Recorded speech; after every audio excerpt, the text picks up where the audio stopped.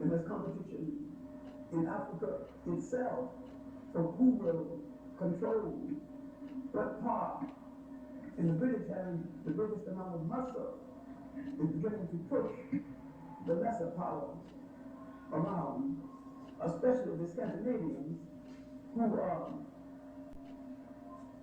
a long way from home, and that the supply line is so thin and so far away from home, they're in a poor position to defend themselves. But in comparison with little people, little and numerically, but through in the colonial game and one of the most ruthless slave traders in the business of the Dutch. These wooden shoe wearing people, these two foot growing people, these people whose homes are so clean they remain a cleansed after them, with one of the great spills of blood in the slave trade. And if you want to read a book that is an absolute revelation in the conduct of the slave trade and under different colonial laws, read Sir Harry Johnson's The Negro in the New World, and read his chapter on the Africans under the Dutch. Read the whole book. Read the whole book because the whole book is worth reading. See, one thing, and that has caused a lot of students to rob themselves of a lot of information. Now, they would just slap the name colonial figure on Sir Harry Johnson. The white supremacist in the colonial figure. And factually they would be right. But if you miss reading Sir Harry Johnson, you have missed some major information. This white supremacist and this colonial figure was a master researcher, and he could write well. His analysis of almost a catalog of what slaves were brought to the New World, what slavery was advised not to have brought at all. The fighting guys, the guys who came, pretended peacefulness until they kind of got the lay of the land and thought later. Those who had to watch. See, watch those viewers, you know, they hang around for years until they see them open. And they don't never fight once. But that means that they can't move on. Sometimes he gets right away. The Europe will pretend weakness. So he catch you off guard. He outlined the fighting spirit of different ones at different places. And different ones, it was advisable not to have war at all. Orlando Patterson, Jamaican sociologist, now Harvard, went over some of the same material, drawing different conclusions in his book, The Sociology of Slavery, and made an attempt to bring this up to date in his last book, The Social Death of Slavery.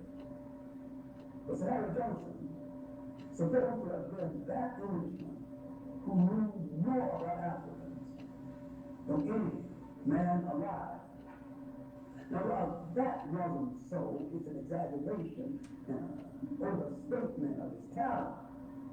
The one thing that he did know, he knew how to catalog the categories of Africans brought into the Americas and in the Caribbean Islands in such a way that you can study the temperament, almost the temperature of their culture by Sir Harry Johnson. But he also wrote another book that you would deprive yourself of a whole lot of information by not reading. The colonization of Africa by alien races. By alien races. Now, but the book, the main book, which I have expected a lot of information, which deals with what I'm talking about tonight, is really the Negro in the New World. and the impact of Africans in the economic making of the New World, and different colonial powers trying to deal with these different temperaments of Africans and these different plantation systems, and the plantation system as a separate cultural way of life, a non-cultural way of life, but as a separate way of life that Guerrero Farah, the Brazilian historian has said, called a separate civilization. In his work, masterpieces except for his concept of the Nile slave trade. See, if you can live through his concept of the Nile slave trade, and read the masters and slaves, and the shanties and the mentions, other works about Guerrero Farah, but if you can live through that, the fact that there's no such thing as a Nile slave trade, he assumed that there was. He assumed that the mulatto woman in Brazil was as close to heaven as women got on earth. But many times the mulatto women in Brazil, after the arrival of the white woman, were treated even better. That means he don't know what better consists of. She was the prize as the concubine, the mistress. But nobody married. All the rich planters had one. It was the style of the day to have one. To have one in a house with sometimes with servants. She had a carriage, but she had no legal status. She couldn't make any demands on anyone. If a master died, she couldn't demand any portion of his property. But his legal wife, who tolerated in his relationship with her, when he died, she got the plantation. But the mistress got nothing, except for he had given her in his lifetime. But Gilberto Freire is of the opinion that this woman rose higher in the societies of Brazil. You might go out in the local Brazilian society, to the epitome of Brazilian society. Because many times, these planters come to the ball and introduce their mistresses before they introduce their wives. We did the same thing in New Orleans. You even had balls, Creole opera room balls, where they would dress and parade their concubine mistresses, mixed breeds, even sent to Paris a special dress for them. It was a whole opera room society. This is the origin of the Louisiana Creole. Ourselves is not worth a great deal here and now, but it was a separate society, so separate from blacks that it was a long time, even up to the present, men didn't go to school with blacks. We couldn't go to school with whites. We presented an educational dilemma for the school system. Now, what we're dealing with now, not only the competition between these colonial powers, we're dealing with the making of the New World structurally, the remaking of a people psychologically and physically. And when you talk about slavery and the Africans in the world, we don't talk about the fact that here is African people, and in order to manage them, they had not only to break the will of so many of them, they had to bastardize them in large numbers and turn the bastards against certain factions and create fear and suspicion one against the other in order to weaken the concept of revolution and use one to spy on the other. Now this was effective in the West Indies and effective in parts of South America. This same system was not effective in the United States. Because in the United States, the crude slave master, who still crude in the same way, took all the color gradations in one bag, shook them up, and put one name on the back. You know what the name is, so you can repeat it. So, the lightest of the lights, the all whites, if they were poor, still next door to the lightest of the blacks.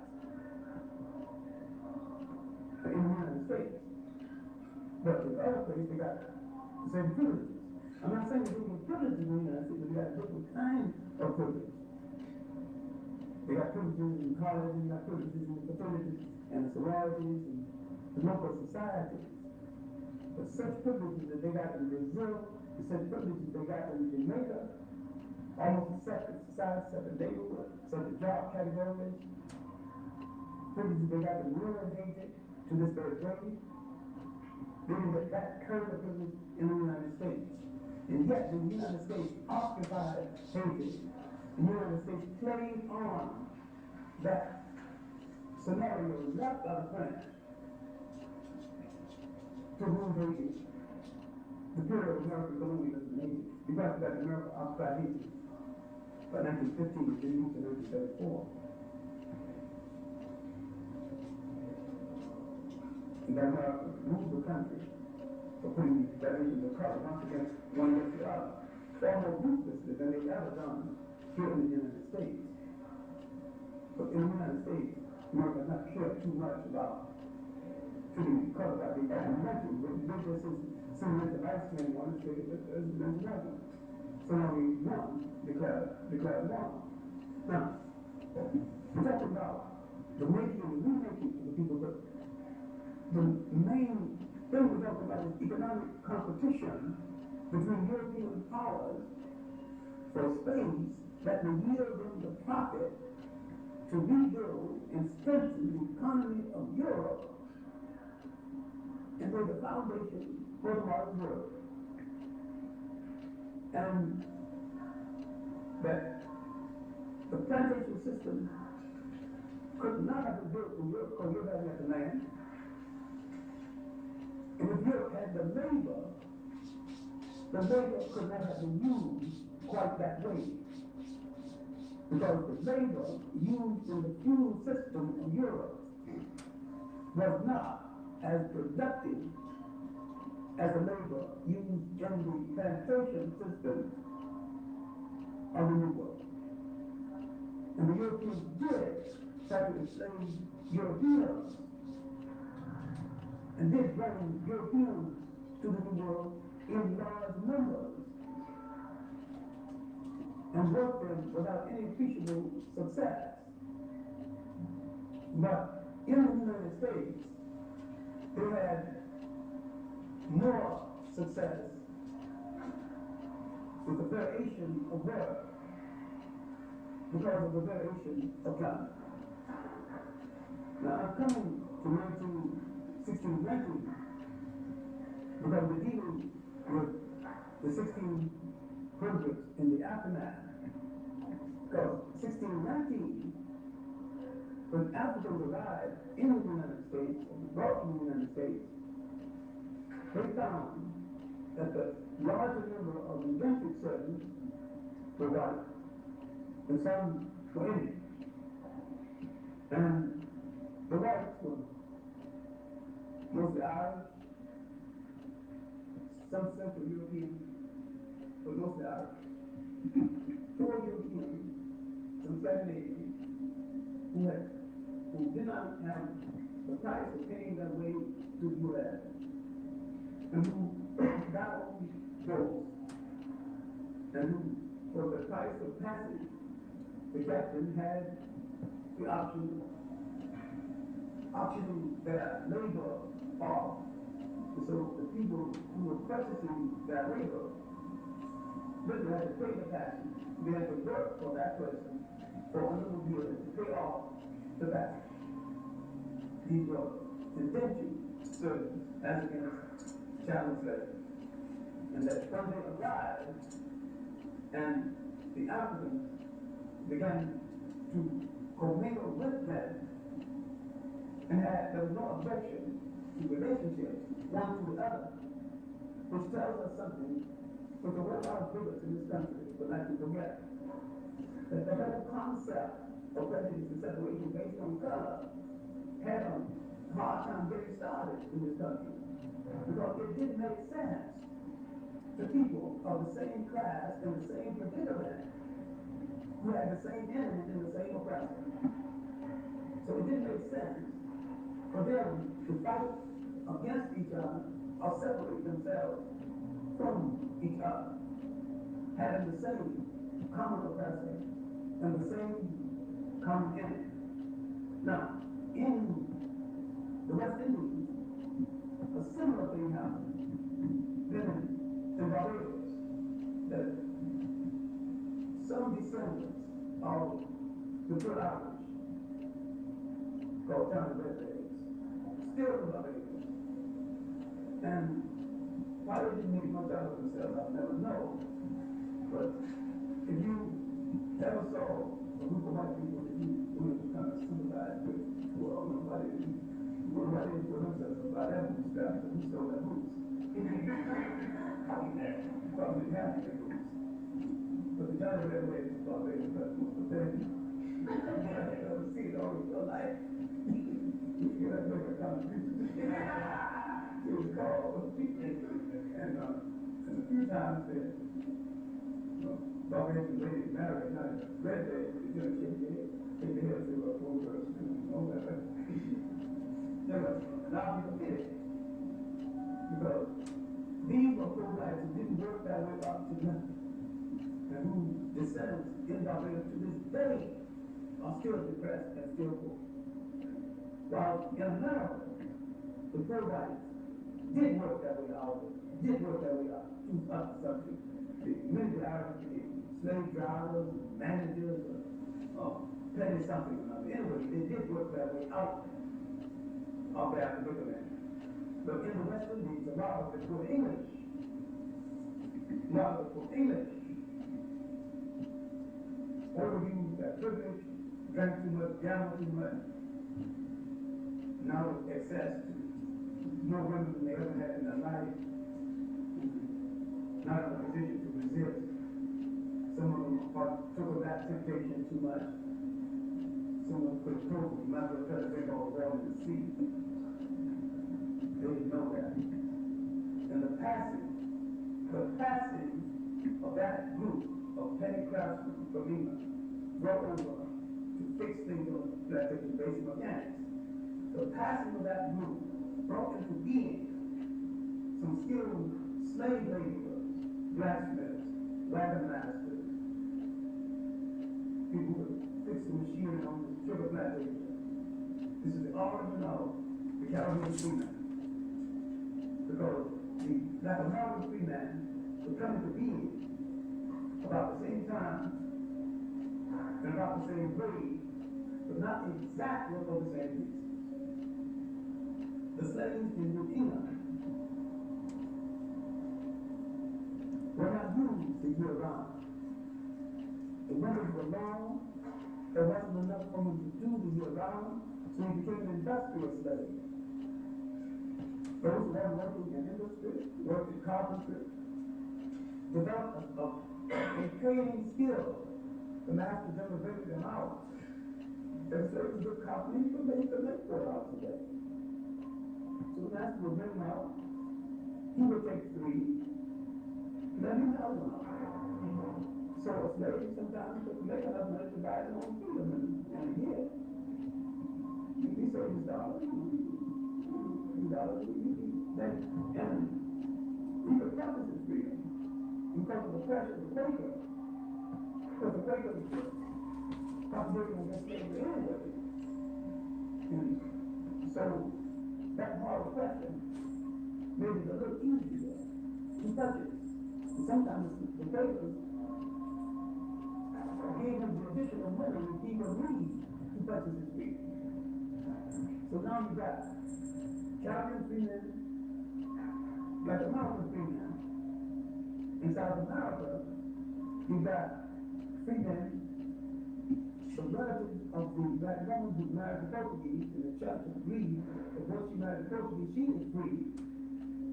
And some of her relatives became free, used as laborers in the hinterlands of Brazil, and some of them escaped, and free by virtue of escape. Now, you got a class of Africans in South America, in the West Indies, and the U.S. who have to deal with later on. Because they're going to be thinkers. In Brazil, out of this class, become 2 emperors. Pedro I That's real true. Mixed breed rulers of Brazil. Out of it would also come the father of Brazilian literature, Emmanuel Glasses. And from Peru, another part of South Africa, becomes the first, maybe the only saint of African descent canonized in the New World, Father Martin de Porres. So now you see the results of, now I'm not praising the mixing, I'm not judging the mixing, I'm not saying it was good or bad. I'm saying that out of it came certain personalities who would play a role in changing the status of Africans in the New World. All of this was happening, which meant nothing of a consequence to the colonial powers fighting for space, competing with each other for space in Africa and in the Caribbean islands. The greatest producer of net economic gain other than Africa.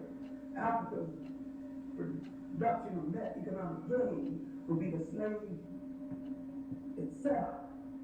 The Caribbean producer of net economic gain would be the product from the plantation system that is now beginning to feed Europe and begin to profit from it. Now, sugar is beginning to be a marketable product. The leather, the cows, etc. The mahogany, Jamaica once had a large mahogany forest, it's been mutilated to the point now, but Jamaica has a law against cutting mahogany. The law will stay intact for 20 years to give the trees a chance to grow back. But Brazil still has a large mahogany forest. We don't have it long because the Americans are there now cutting like food, not planting nothing. Haiti once had a large mahogany forest. With the diversity of the world that Europeans needed. But the British brought over a lot of furniture from England, and the termites in the New World just ate that furniture for the zinc. The wood was so soft, they just smacked their lips on that. And so the Africans had to take local wood and reproduce that furniture, because the termites just having a holiday eating up that soft wood. And if you go to Jamaica today, you will see some of the furniture. They made replicas of the British furniture that came over. Now I go into a home in Jamaica. Someone pointed to a bed and said, my great-grandfather was born on that bed, my father was born on that bed, I was born on that bed. And you can put a truck on the bed, it was so soft. You couldn't mahogany the legs, mahogany the sides, mahogany everything. But Jamaica had plenty of good mahogany at the time, before they cut it down so fast until today you can't cut mahogany at all in Jamaica. So African craftsmen now working and reproducing replicas of British furniture. We're not talking about raw labor, we're talking about skilled craftsmen. Many of these Africans were skilled craftsmen, woodworkers, before they were captured as slaves.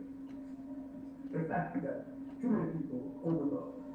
This is from wrong people bringing words nobody can understand. To the New World came a whole lot of skillful people, including iron workers, who revolutionized the iron works.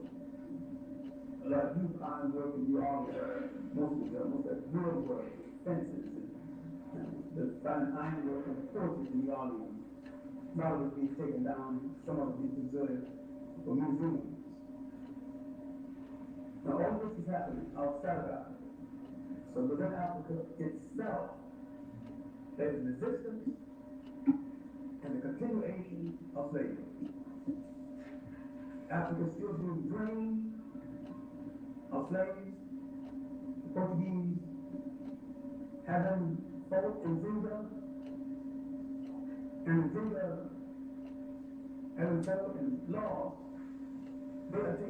they're taking over Angola. Remember now, you got two Portuguese slave trades. One takes care of Lisbon, regular Portuguese. The other slave trade is taking care of the needs of Brazil. So you have a group of Portuguese who pulled away from the mother country and who needs slaves for the Brazilian market as against the general Portuguese market. Now the Portuguese who's taking slaves from the East Coast in partnership with the Arabs, they are selling and reselling. They are dumping some of their slaves into the British market, a lot to the Arab markets going to the east. Now, if you understand the early Arab slave trade starting in 600s, but you got to go even further back. If you understand that Hatshepsut started a relationship between Asia, China, India, then I think called Canada,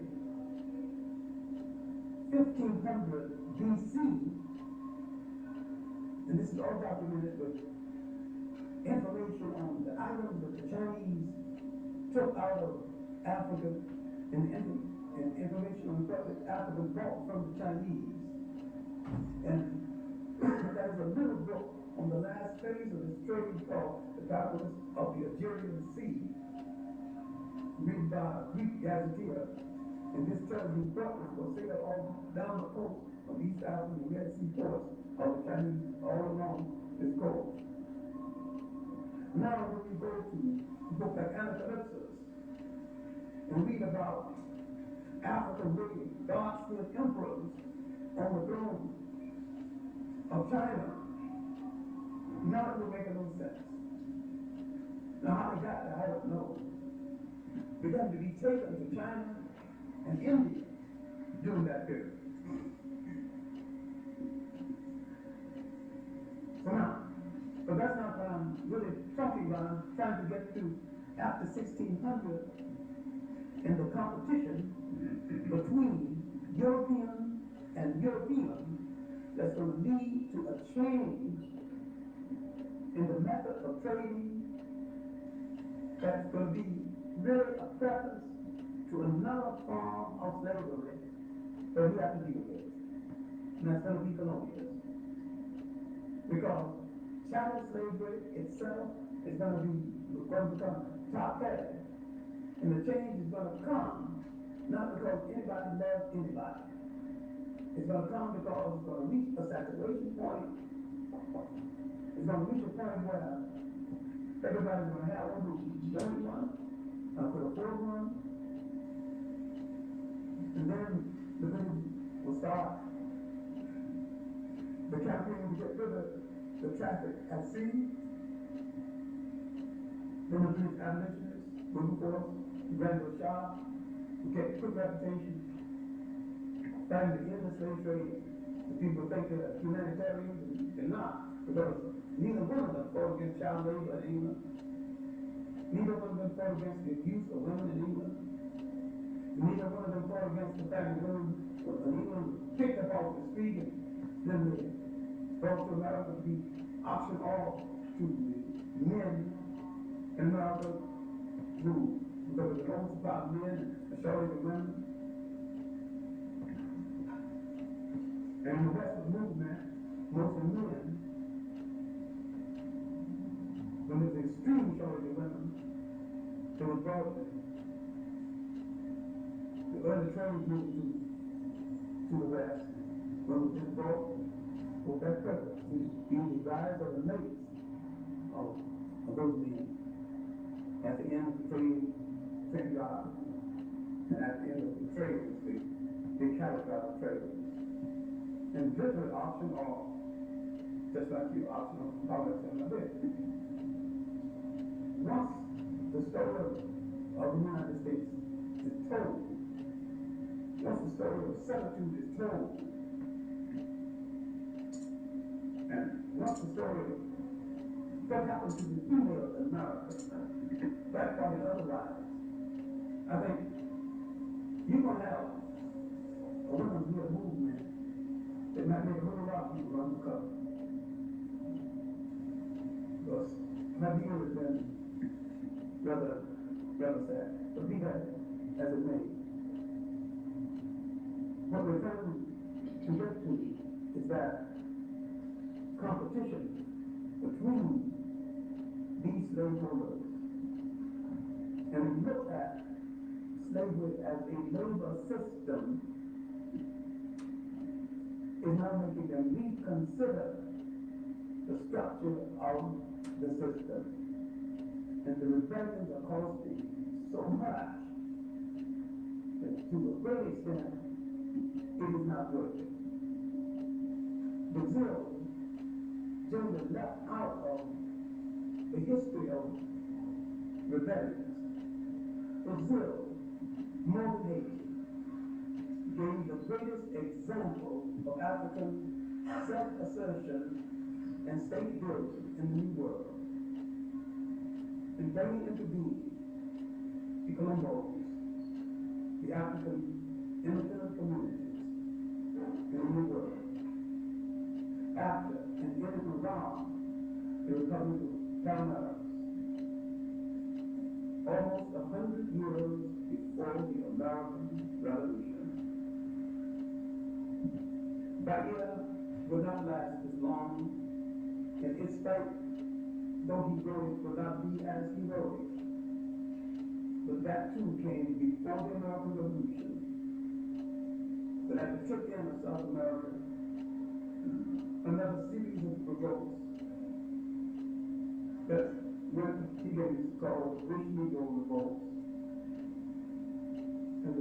And the best known, the longest fought of these revolts, coming again before the American Revolution, is the Bubby's Revolt, the Dungaranga River, what is now Guyana, formerly British Guyana. Here you have a slave revolt when a house slave, Kofi, saw his wife, a field slave, beaten to death, and held his position, held his peace, and this act so affected him that he saw the true tragic nature of slavery and set a revolt in motion along with another field servant named Uncle. Here's the first time we see a slave revolt where a field servant and a house servant is working hand to hand. Although they argued a lot, they did work together. And Kofi would set this revolt in motion, and almost in a show of vengeance against what he let happen to his wife, he married again an escaped slave from one of the plantations, a woman who was a field slave who escaped. Then go to her master and say, come and get her and prepare to spill blood, because I will not yield. And each time he was his former master, who kept asking him to yield, to give up the land that he had taken, he would write them back, stating he would not, but sign all of his letters, never again to be a slave. This revolt was against the Dutch, and it lasted so long, the Dutch could get communications to Holland. The whites, the local whites had yielded and begged for mercy. And he wasn't defeated until communications came, heavy ammunition and soldiers. The revolt lasted for almost 3 years. Finally, defeat, but when you think of the time of this revolt and the success that he had, in spite of the lack of modern ammunition, modern equipment of any kind, and that people would write the history of revolution and believe this aspect completely out of history. Now, while this revolt at the tip of South America, the revolt in Suriname, known as the Bush Negro Revolt, and the revolt in Guyana, or the Baptiste Revolt, would be the best known. We're not the only ones in South America. The revolts in Venezuela, other parts of South America. In fact, there's a book on the Venezuelan abolitionist movement. Then there's excellent research on the Brazilian abolitionist movement. But if you think that even this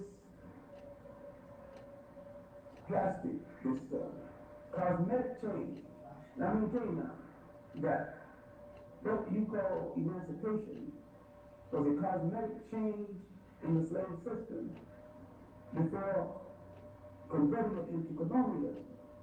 But if you think even this cosmetic change came about out of the goodness of England's heart, then you're misreading history. That change came about because African men, African women stood up and opposed that system for over 100 years physically, and in some cases destroyed it, and threatened the entire plantation system, which was the very economy of Europe. Outside of Europe, they had built an economy feeding and contributing to the recovery of Europe. All of this was threatened by the self-assertion of these Africans. And they had to make a move. And they went through the motions of liberation for the faithfully called emancipation. But they will convert this into another form of slavery called colonialism that was more manageable. So the change after 1600 would be only a cosmetic change to turn down revolts.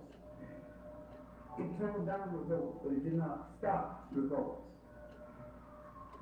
But that was like the preface to today's revolts. These and the larger, the more meaningful, and more political revolts that would come in the 19th century. But there's some more work to be done in explaining the 18th century and the personalities, black, white, and otherwise, that led up and that participated in the 18th century, because the 18th century was the century of monumental black abolitionists, some true white abolitionists, and when a reading and writing class had emerged in the West Indies, in the United States, and in Africa itself. And now a little clearer, and I'm now making more demands that must be done in that position is also part of Western social thought. All of these things now will come together in the 18th, but will lead to the 19th, which have the fighting centers of African people all over the world. And I have often called the greatest century of African people outside of Africa. The century that we have to live again in order to understand the 20th and make the 21st. Because until we understand that 19, we will not understand that in the 20th century, we actually slowed down. And we don't make the 21st. We don't really have to go back and study the men and the women of the 19th. And over the last week, I have been focusing on studying how you want to look at them, how you want to take them, what time, until you understand the environment and the conditions that shaped each one and made each one the way he was, given the circumstances and the time that their life unfolded. You remember, Du Bois lived almost a century himself, and he traveled so many ages, and he rode the tide of those ages, he wrote it exceptionally well, making changes with it, like a man riding a tiger, keeping his original strength, reaching out for the wisdom of age all at the same time. He was the intellectual master. And we have to go back to that well and drink the pure water of intelligence, understanding that. But don't ever put one over the other. Don't ever prefer one to the other. But take each one based on his individual contribution. And remember, each one of those men was saying the same thing, but using different words based on how environment and condition shaped them to do and say what they did. But we will get to the 19th, because maybe the greatest thing the 19th did to be the antecedents of those men in the 20th century. Everything relates to everything, and all history is connected one way or the other. That's going a little too far ahead, because we just finished the 16th going into the 17th, because the 17th century and the 18th century might have been the most tragic and difficult century for the slave trade and the slavery. Because out of it will produce a catalog of research that will make the slave traders reassess and reconsider their position. And this reconsideration would lead to the fakery called emancipation.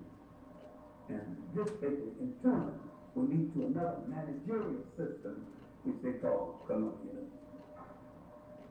And we have finished with colonialism to this day, that the Europeans are always searching for a managerial system that will make it possible for them to extract labor, goods and services from a large number of people, to keep this constantly feeding into his mills at a reasonable or at a very cheap cost.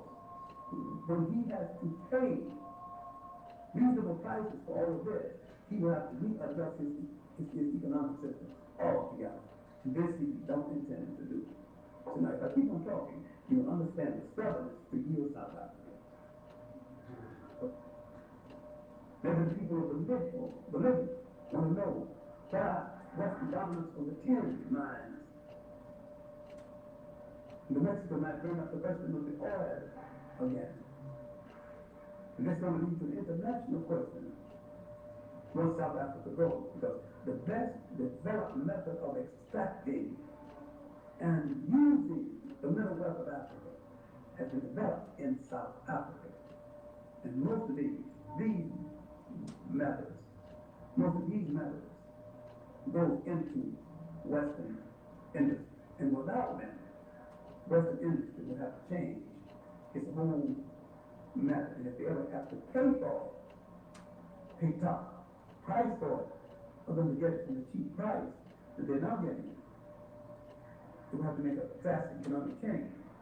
So Western nations in general, left or right, do not really want South Africa to fall.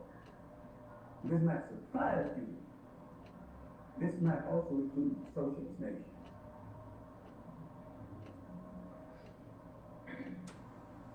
Europe is Europe.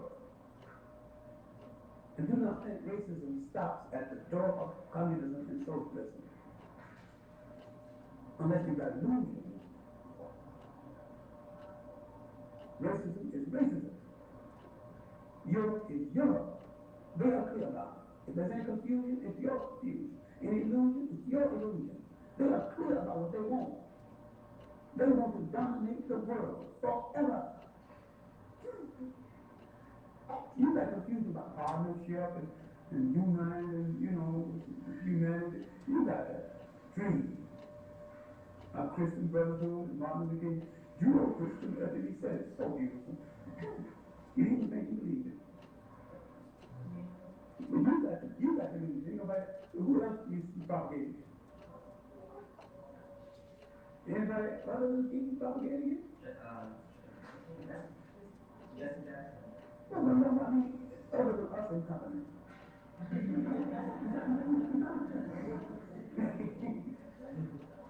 Judeo-Christian ethic.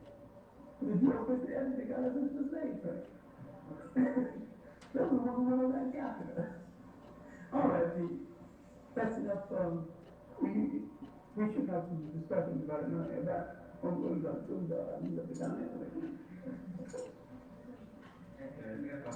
All right, then let's use 5 minutes.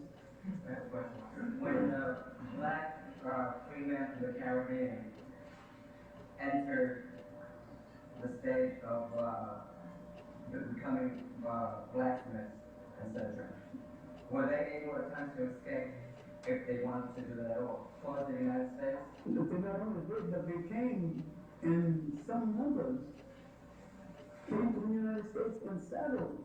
Some started organizations. One edited the newspaper. One started the Lord, the Black Masonic Order. He called the African Lord, the Prince Hall of Barbados.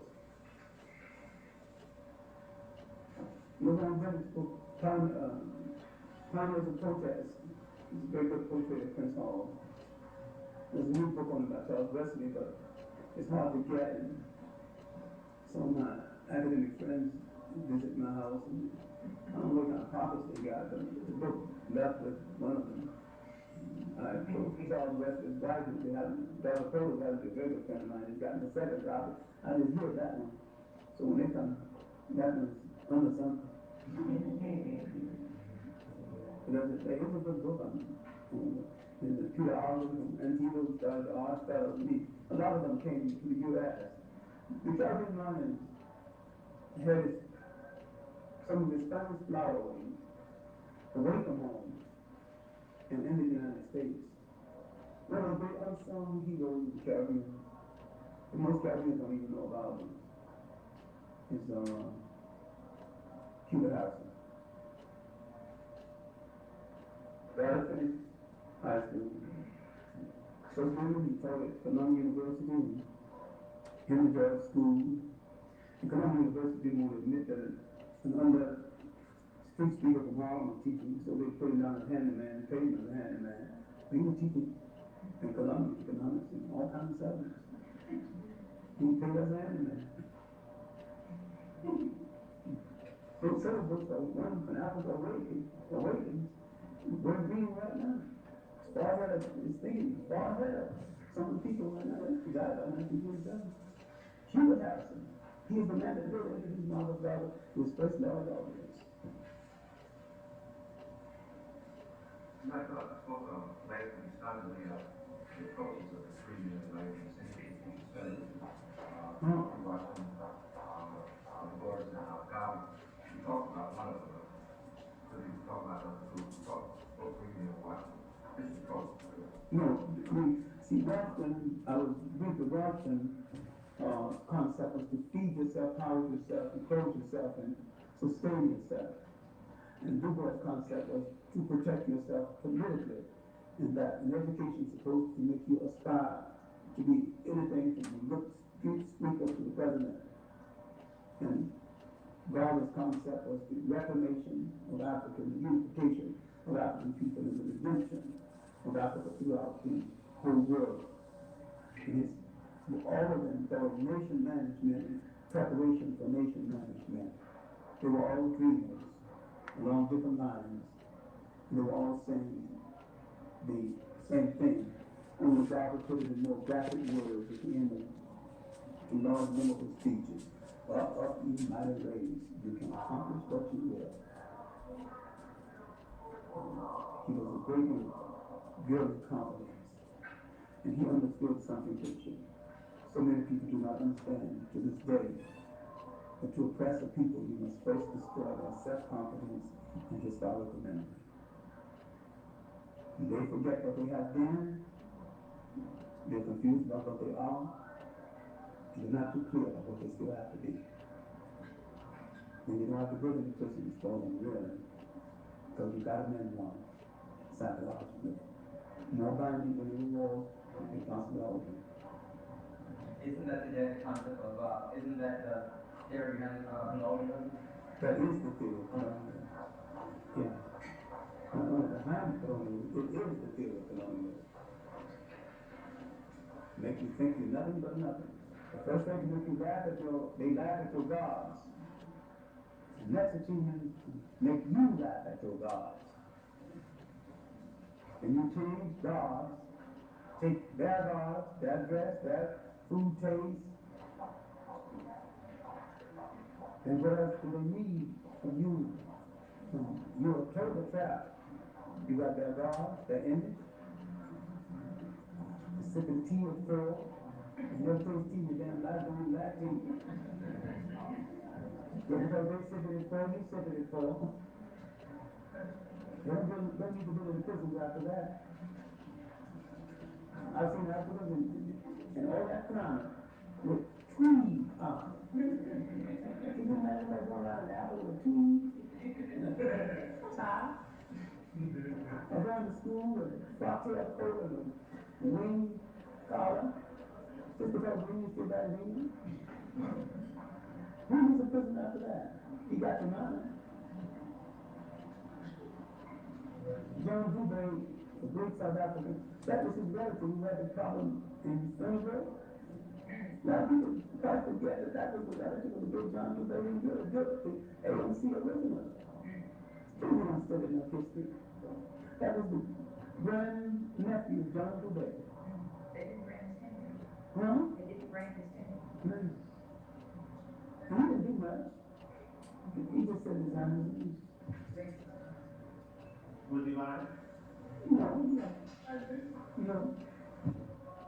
Did the English-speaking world follow any democracy prior to embarking on colonialism, or was it hand-in-hand? Well, the parliamentary system in England and France, that evolved, that was in place prior to the big years of slavery, wasn't it? The thing to be concurrent with that they had a parliamentary democracy at home and behaving in a different way away from home is no contradiction for them because the people away from home are not considered human beings anyway. Well, and is that the sole rationale of subhumanity of the others?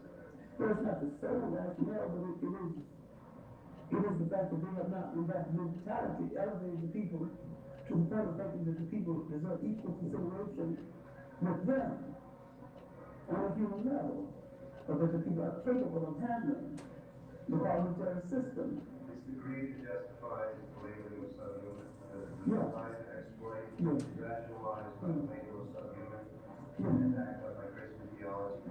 It's not backed up by Christian theology.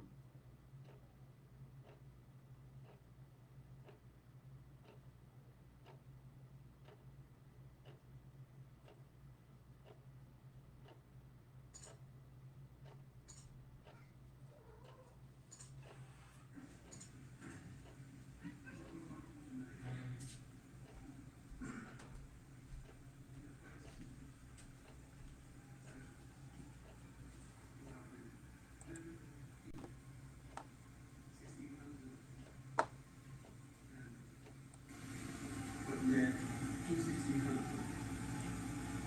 And the significance now is that they're dealing with a fact of history. With this fact of history, and the reason why the course starts at 1600, because after 1600, there are no jagged edges. European history, African history, Asian history. There are certain things now in place. They are there, but they're now in place. Europe is coming clearly out of the Middle Ages.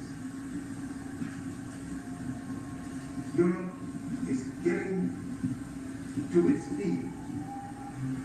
Europe is clearly back in command of the Mediterranean, the physical seat of the commercial ancient world. Europe is back in control of the major commercial areas that set in motion the Roman Empire, and that without which that would have been known Roman Empire. For 1,000 years, one way or the other, one form of Eastern power and African power has either frustrated or stayed the hand of Europe. The Crusades are over. The famines and the plagues of Europe are over, but the scars are still there. The conflict within the church is still there, but the method of dealing with the conflict is intact. Feudalism has been modified, but feudalism is still intact in Russia and in other parts of Europe. But it is obvious that feudalism will have to give way to something a little more humane than what the young lords conceded to the serfs during the Crusades, which was the right of first night. Now briefly, as we've explained before, during the absence of the old laws during the Crusades, and the old laws that established literally the right for someone married on their land, the right of sleeping with the bride the first night, a right that the lords had. The young lords had given up that right without their permission during their absence. Now, this sounds so totally insignificant. And it's out of clue that they would have assumed this right in the first place. But what you have to understand, that the European dehumanization of the rest of the world had started with the European dehumanization of the Europeans. And that mentality, literally the rehearsal of the European taking over vast areas of the world and treating people as less than human, had started in Europe. The Europeans treating Europeans as less than human and denying them their basic rights. And when the Europeans, including many who came to the United States, crying about persecution, it was an argument, a class argument between certain European classes and religious groups, arguing about a clash of differences between religious groups.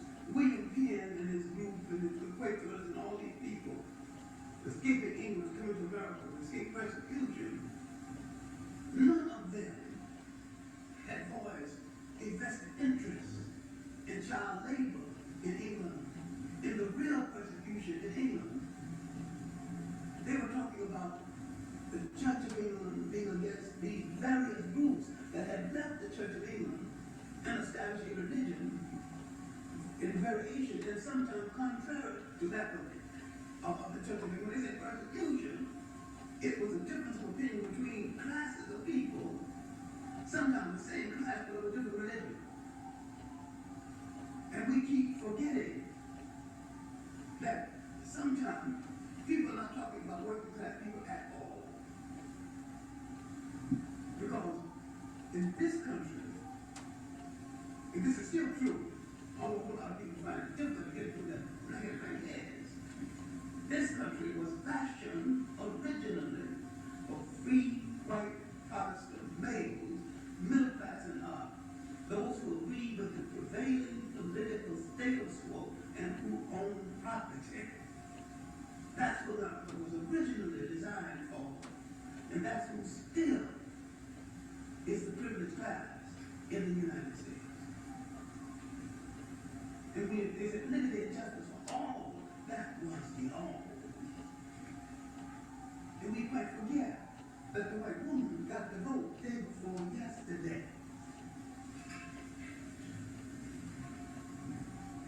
And that the white woman's suffrage, including the leading one, Susan B. Anthony, when she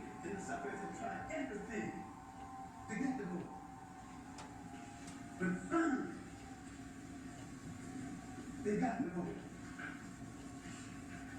She said, this struck home in a nation where none like women can vote. Some like men can vote.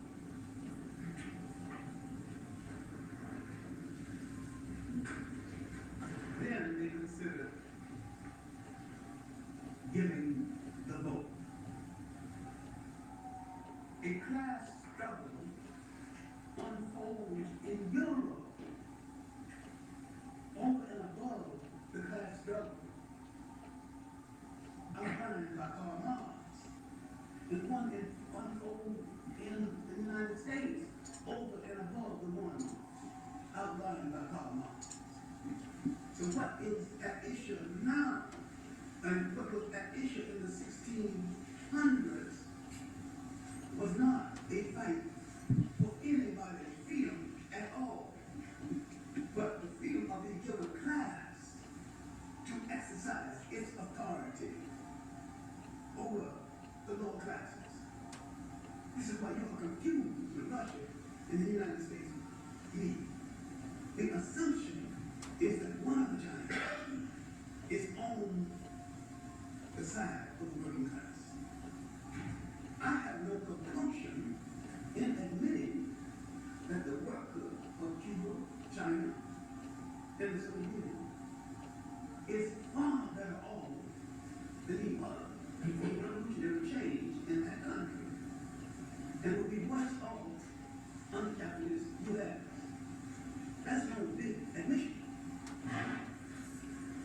But in the United States and Russia, when the leaders meet, they're not discussing that. They are discussing power. And when they talk about us, if they talk about us at all, meaning African people, if they discuss African people at all, the discussion is who will rule over them. Now, in the 1600s, the question of slavery is settled. It is a foregone conclusion that all Europeans are for it. But the question is, which one of them will have what part of the pie? Now, Portugal and Spain had led in the business because the Portuguese had been more skillful at paper politics, the politics of the Catholic Church, because the Portuguese are a small nation lacking in manpower,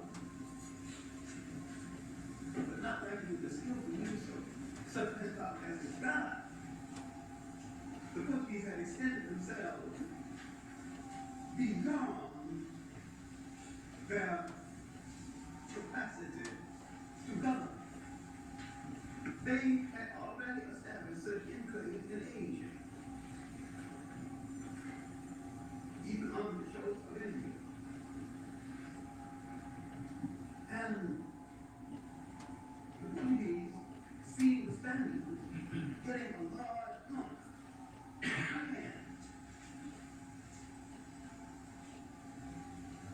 and feeling themselves out of things a little too much out of it, and not too clear about the lines of demarcation laid down by the Pope when he had said, you take the east and you take the west, and you two good kind of nations start fighting with yourselves.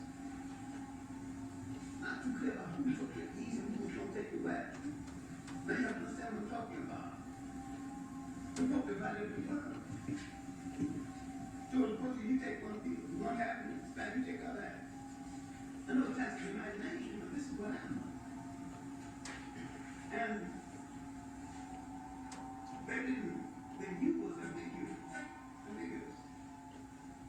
Nobody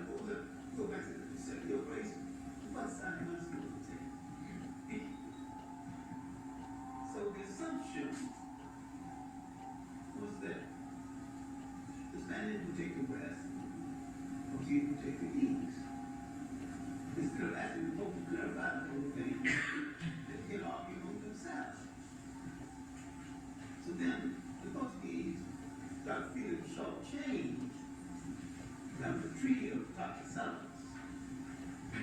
And the Treaty of Tordesillas gave Portugal Brazil. Now, Portugal has so much territory. It has more territory than in Ireland. Brazil is the subcontinent. Portugal hasn't even got the manpower to walk over Brazil, let alone rule it. Now, Portugal has to scrape the bottom of its own valley, manpower-wise. Now, Portugal runs into Brazil because they need white faces now with guns. It brings some Portuguese who had been treated too well at home and were very low class. And these Portuguese, they get their seeds out with slaves, flush women, Indian women, that beauty all the home and all the vegetation, beautiful bird and land and forests and riches as far as the eye can see. So someone said, behold, all of this is for the mother country. The mother country hasn't done much for me. This is mine. Now you have two Portuguese. You have a Portugal in Brazil. You have a Portugal in Lisbon. You have something else. You have two Portuguese slave trades. You got a slave trade catering to Brazil.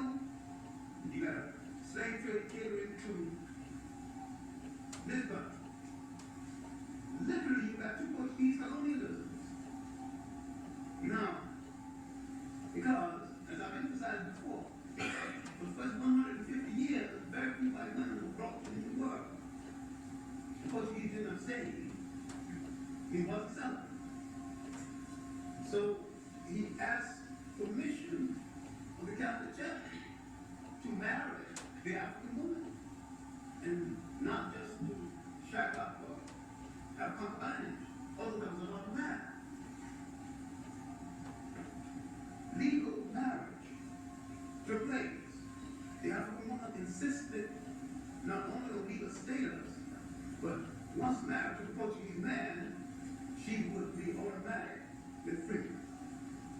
And she began to maneuver for the freedom of her relatives, of members of her respective tribe. Now, a group of free Africans began to recover.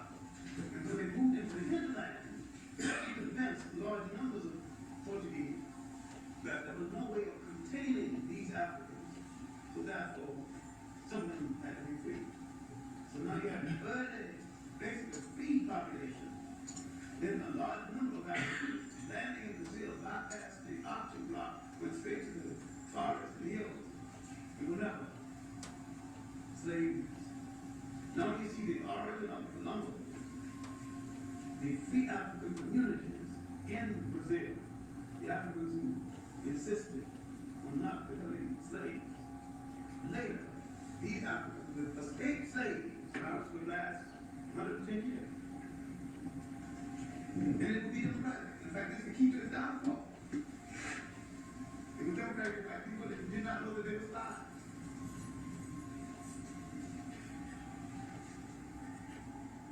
Set up a government is to be minded to study the structure of governance. It is to study the imagination and the durability of the African away from home, pitting his mind against horrible circumstances. The movie Colombo is merely a kind of smattering of the truth. The character Zumbe was a real character, real life, not a fictional character. He lived. He built a state. Here was a man who never read a book, wore a store-bought shoe, saw a modern city, built a state that lasted 100 revolutionary stamp on Brazil. So today, when you think of honor and dignity among the African people of Brazil, when you think manhood, they think of Zulu. In this hemisphere, that hemisphere,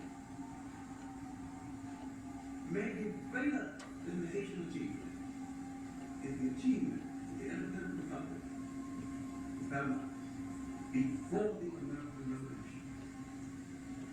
Long before the American Revolution, almost 100 years before the American Revolution.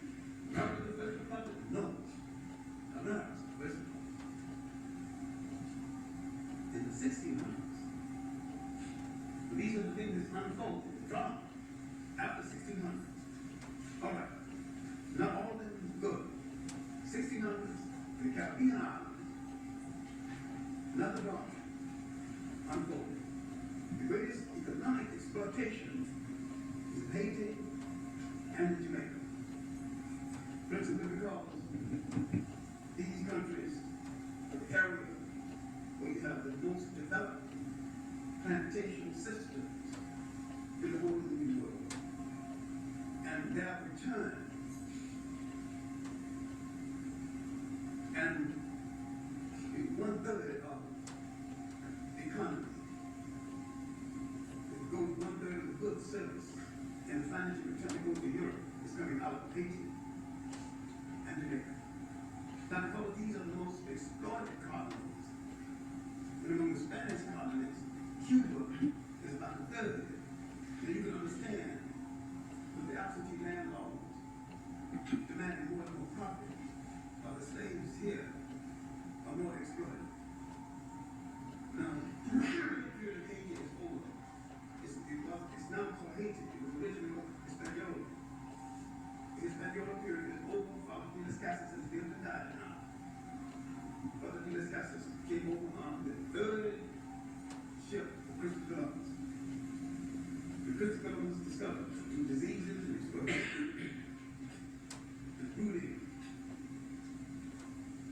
The Indians were dying in such wholesale manner that they had even killed our labor supply. He went to Father Nicolas Casas and proposed the enslavement, increase the enslavement of the African in order to save the souls of the Indians. Father Nicolas Casas agreed and went to the Pope to get permission for the increase. Remember now, the Pope was the arbitrator of everything. Now, we'll explain the British entry, but once the British enter, this is going to interfere with this whole thing. The Pope agreed and said permission to look into the disappearance of the Indian, rapid disappearance. And many times when we went to say, there wasn't one Indian left, so-called Indian. Now we know that that's not their proper name, but that's what we say in the conversation.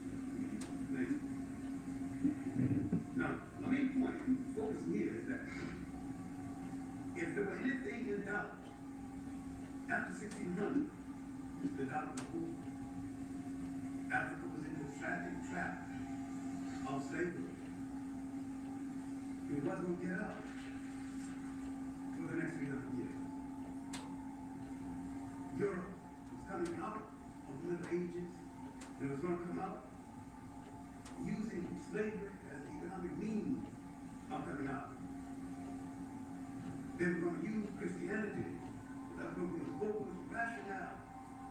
But they weren't going to practice none of it. In fact, some of the slave captains would profess about Christianity, and some would even write hymns. The famous hymn, How Sweet the Name of Jesus' Son, was written by slaves. The captain of a slave ship, waiting off the coast in West Africa for the tide, for high tide, so we can sail away with the ship full of slaves. Now, I know it's a contradiction, ain't no contradiction, but it's a fact also. Now, 1600, all of this is now a fact of history.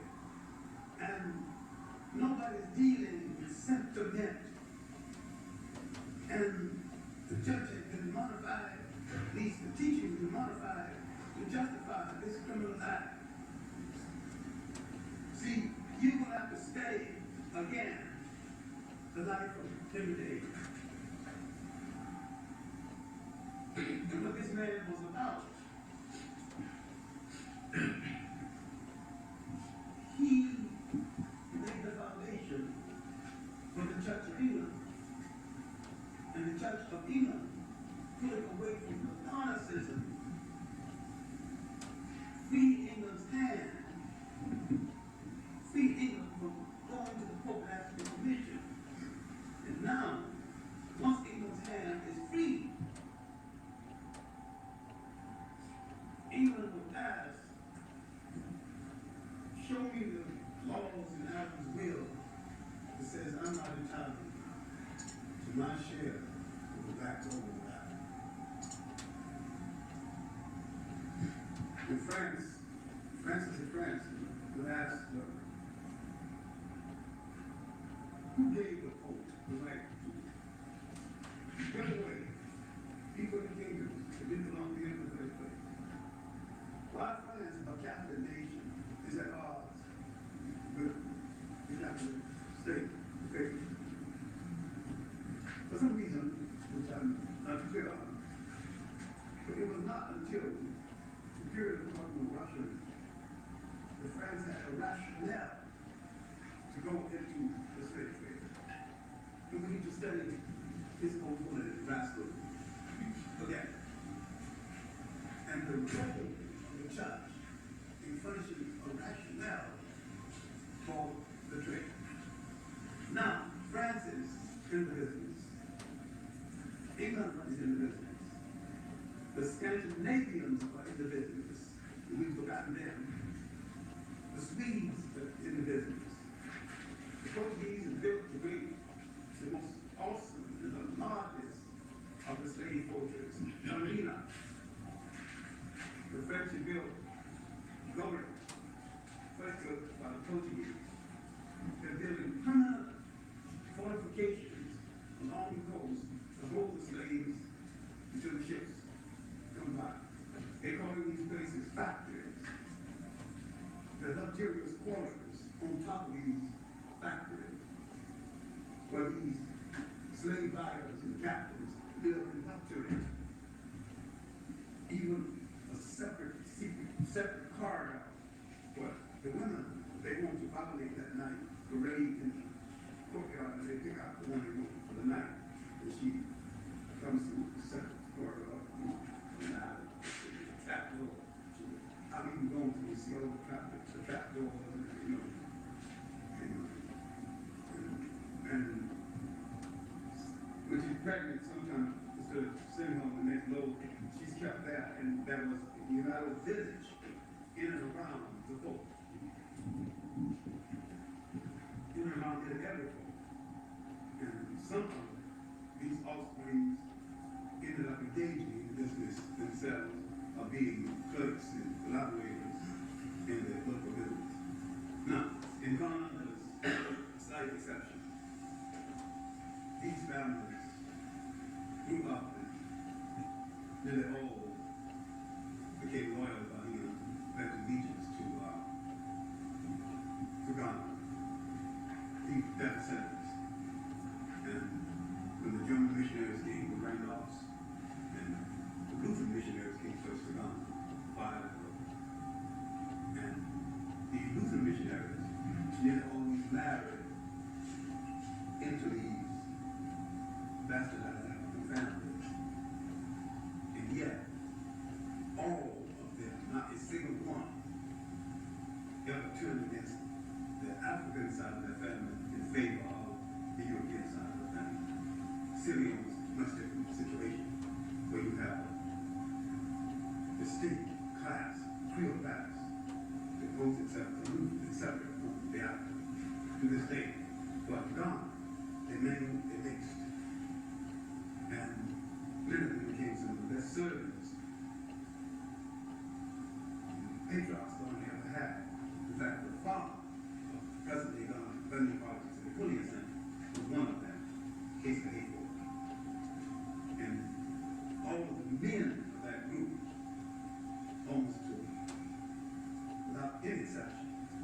America, dark complected African Ghana is the rare exception. There was very little of this in Nigeria. Quite a lot of people. The city was the dumping ground for the British slaves. We'll get to that a little later. It was also the dumping ground for a lot of unwanted blacks in the United States after the American Revolution. A lot of middle blacks Nova Scotia. That's some other discussion some other time. What we're trying to get to is the aftermath of 1600, and what 1600 was set in motion that we venerate to this very day. Patterns of slavery that will become patterns of colonialism, that will become patterns of stratification that today affects Jamaica, Sierra Leone, Barbados, other nations in the Caribbean. These patterns were set up then and wasn't broken. All right, now, the British entry into the business really started in Venice with Henry VIII's only child. He might have had some to survive. Remember the lady who said, yeah, she did give him a child. Why you cut her hair about it with others? She was accused of being unfaithful. I know that part. But at least she did a child. The others didn't deliver a child. Well, he had an early version of symptoms, so the British called it gout. How they get gout out of that, I don't know this. But, we don't have time to discuss the fact that syphilis started in the royal family. It was once called the royal disease. And with some of them who discovered this, there was no cure at that time. They began to refuse cohabitation based on that suspicion. Although he might, in his rage, cut one of those heads off instead of the one who gave him his child. It was Elizabeth, the so-called Virgin Queen, who being told off the slave trade, rejected at first, and finally soon showed legends of the profits that could be made if she invested some of her personal money in the trade, in the ship. The good ship Jesus. That was the name of the ship. And the coat of arms of the ship was two Africans bound back to back. No. And Captain Hawkins headed the ship. Then she led England into the business of slavery. And England entered the business with the vengeance. Now, where was England all this time? Remember, the business was 150 years old before England got into it. And England had been running errands for the Portuguese and Spaniards, literally delivering slaves to different ports for them.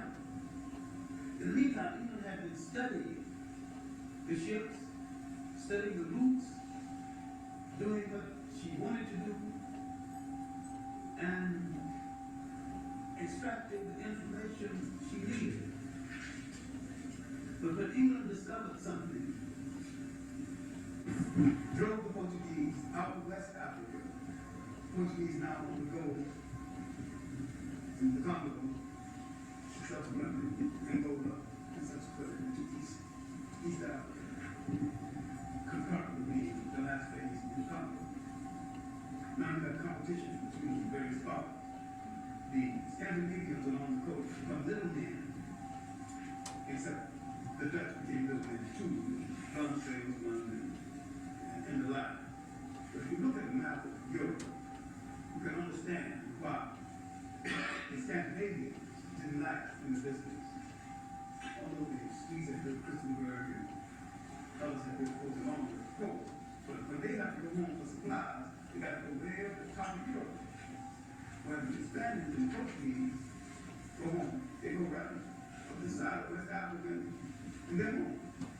So they can get supplies and soldiers quicker than other nations. So they can facilitate that business.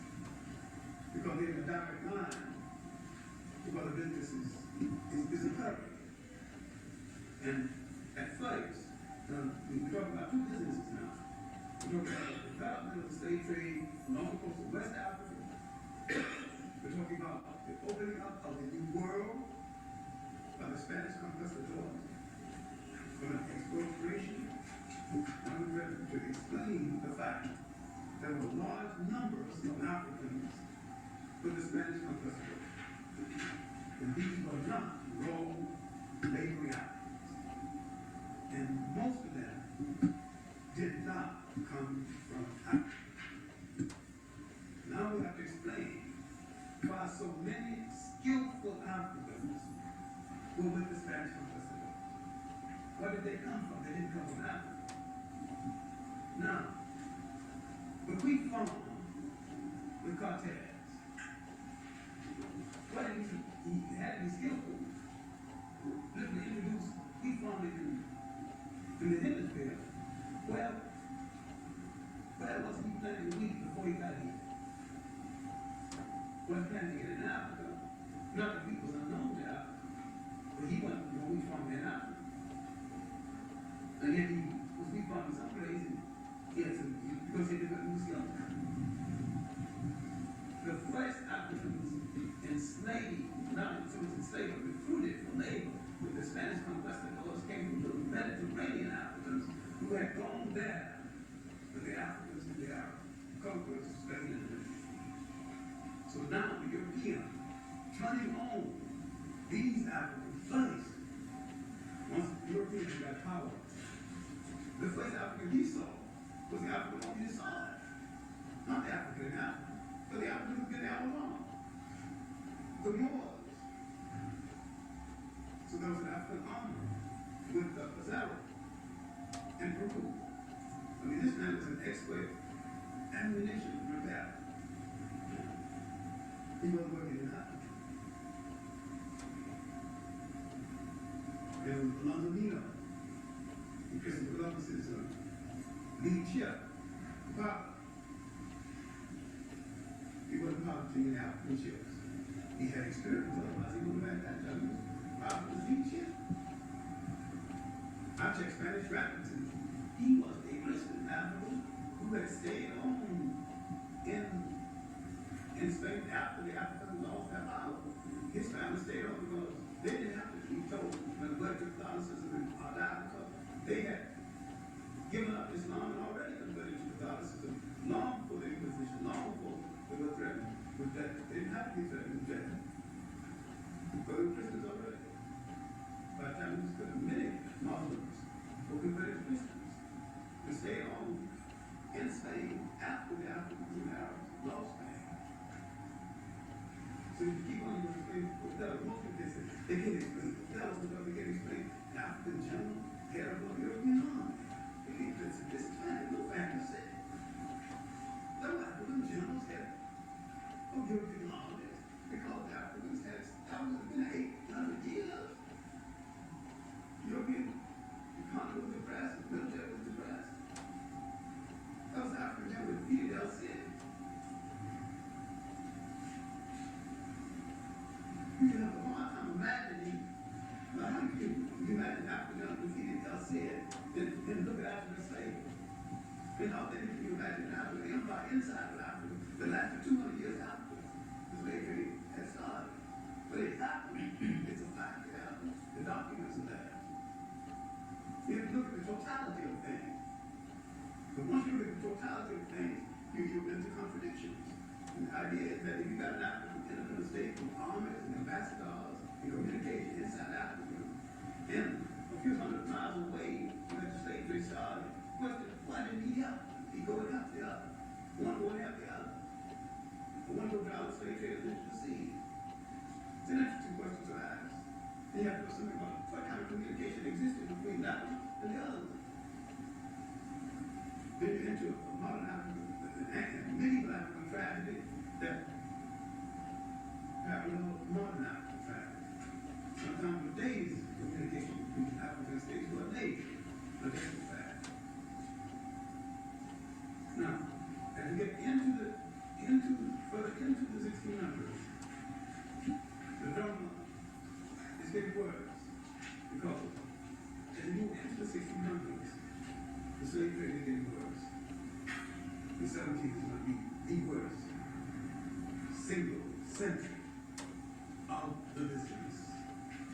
When the inkling of life is going to appear in the 1800s. And yet in the midst of all of this, Africa is going to produce some valiant men, heroic men, and women too. In Zinga, will be fighting the last of the wars against Portuguese empire. 1600s. That's a little after the 1600s. 1663. She will be fighting the last of these wars. And she will either win or lose. Hitting up army now as Portuguese mighty. That's gone. This last of the great female warriors of that period who go out to defeat after fighting the Portuguese 51 or 82 of her 81 years. Since the beginning of the trade, there was no period where there was some form of mounted resistance. Some parts, several parts of Africa, and in the Caribbean. Now, while all of this drama is unfolding in Africa, in the Caribbean, and in South America, the first generation of Africans in the United States in the formal sense, the first generation is just about the end age. Because the blacks in the United States were late when they arrived, but they did not arrive until 1619, 1 year before the Mayflower. So now that after 1600, we're seeing the drama unfold. We're also seeing some traps being set that the Africans are not going to get out of. Which is not totally out of to this very day. And in that session, we will move into a period where his resistance will be more successful. And when slavery will reach a saturation point, meaning that everybody who won't one would have one, everybody who afford one would have one, then the system will become unwieldy. And unwieldy the nature of the system, the British will begin to get a cheap reputation for abolitionism that they do not deserve. And a whole lot of people do not examine the fact that most British abolitionists are failures. And some Americans too. Most people who would accept them, if you go to folks who ran the shop, will not examine the black abolitionists at all, who in most cases were sincere, had to be sincere, because no figure at all could possibly been accepted from them. But so much has been left out of history, because the truth sometimes won't catch on in history. And the figure is intriguing. That's unfortunate. I had an encounter like this in Detroit yesterday, Egyptian athlete. The African media out of history.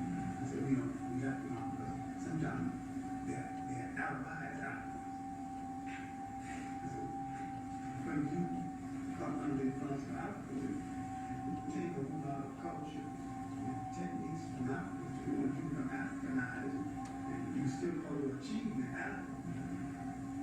Identify the achievement you took from Africa as Africa. You have to achieve something in relationship to you.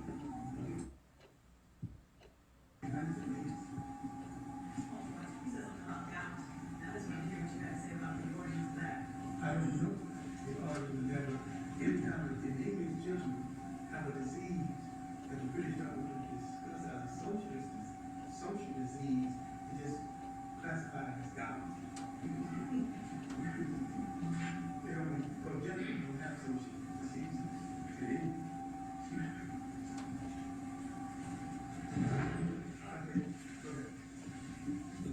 You had mentioned, you're talking about the free Africans, not helping in the slave trade. I'm sure some of the free Africans did help in the slave trade, but not to a full extent.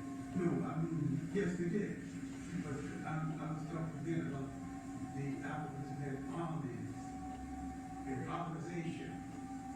And if they had unity of agreement, they not only could help, but if help, they could stop. You know why? And they go like 2 days. Communication between Africa and Africa is not good. And the concept of Pan-Africanism really is a Western African concept. It has regional unity, continental unity, a little bit. They're fighting for it now and struggling for it. And they ultimately want to achieve it, or will achieve it, if they're going to survive. And I participated in the conference a few weeks ago, proved that it was hopeful, that it's a hopeful concept. Because the one thing we agreed on, we came from all over the world, including delegation from the South Pacific, the one thing we agreed on, that no matter where we came from in the world, we were all African. We would stop calling ourselves, we stop calling ourselves, these blacks in the U.S., these people from the South Pacific, we're all African people, whatever we are, face of the earth. Only is not understanding of freedom. But African people, whatever we are, face of the earth. That's my second question was about Americans united with Africa. Well, that I'm dealing with some of the same group in my from 26 to 28. That is one of the reasons I went. So the finance man, who they are, agencies that I came from. Yes, I thought I saw him. But the difference, for the reason that the Africans who had established governments and armies and whatnot, for the reason that they did not help those people who were being enslaved, be the difference in the concept of slavery that they held as opposed to the type of slavery that Europeans were imposing on Africa. Yes, difference between this concept. Now, when we get a little later, we will talk about Madame Turnbull, because Madame Turnbull was in the business, and she was selling slaves. And after a while, she asked, when was some of them come back? Because she thought she was recruiting people to go and labor, and once the labor was over, they'd come back. And she discovered these people are not coming back. Then she turned on the business, and fought to destroy the entire business all along the coast of Nigeria. And she would go on anybody else in the business, including the king. And our last talk was the king of Africa. And my husband had died, and she, there was a man pursuing my hand. And she said that I have man's work to do, and I have no time to play around with these female traits.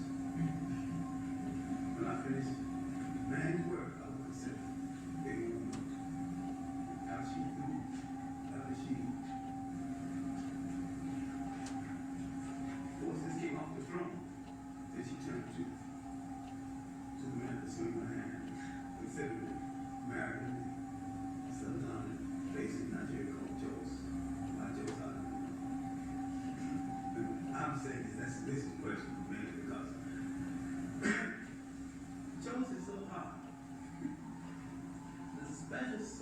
shines its light. Thank you very much. Tonight, I'm going to talk about that period which shaped the United States and made it what it is.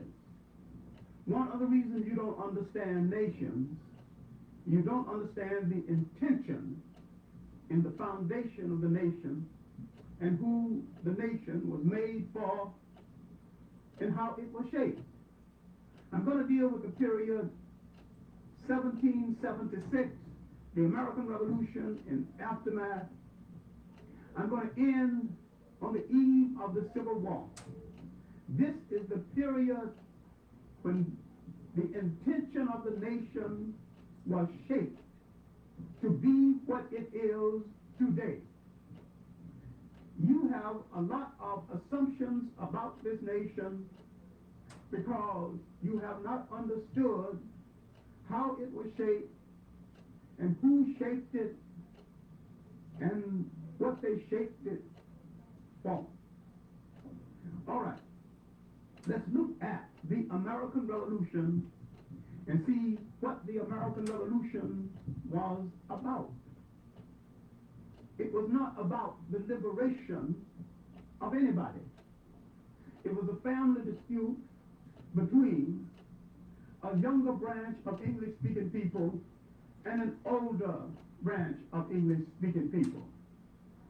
And the younger branch seemed to have had enough energy to win the war after almost losing the war. Now, how did the American Revolution come about? England was so involved in wars at sea, internal religious wars.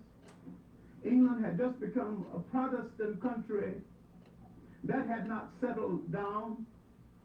England was in turmoil and could not hold all of its outer flank colonies intact.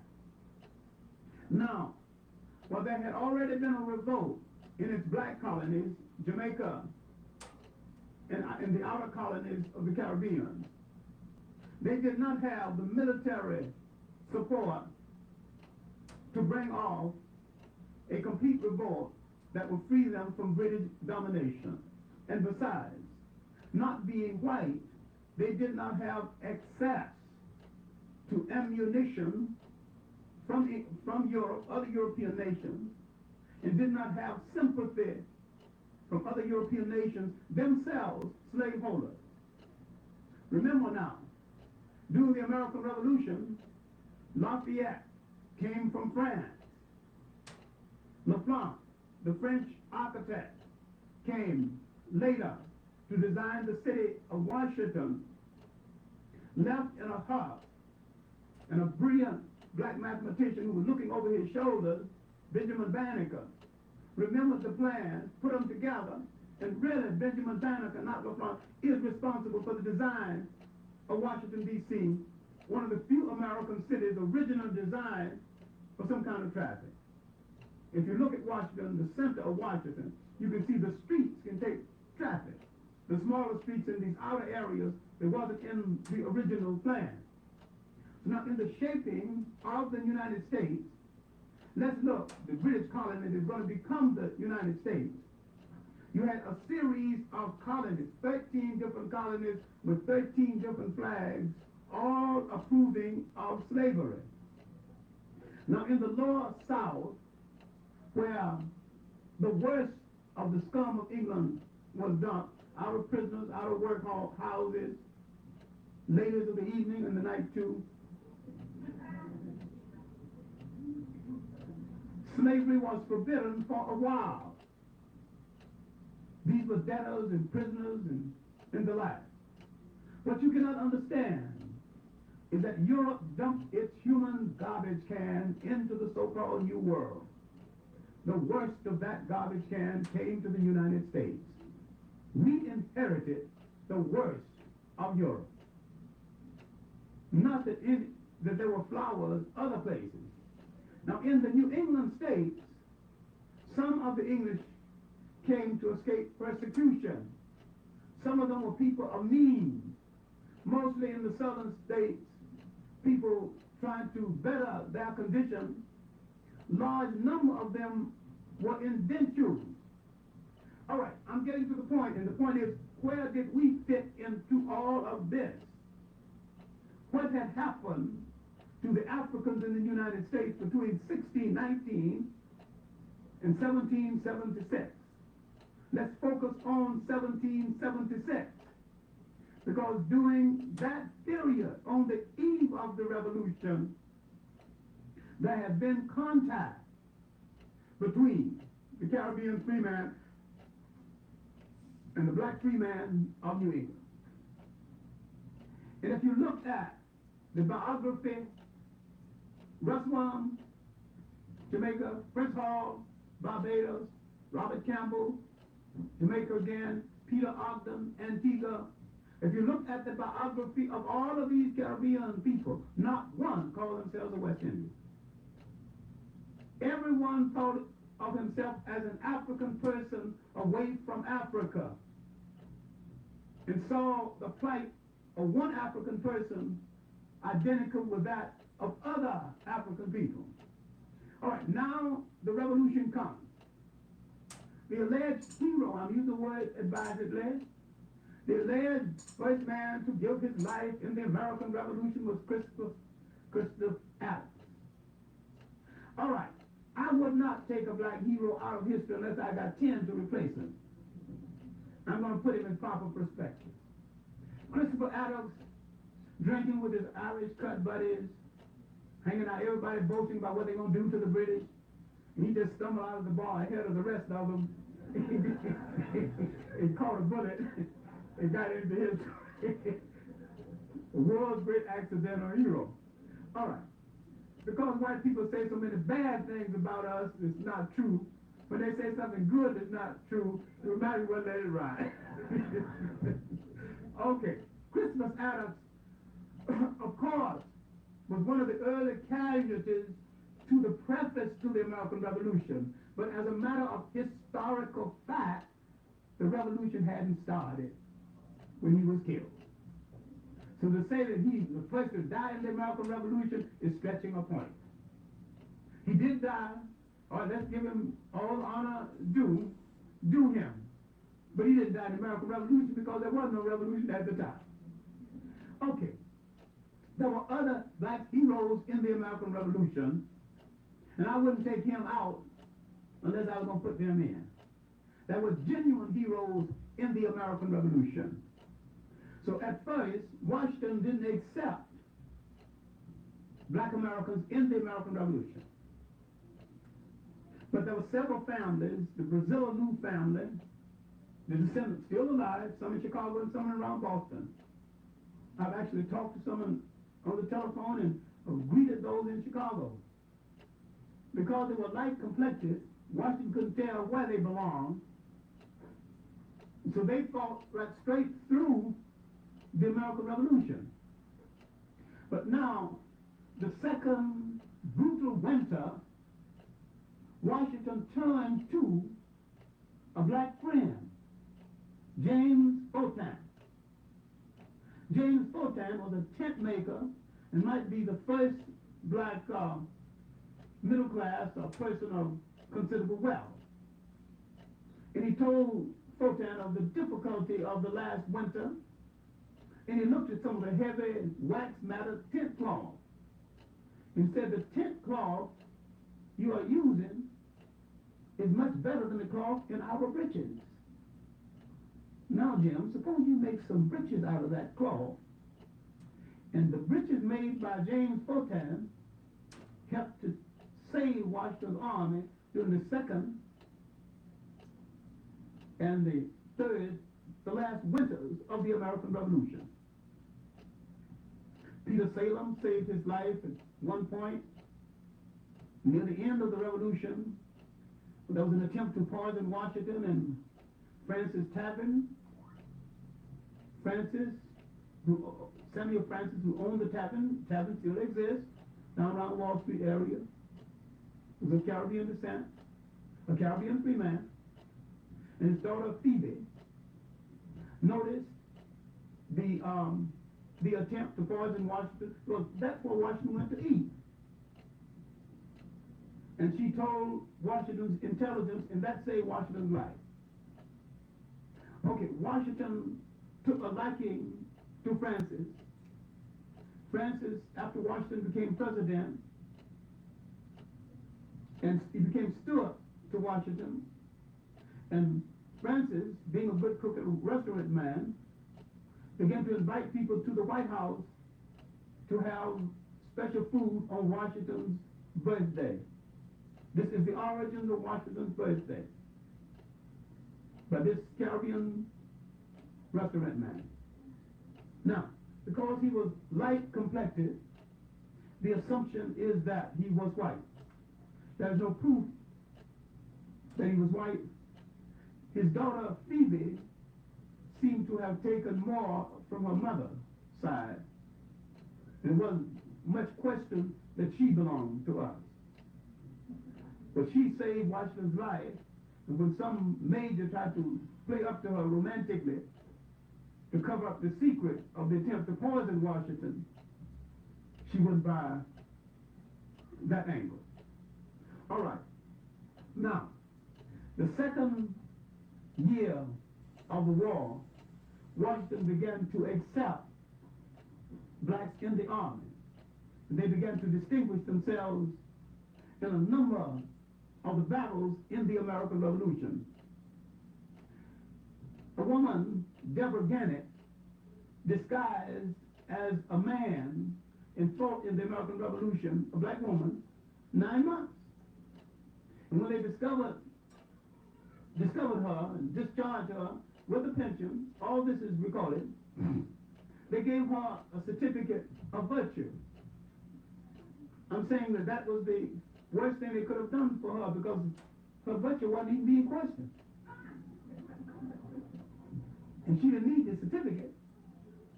No one had thought about that one way or the other. She had to have same quarters with men and same bathing facilities with men, and for that 9 months, they said that she behaved like a lady and kept herself in a manner befitting the best of ladies. I don't know why they had to say that. They had to left it alone. Nobody would have thought about it. But be that as it may. Be that as it may, this was an outstanding black woman in the American Revolution. Also of mixed parentage. Now we have to do something which we haven't done.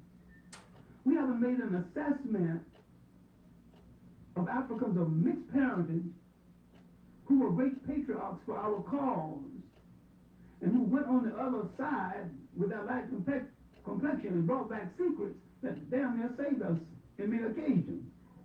We have been dealing with the cop-outs so much. We haven't even dealt with those who endangered their very lives in behalf of the black side of the family. Now, there were a number of others in the American Revolution, and my main point is that we fought in this war, and having fought in the war, we got nothing out of that either.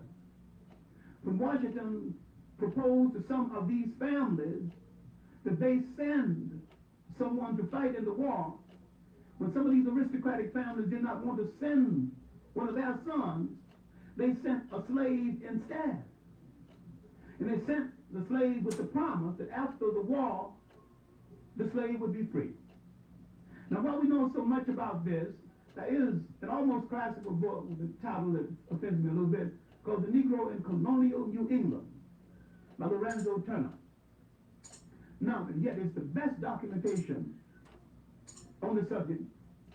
The most scholarly documentation could be Benjamin Quarles, The Negro in the American Revolution. But here you have case histories of blacks who fought in the American Revolution. It is from one of these case histories that I get the story of Manny's Sam. This black New Englander fought in the American Revolution. His master, he was a slave, his master was probably named Manny, and Sam is the only name they gave him. So he fought in the American Revolution. No doubt he endeared himself to his white comrades who taught him how to read and write while he was in the army. When he came out and they tried to re-enslave him, he took it to court. And all of the veterans who had fought with him came from Massachusetts, Connecticut, and all the states around to be moral support during the trial.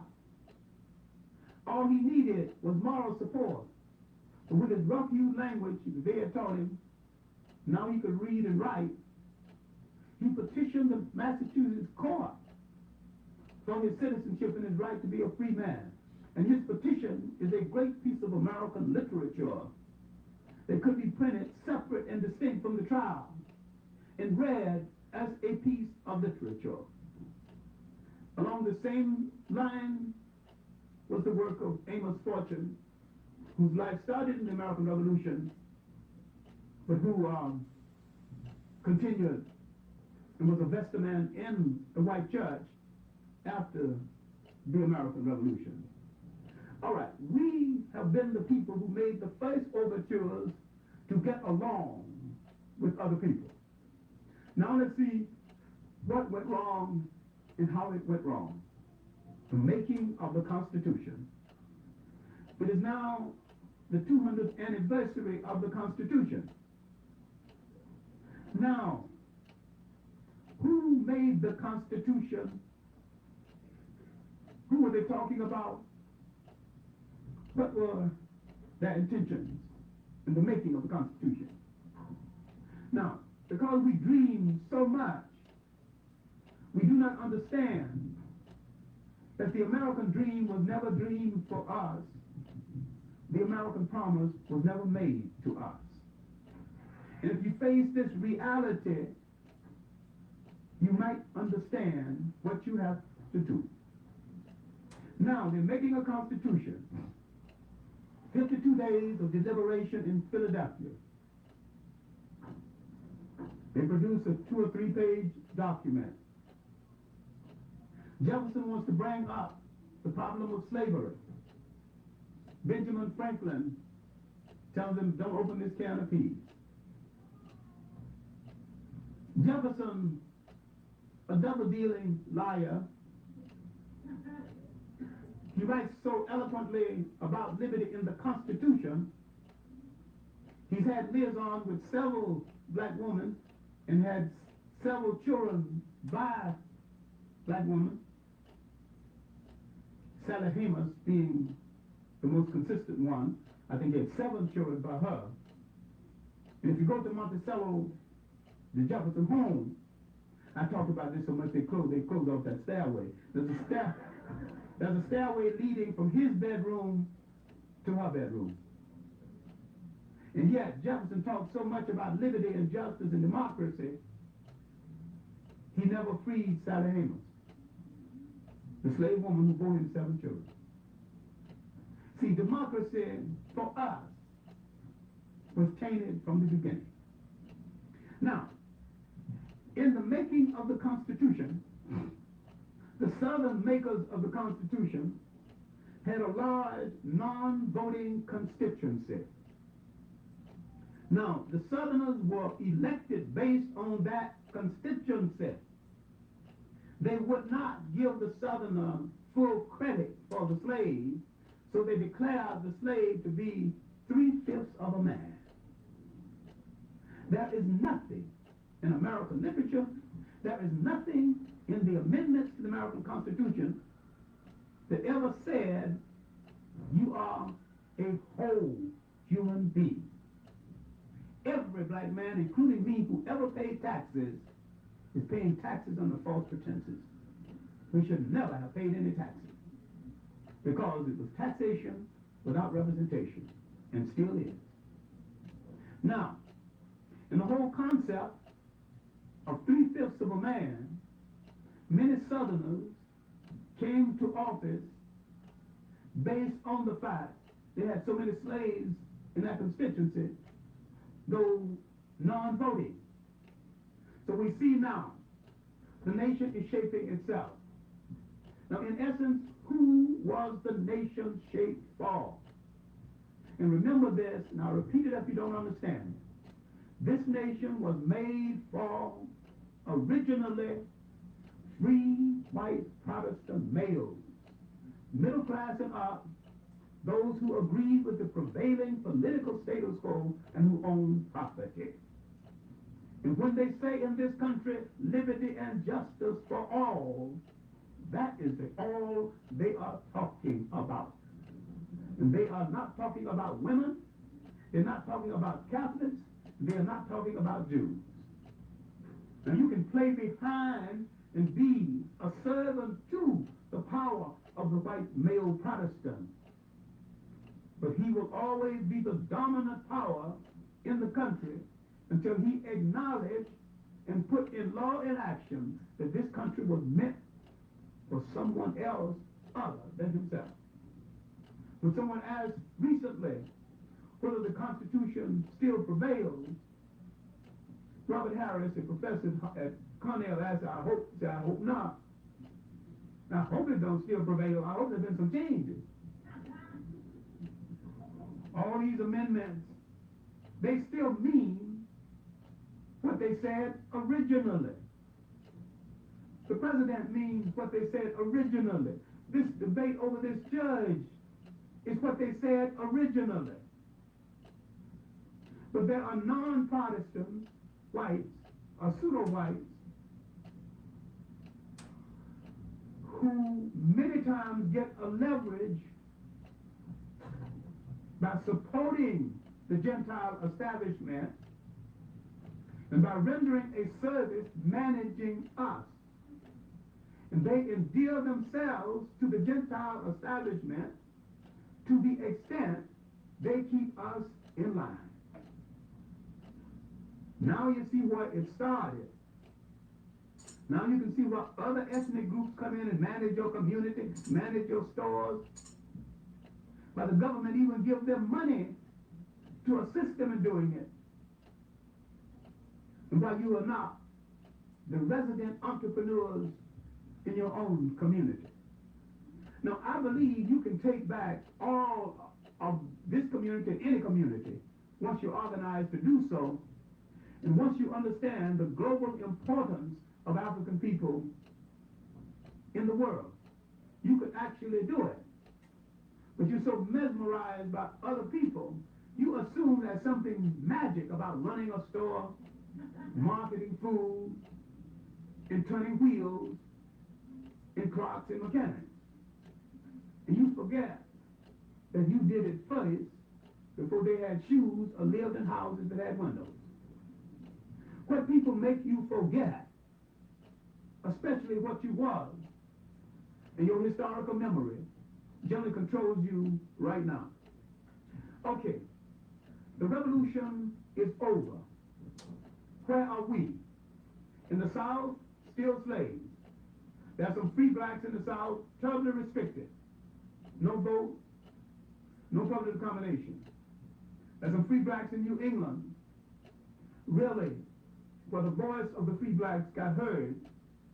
But among those heard the most, Prince Hall and his African Lodge, the first black Masonic order.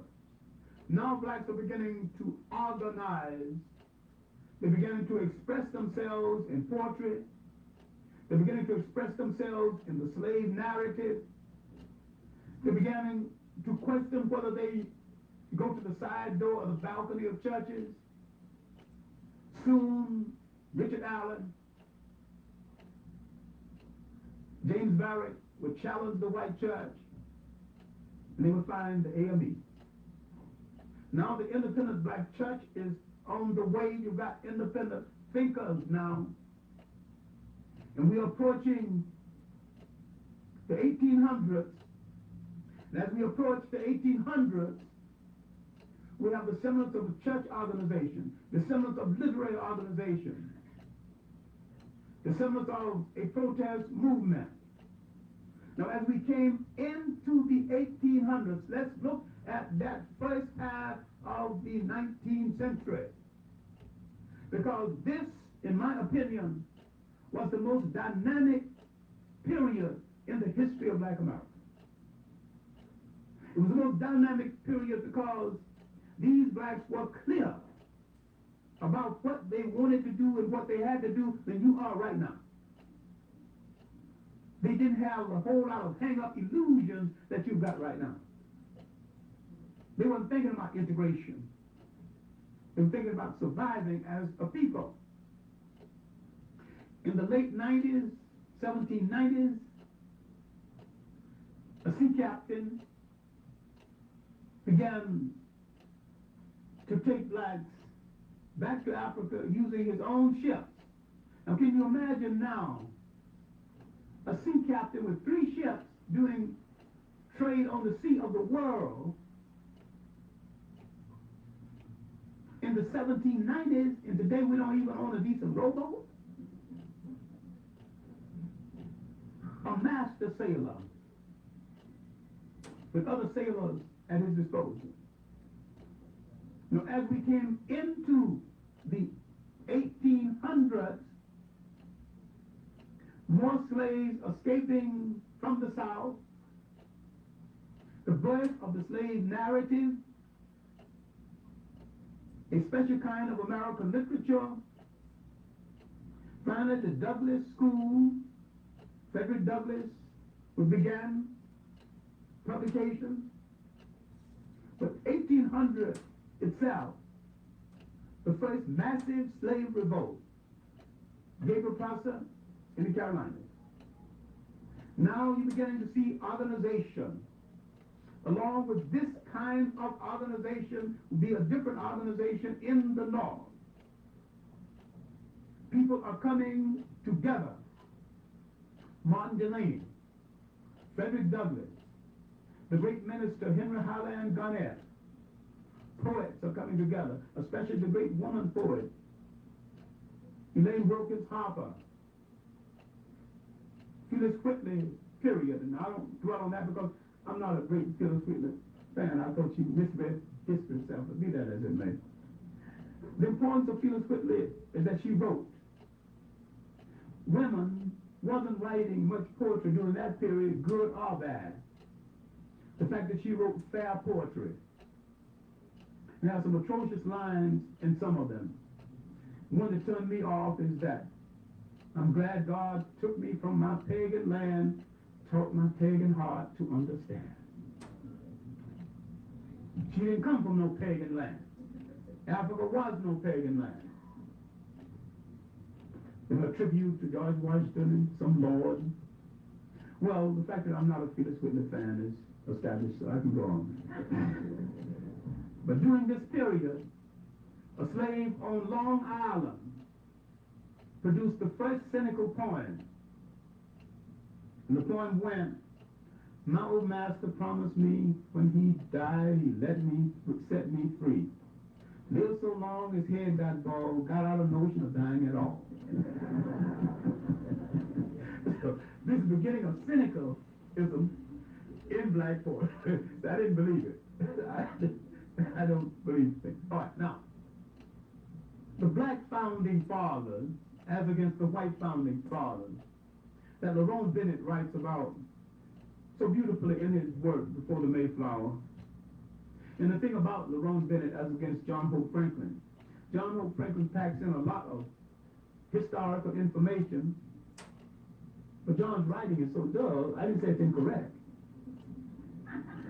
It turns you off. Lerone Bennett is not as scholarly as John Hope Franklin, but Lerone Bennett makes the language sing. If he don't turn you off a bit, you read pick up his book, you read the whole thing. John Hope, you go to sleep with, all these facts so packed on you, without interesting explanation. But I think in Lerone Bennett's work, Before the Mayflower, in another work called The Shaping of Black America, the first 2 chapters, White Servitude in the second chapter, First Generation, dealing with first blacks to be brought to the United States. All right, now, let's look at the early period of Douglas.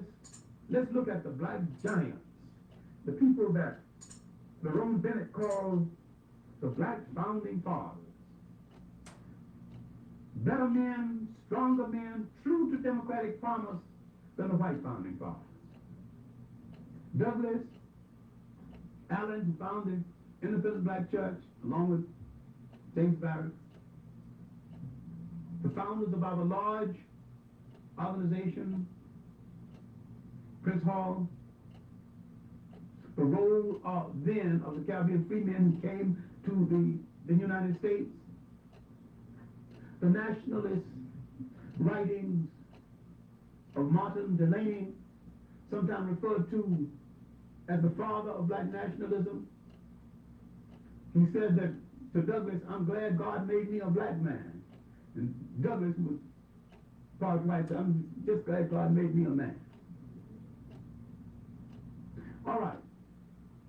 Now we're into the period where we're finding our voices. We're into the period when Douglas would write his famous narrative. Other slave narratives would be written. Now there's another famous slave revolt, this time in Virginia. Denmark Vesey, a black free man who had known languages. An unfortunate circumstance would literally hold up the revolt. When you study slave revolts in this country, this was the best planned slave revolt. Everything worked against it. The horses that were supposed to be in one place stampeded and wasn't in the place to take them into another place. Rain and the bridge got washed out. They couldn't contact the people on the other side. The circumstances tend to work against them. His secret keepers, while they kept the secret, they themselves couldn't connect. Yet when they caught him and tried to force a confession out of him, he told them nothing. And from his silence came the spiritual. He never said a mumbling word. In other words, he didn't give nobody's name away. Now, black expression is taking a new turn. It will take a dramatic turn 1829. Here we need to pause a little bit because this is a neglected aspect of our history. David Walker, an escaped slave, who owned a second-hand clothing store and a pawn shop, began to write an appeal to the colored people of the world. Now, David Walker could well be the first Pan-Africanist in literature. Not to the colored people of the United States, to the colored people of the world. And if you listen to the record that Malcolm X made last, one of them, called Message to the Grassroots, and read David Walker's appeal, David Walker was the forerunner of a Malcolm X. David Walker appealed to all blacks to take up arms against their slave master and to take your chances, because continuing in slavery was a more difficult chance than gambling with your life with the hope of freedom. Now, David Walker's appeal enhanced some people and frightened some other people. Douglas did not associate himself with the appeal, though Douglas wanted freedom and thought there were less violent means to obtain it. David Walker, owning a second-hand clothing store where many of the sailors would come and pawn their winter clothes in the fall or in the spring and pick them up in the fall. When he wrote his appeal, he would put a copy in the pocket of these sailors. This is how the appeal got to England. Someone opened a copy and took it to an Englishman who published it. Now the appeal is becoming worldwide. And David Walker would mysteriously die soon after. Remember something that I've said repeatedly. Anytime a black man shows his people the real face of power and what to do about it in this country, he's either driven into exile, driven to suicide, or assassinated. And there is no exception. You can trace it from the death, the mysterious death of David Walker to the death of Martin Luther King. There are some lesser known ones who died, who got killed, that didn't come to public notice. But one of three things are going to happen to you in this country if you show your people the real face of power and what to do about it. Now, so long as King was advocating nonviolence and sticking to that, he was comparatively safe.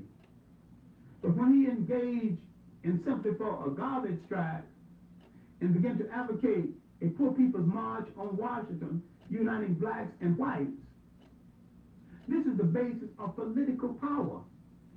You're now challenging this nation in its direction. And we should have put a guard around him 24 hours a day, all sharpshooters. And somebody to watch the guard. We are people lacking in suspicion, overly trusting. They're always the wrong people.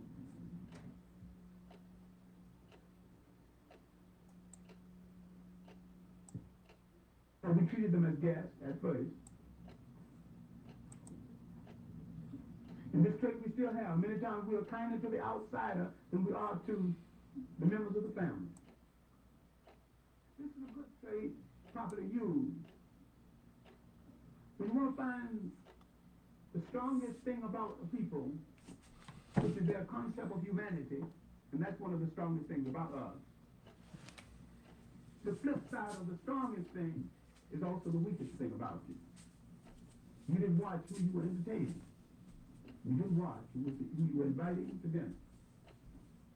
All right. The next revolt to frighten the slaveholders will be the Nat Turner Revolt, Hamilton Roads, Virginia. Also a well-planned revolt. In the Nat Turner Revolt, his secret keepers were spread across four states. And one of the secret keepers was his wife. This is why I took exception to the book Confessions of Nat Turner, because it made Nat Turner really a weeping, lusting after a white woman.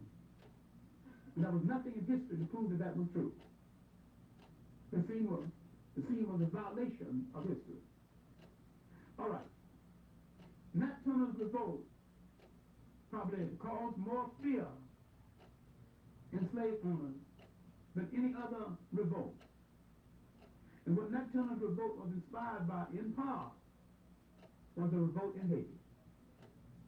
Finally, black sailors going between the United States and the Caribbean islands heard that somewhere on an island, slaves had revolted and set up a free nation. When that information got back to the United States, some blacks thought they could do the same thing. It was a different lay of land, and given the circumstances, they could not have done the same thing. The fact that they thought they could do the same thing was an act of bravery and an act of courage. In Haiti, you had a black majority. You had Haiti's everlasting hills. And if you go to Haiti and Jamaica, you would wonder how anybody stayed a slave anytime. Because you can go up to those hills and you can look down, you can see what's coming up at you, but what's coming up at you can't see you. And some good rocks properly tipple down will discourage them. And there's plenty of rocks on those hills. Throw down enough big rocks, they'll change their mind. Because those hills are fortresses, and great fortresses. We didn't have that. We didn't have running space. We were on level ground too many times. We didn't have access to the forest. We couldn't get to the hills, although we were in a part of the country that had no appreciable hills.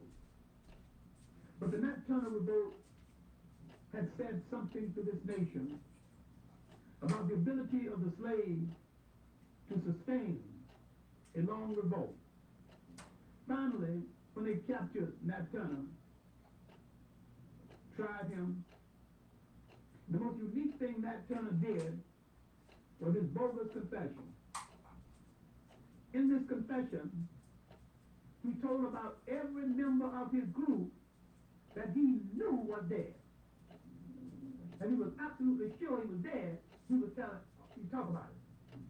But if his statement still alive someplace, he didn't have nothing to say. When this white man who took down the confession, who hated his guts,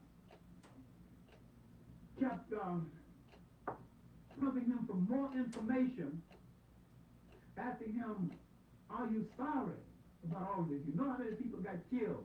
He kept emphasizing they were white people. And he let it be known that the consequences of a revolt, some people get killed black and white. And the man persisted. Real Nat Turner in rags, blood dripping all over him, was like trying to beat him to death before he could get the gallows up while he was trying to build the gallows. Finally, they took him to the gallows and had the rope around his neck. And this white man is still pushing him for questions. Don't you think, aren't you sorry about what you did? Do you understand that you're going to die? Nat Turner bravely tilted his head and looked at the fool and said, didn't Christ die? That was the end. He just went on like a man. No weeping, no crying, no begging. Nobody could spare his life at all. He said, didn't Christ die? Then they hung him. They ain't hung no crying man. They ain't hung no man begging for his life. He gave it up for a cause. He understood that before he started, that he would have to give it up.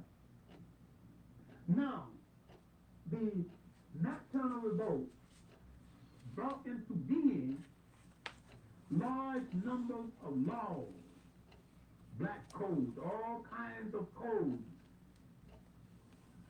Douglas's voice is stronger now.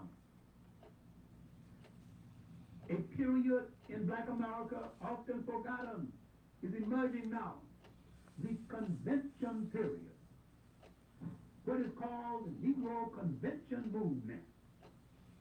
We have always been and still are the mutinous people in this country. We began before slavery to call meetings. And those free blacks were calling meetings, debating things. They created a literature, they created a church. Now they created a convention movement. Let's have a convention. Let's eat and talk. And then is what they began to do. Part of the talk was about whether we would stay here or go back to Africa. Out of this talk would come black association with the American colonization movement. The American colonization movement stretching even into the South, mostly financed by whites. Frederick Douglass peeped their hand and said, if you whites want to give blacks free trips back to Africa, why don't you free some slaves and give them the trip? I think they would enjoy it more. Frederick Douglass saw that they were trying to get the free black out of America, especially the agitators. So Frederick Douglass, while not against people going back to Africa, was against the white-controlled colonization movement. If you understand the colonization movement and how it was organized by liberal whites and some people critical whites who really wanted to use the organization as a listening post to feel the pulse of black America, if you understand that, you understand the NAACP right now. A lot of people think the NAACP started out as a black organization. Then you have read the history. Start off with a liberal white organization, and they invited blacks in. On that time. And it's still mixed up based on the fact that people have a certain foundation. When you understand what is at the foundation of something, then you can understand its intent. All right. Frederick Douglass would contact John B. Ruskin, the alleged first graduate from an American college. It was later proven that there was another black American who graduated from a college a few months earlier. This is not an important item, which one graduated first or not. But anyway, I'm willing to let Ruskin have the job because he did such a good job at editing Freedom's Journal. And the other one didn't do much for us, and he got lost in the shuffle, and we never know what happened to him anyway. Ruskin made a major contribution to the literature of the argument for freedom. And his place in literature, his place in our literature of liberation is secure. When he stopped editing Freedom's Journal and decided to go to Liberia as the governor of Cape Palmas province, he established a newspaper, the Liberian Herald, that is still in existence.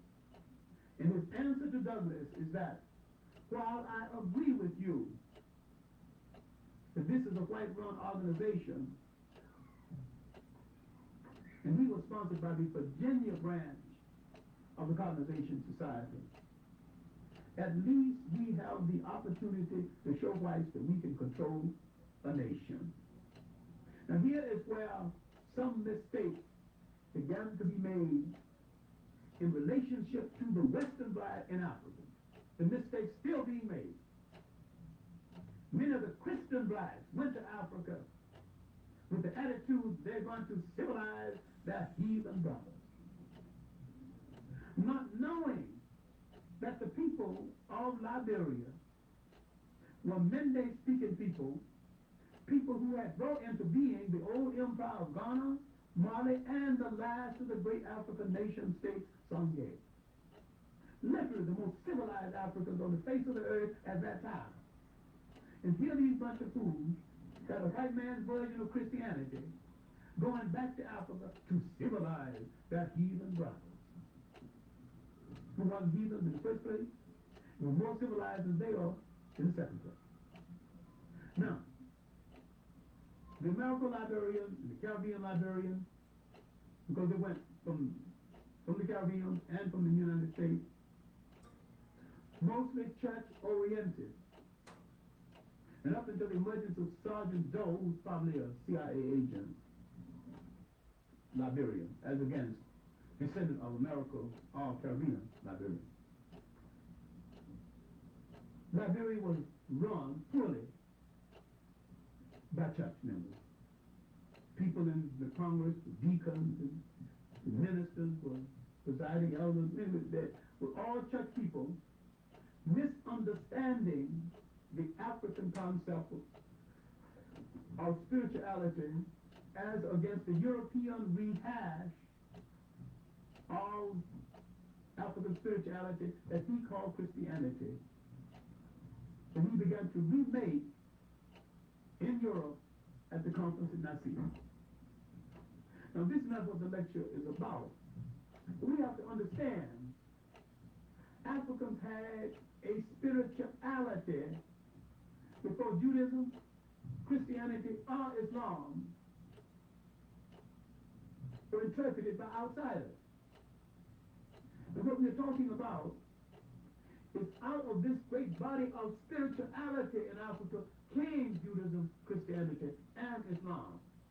I'm saying that Africans had the original copy, and they made carbon copies. This is what I'm still willing to refer to as carbon copies of the original spirituality. Because in African religion, it wasn't departmentalized. It wasn't a Sunday thing. It was a thing that ran through the totality of your life and determined everything in your life. including your diet, your wife, and your child, your village, where you stay. You didn't go to church on Sunday. Your religion was a part of your life. Your spirituality was a part of your life all of the time. And in this, Africans respected all living things. Everything was like that respect, including the house, including the tree, including one running water. You go to Egypt today, they had a god of the Nile called Happy.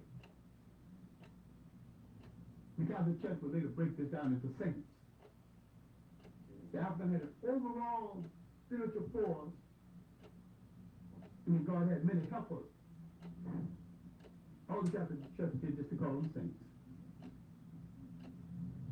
He said, Happy was the God taking care of the Nile. The woman was the goddess, Luke, taking care of the sun. Her job was to take in the sun in the evening, put it in her body, and let it out in the morning. They assigned something to everybody. But that didn't mean that they did not believe in the oneness of the spirituality that men would later call God, and create denominations that would fight among themselves. There wasn't but one overall spirituality taking care of everything. When someone broke it down into religion and denominations. That was probably man's highest hour of spirituality and purity on this earth. Everything had a soul, including the dog or the pig. It was the highest hour of respect for humanity too. All right, now let's get back to the end of this first half of the 19th century. What do we have now in motion? We have the embryo of American industry. We have the beginning of the experimentation that's going to be the cotton gin. Ideas taken from blacks. We have cotton in demand in Europe, but Europe is not getting it fast enough. You do not have enough work for the slave to do in the South. The cotton gin is going to change the whole nature of slavery. It's going to make cotton king. Now, by the time the cotton gin was invented, the abolitionists, mostly New Englanders, black and white, had started the campaign for the liberation of the slave. Now the South would answer them truthfully, a truth that we're still not willing to deal with. They would tell the New Englander, you sold us the slaves, and now you northern abolitionists who took our money for the slaves are now telling us to liberate the slaves. Now you're showing the slave how to escape. You're a bunch of hypocrites. Now on face, they were not. The North was a bunch of hypocrites then, a bunch of hypocrites now. But the North could have put enough pressure on the South to eliminate Jim Crow without any fighting, without any civil rights movement. And they didn't do it. The North, the industry of the North, the money of the North, was gaining more and more control over the South. Literally a stranglehold on the South. Now the South is beginning to demand a greater share of the wealth of the country. But the way they arranged it, the New Englander who had produced the industry would refine the raw material, mostly coming from the South. They wanted to keep the South agrarian and farm. They wanted the woods from the South, the hides from the South. But the South partly willing with the agreement that you leave my labor supply alone. That without slaves, I couldn't even send you the raw material with the same degree of profit that I've been sending it to you. Now the argument is between two branches of English-speaking people. Now if you think white people fought a war for 4 years, cutting each other's far, so you say what water you was drinking this morning. You just picked up the wrong glass. They not only didn't do it, they would not have done it. Slavery was now becoming an emotional issue, an issue for debate between two men who did not believe and said publicly, repeatedly, they did not believe that the slave would ever be the social equal of other people, that he would ever fit into the society. And the person who said it best and said it more often was Abraham Lincoln. Now, on the eve of this catastrophe, some smart Missouri lawyers decided to put to task the escape slave law and the assumption that if a slave went into so-called free territory, he would automatically be free. So they used a slave who had previously put the law to a test without success, and who for quite some time was trying to buy his own freedom and had bought the freedom of some other members of his family, but had not accumulated sufficient money to buy his own. What looked to be a mild Uncle Tommy's slave called Dred Scott.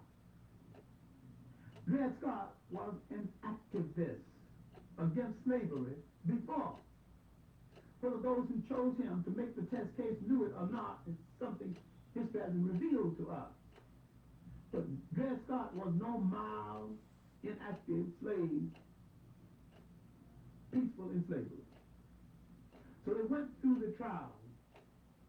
The trial got the attention of the whole nation because the way the trial went would determine the condition of slavery in the United States. Finally, the trial is over, and the decision comes from the Chief Justice, Taney. Who is Taney? You've got to understand this. Taney is a second-generation Irish. His own family had been indentures, white slaves.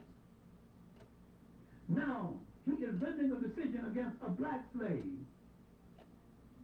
And that decision he rendered in 1857 still holds for this nation. You better remember it. He said, no black man has any right that a white man is bound to respect. That is the global approach between black men and white men this very day. No matter what the law is, you only have those rights he chooses to respect, and none he feels bound to respect. That's what Howard Beach was about. That's what the debate with this judge is about. That's what our life in this country is out of kilter with the rest of the lives of people that we are a nation within a nation searching for a nationality. No people can free themselves unless they have a nationality, an identity. An Italian will say Italian American, German say German American. He's putting a nationality onto his citizenship. So long as you say American, you're out. I'm a Calvin person, I'm a Britisher. Britisher by way of what? Who made you a Britisher? You weren't no Britisher when they brought you out of Africa. And we weren't no Americans when they brought us out of Africa. The name of a people must always relate them to land, history, and culture. And anytime a people give you their name, if the name fails to reflect a relationship to land, history, and culture, you have called them out of their name, and they are confused about the role of a people in the world. No people can establish themselves in the world until they relate to land, history, and culture. Over and above that, their slave master chose for them. And so long as they choose a name out of their slave master's culture, they are slaves to that slave master. All right, now, we are approaching the Civil War. The black abolitionist has done great service, many times greater than the whites. John Brown has approached Frederick Douglass to join him. Frederick Douglass has refused, not only because it is violent, but he's assuming that if blacks join him, it would give America an excuse literally to commit genocide against all the blacks. He could well have been right. John Brown pursues his course that leads to Harper's Ferry and his death. John Brown may well have been the only white person who paid full dues in our club. The rest of them associate members. John Brown might be a full member. The only way to be a full member, you got to lay it on the line, and if necessary, give it up. All right, now, we are approaching a period in history when America is made facing a catastrophic civil war that will remake the country. We would, of course, fight in that civil war in large numbers, and we would distinguish ourselves. After the Civil War, we would put down old troubles and pick up some new troubles. And the new troubles are still with us and stayed with us through the end of the second half of the 19th century. That's what the next lecture is going to be about. Thank you very much.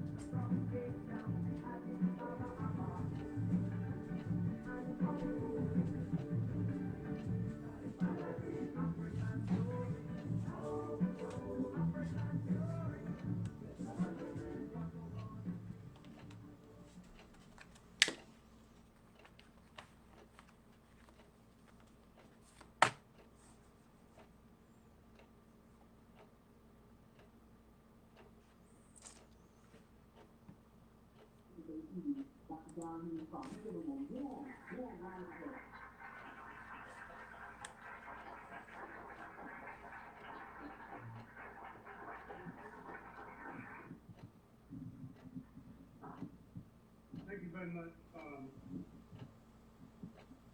It's been quite some time since I've been here, and I've been all over the country and lecturing in different schools, and on what is called Black History Month.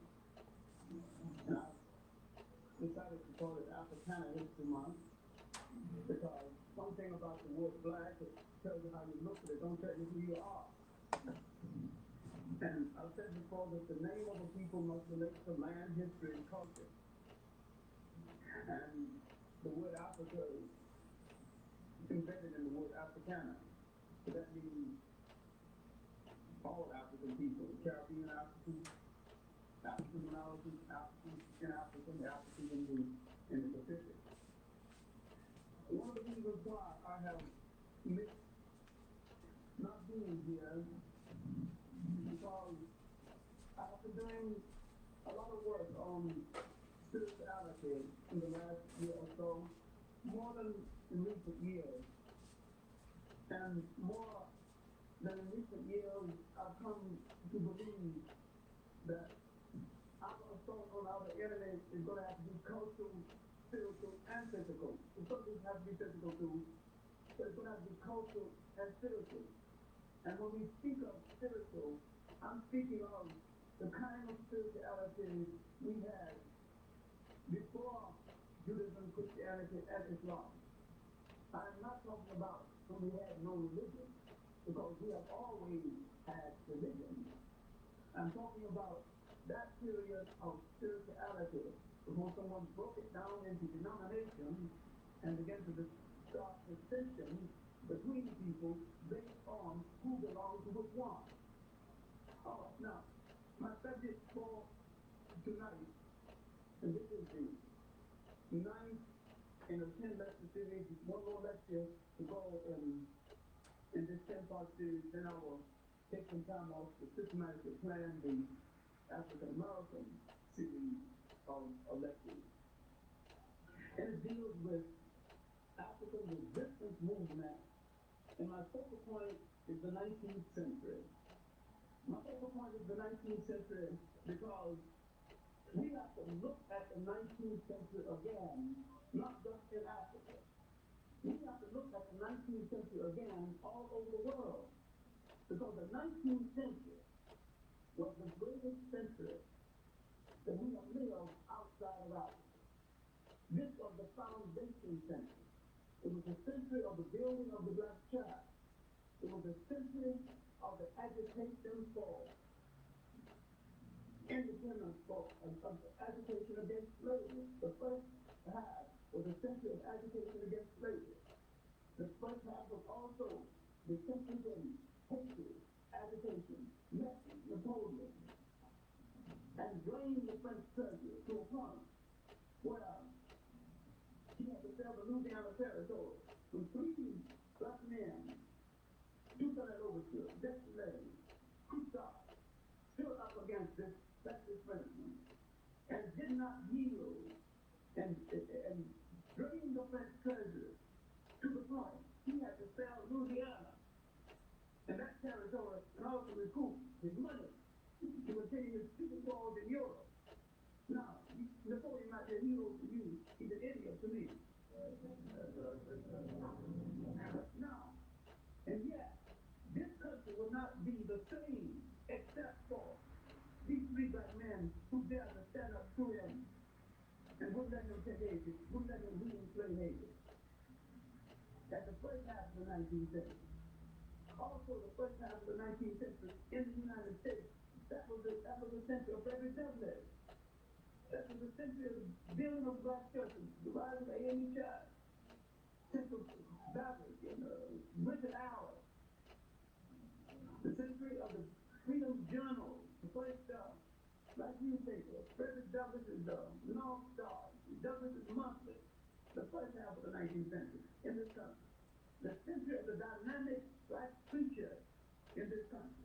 The century of a great preacher like Henry Highland Garnett, whose motto he said is resistance, resistance, resistance.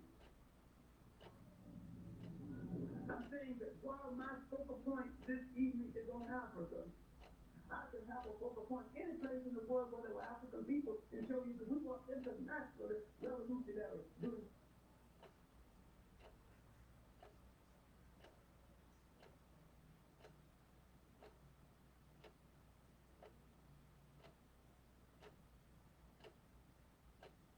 for different reasons.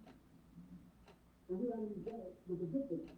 We dealt with the Twitter, and we dealt with the hypocritical, and both sides of this integrity pregnant. All of us have to react to a respective slave master oppressor. And each one of us reacted and survived as best we could, given that condition. My whole point here is that many of us could get into this dialogue of my slave master, better than your slave master, introducing all of them to God. But each one of us has to deal with a given situation. And all of the situations were God. And all of the situations were humiliating. And none of the slave masters were kind.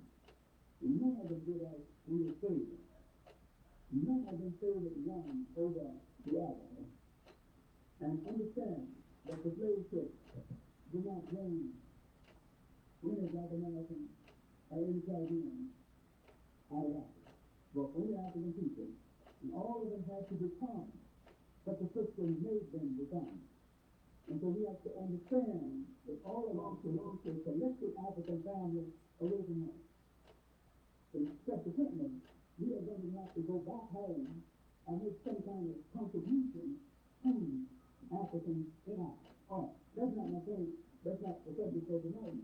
But it is a subject that we cannot avoid. Oh, no. Why the emphasis on Africa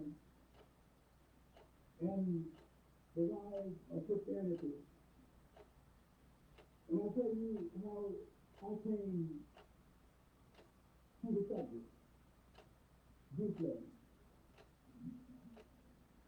Because I learned to read very early, because I wanted to teach Sunday school and I got to scratch. And because I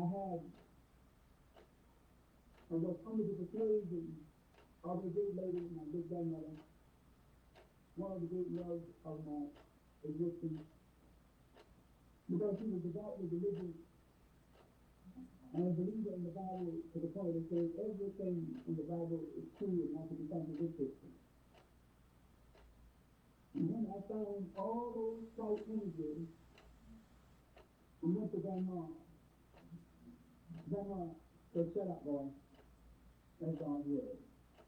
Now, mention the courage and ask the question, what did we do as a people to get courage? She rationalized it and said that, well, one day the veil will be lifted and we'll be free of the faith. I could not deal with this because I had so much faith in her and her deep religious belief that everything in the Bible was true. I had not grown up, of course. I had not read books about how the Bible got written. I did not know at that time how to separate history from Jewish folklore. I did not know that principally the Bible is a Jewish survival book and a very good one, and that some of it is pure history, some of it is pure folklore, but all of it is spirituality.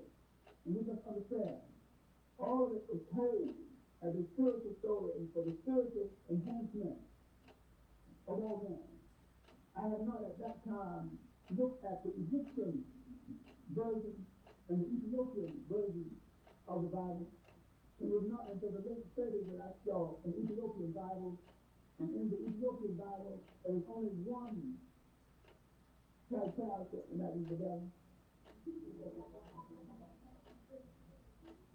I have not at that time been exposed to all of that, all the literature concerning the religion of the world. I saw that Africa was the basis of all the three major world religions. And I want to look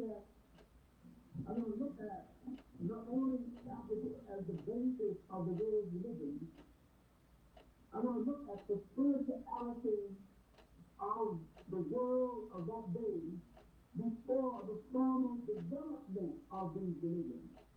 Because these religions were developed out of the spirituality that existed at the time. And that the spirituality at the time and the religion at the time was not a weekend thing. It was an all-conclusive thing, that it embraced the life of its inheritance. To such an extent, your religion determines your dress, your marriage, your diet. It determines where you live. It determines the totality of your life. And it was not a partial thing in your life, it was a total thing in your life as your choice of spirituality supposed to be. Let the man made it something that it was never intended to be. Now, my main point is that all of the elements that went into the making of the world's three major religions, Christianity, Judaism, Christianity, and Islam, all of the elements existed in Africa 2,000 years before the formal development of these religions.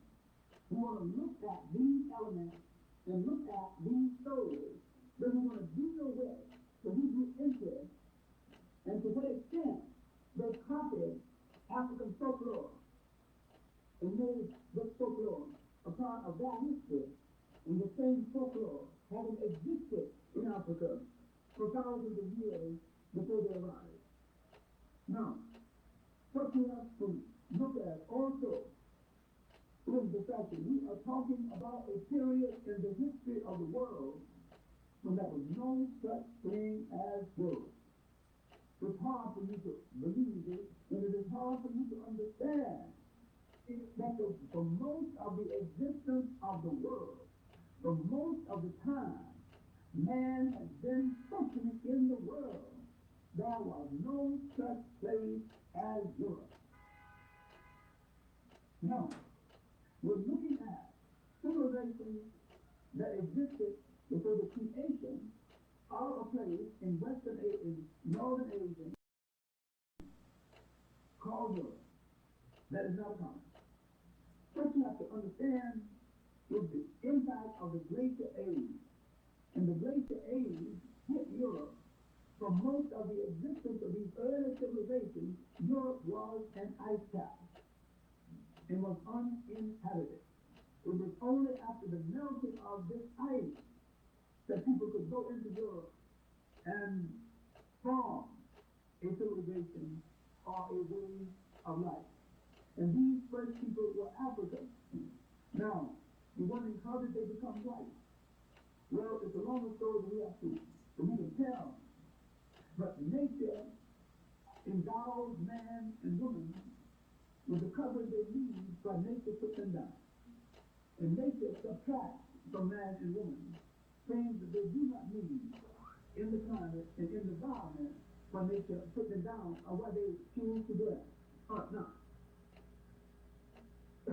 Christianity developed out of African humanistic values and social thought. These humanistic values and social thought was old in Africa and remained in Africa for thousands of years before someone gave the religion a name. In other words, there was probably more Christianity before someone decided that it should have a name, and they put a name on it. Now, this is reflected in a lot of literature, some written by our own writer, John Jackson's Pagan Origins of the Christ Myth, where he traces the concept of Christ in 26 civilizations, all 1,000 miles apart, in its middle work, man, God, and civilization, in another chapter, the African origins of Christianity, and his new work, only out a few months ago, Christianity Before Christ. Now, the unfortunate thing about a book like Christianity Before Christ is that a lot of people will read the title, be intrigued with the title, and little afraid to read the book. And yet, he has treated the subject with great delicacy and with great respect. All he has done is to point out that all of the elements that ultimately went into the making of Christianity existed in Africa before Christ, and someone came along and a set of circumstances made man formalize those elements and give it a name. Now, that is not disrespectful of the religion at all. It is a tracing of the origin of the religion to African sources, Nile Valley sources, mainly Ethiopia and the nations in the Nile Valley. We're not emphasizing Egypt alone, because Egypt alone was not the producer of this great civilization. A complex of nations in the Nile Valley produced this civilization and produced the religion. The concept of worship and the concept of a single God first appeared in Ethiopia. But the formalization of the concept would later appear in Egypt during the period of Akhenaten. Now, my point is that in looking at the religion, we have to look at the history at the same time. And we have to look at some of the literature around it, especially John Jackson's work, Ethiopia and the Origin of Civilization, and the pagan origins of the Christ myth, and other works, including the later work on the African origins of Christianity. All right. It shows also how this religion spread to India, spread to other parts of the world, and took on different names. And these deities appeared under other guises. All right, now, the formalization of these religions, of this religion, and this religion functioning side by side with other religions, brought no conflict at this time in history, none of the conflict that we see today. And we see it first taking shape in Ethiopia and moving down the Nile.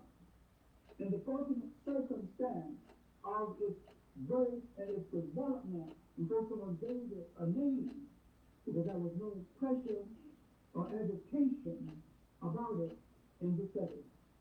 There was no Asian, there was no European, and the Africans wasn't fighting over it, and they granted each other the choice of choosing one aspect of it than another. But the Africans had already begun to develop the main aspect that was to go into their spiritual life. An aspect which still goes into African spiritual life. If you visit the villages, you will not see it in the cities, but you will see it today in the villages. And that is bringing life in harmony with nature. And when we look at life today in the Western world is out of harmony with nature. It makes no sense. It makes no sense for one man to have enough bread to feed a multitude and to hold up the multitude. It makes no sense. There's a lack of balance. The Africans had a society, or each man gave, and each man had according to his needs. Now this was a form of social living that predates the concept of socialism. This is what Karl Marx misunderstood, and this is what the Marxists still misunderstood, and this is what they stupidly call primitive communism. You better do that. It won't advance, and it won't listen. Because they say religion is the opiate of the people. They can't deal with the fact that these early societies in that spirituality was a total thing. And religion wasn't the opiate of the people. Religion was part of the totality of the society. And part of the day-by-day spirituality of the society. And it determined everything. It was only in the emptiness of Europe. It was only under feudalism. It was only in the misuse of the child. It was only in disregard, the hustlerism of the European tribe, that they turned it into the opiate of the people. But religion was never intended to be the opiate of the people. And this is why the Europeans have no understanding of the non-European mind, of the non-European spirituality.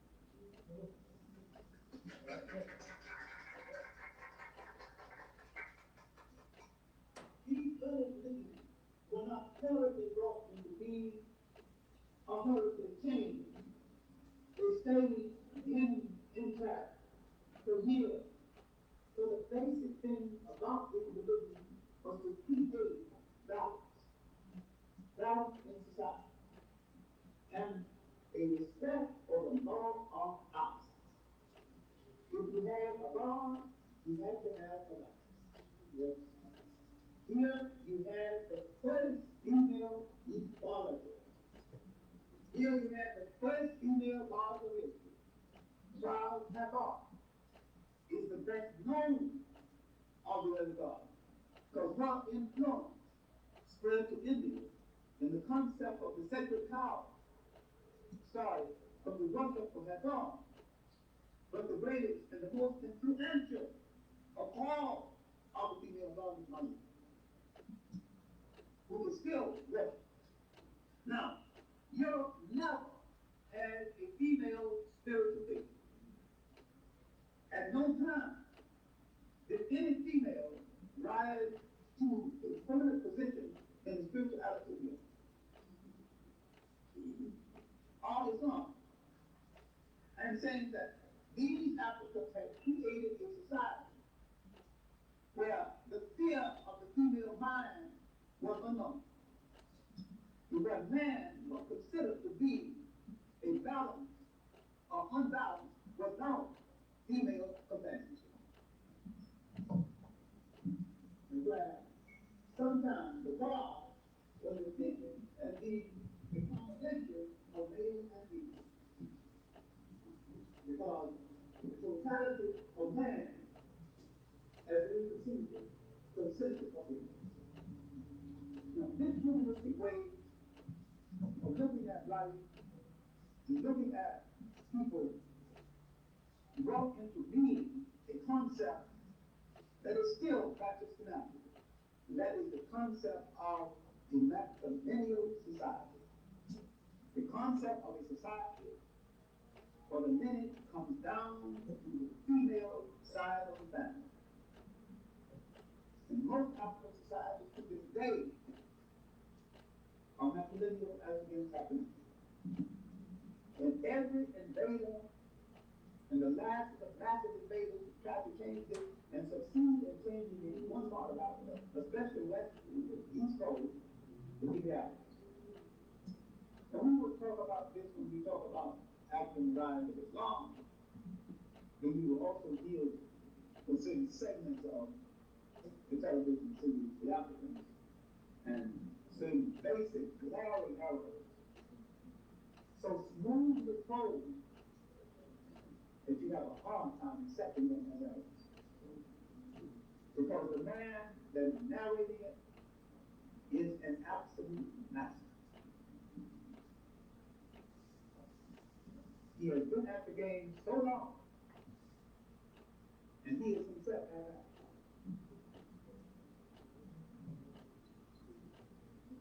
I mean, you can count that Africa lived in darkness for as long as the life.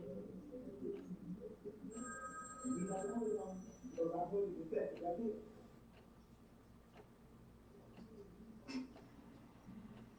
You will not forget it. When you gone free, Egypt has been lived for 1,000 years. And again, you could see the foreign body on the one great name. Yes.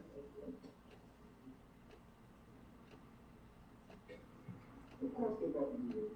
And of course they brought some oil in the land. But like all the brothers, as you did, they did no harm to you. And what we need to do is to look at Africa and look at the difference between history and folklore. Let's look at African spirituality in the years before any invader touched African soil. No invaders, no outsiders at all. We're looking at the elements created in Africa that ultimately is going to go into Judaism, Christianity, and Islam. These elements, spiritual elements, created by Africa. And finally, the coming of invaders and what they did. Now, when people say that what they did in Africa was so much so that they came to Africa to build the pyramids, The people who said the Presbyterian means arrived in the 13th dynastic period. Most Presbyterians were built between the 3rd and the 6th dynastic period. They arrived over 1,000 years later. If the early Christians without strong,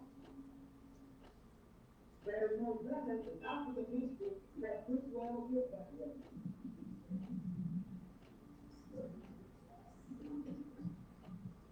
And there's no record where slave labor ever constructed anything as fine as what was constructed in Africa. No. Let's deal with Hebrew myth. A dangerous thing to deal with in and out of the chapter.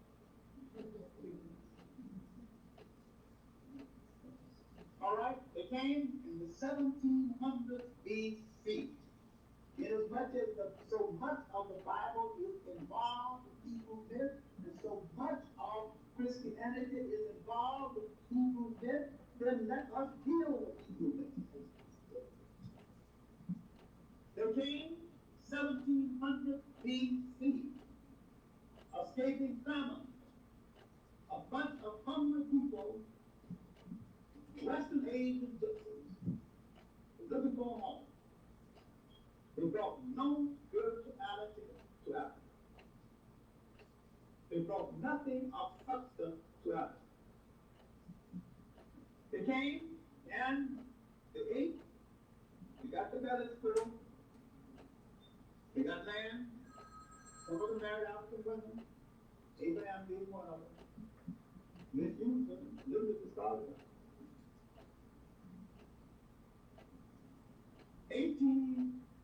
1680, Africa was invaded by the Hittites. What position did they take? Did they join their African friends against the first invaders of Africa? No. They joined the invaders. And they rose to high position under the foreign king. Now, I'm not dealing with fiction now, I'm dealing with fact. I'm not dealing with folklore, I'm dealing with fact. They rose to high position under the foreign king. The Hittites called the shepherd king. This lasted 150 years, almost 200 years. They produced the world's first dealer politician, named Joseph called he provided. Why could he provide? Because he had the ear of the then remaining king. And he could provide for his people because politically he was himself. Then, as the Bible says, Joseph died, his relatives died, and a king emerged, arose, who knew Joseph. Who is the king who knew not Joseph? Now we have to go to straight history. Who was the king during that period? Part of the period was set. But the period of the so-called Exodus, I'm using my word about it, the king Ramesses the second. And there is no record of any Pharaoh being drowned chasing in the Jews across the water. Now, how do I find out? I go on this side of the so-called water, and I studied the literature of that day. I find no record. And I go on the other side, and I find no record.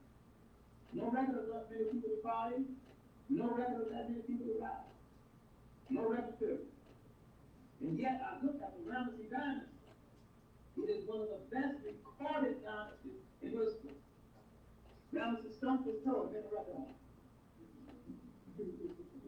Nefertari, his favorite wife, the Nubian wife,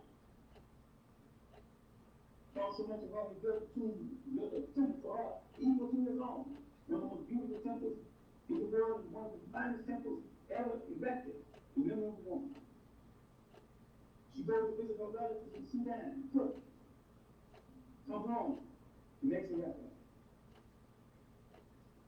And yet, 600,000 people depart from the country and there's no record. What are we dealing with folklore? Or we dealing with fact?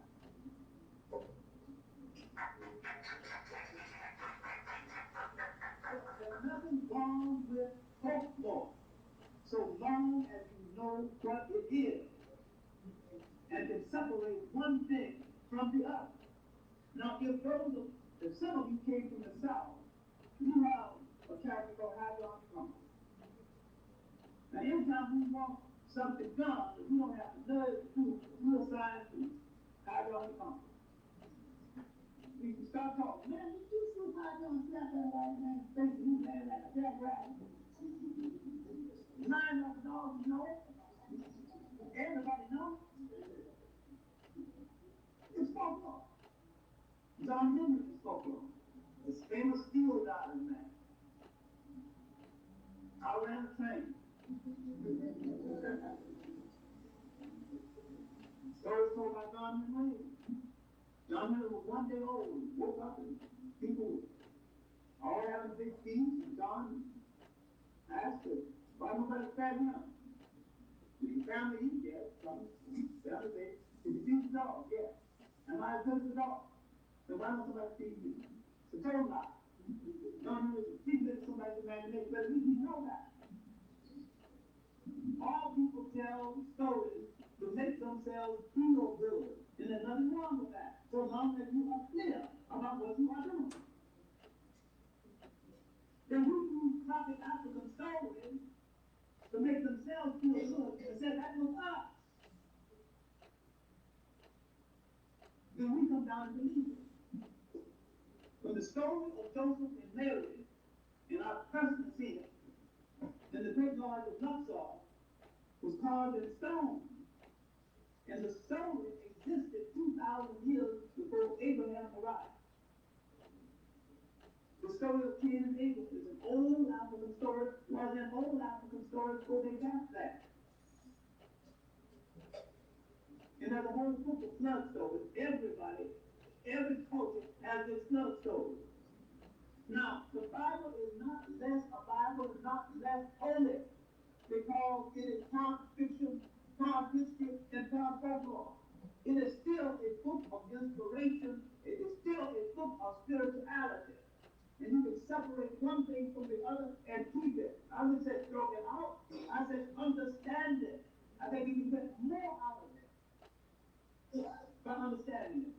And what I'm saying is that the Hebrews copied African folklore and integrated African folklore into the book, but they personified it, saying this happened to us, when in fact it didn't happen to them at all.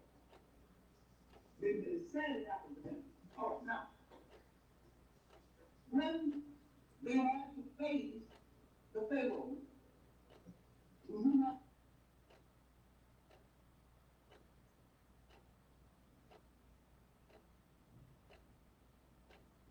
eventually led to the destruction of the city.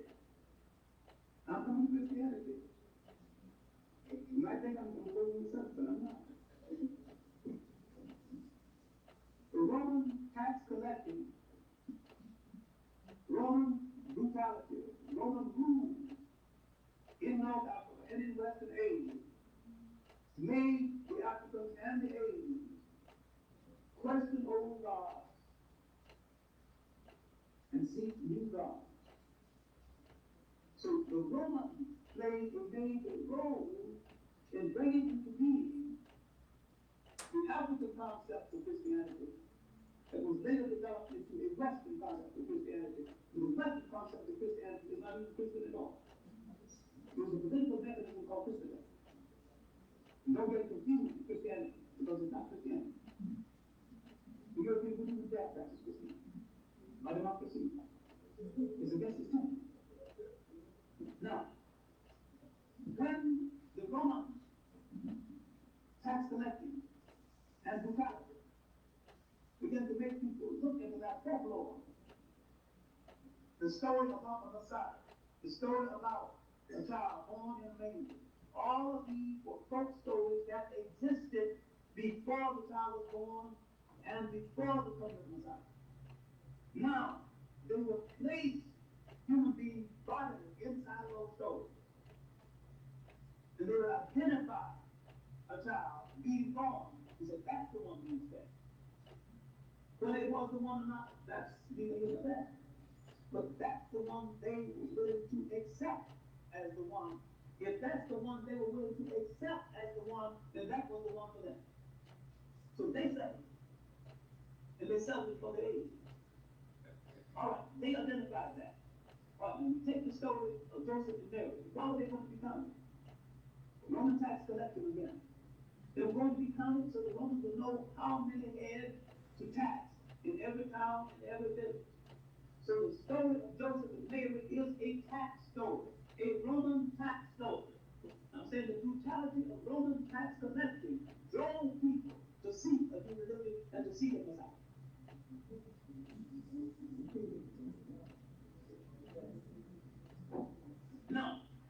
Now that it is done, the child has been born. The people's attention turned partly away from the event. But the people's attention has been paid to the fact that they are occupied by Rome. They're under Roman domination.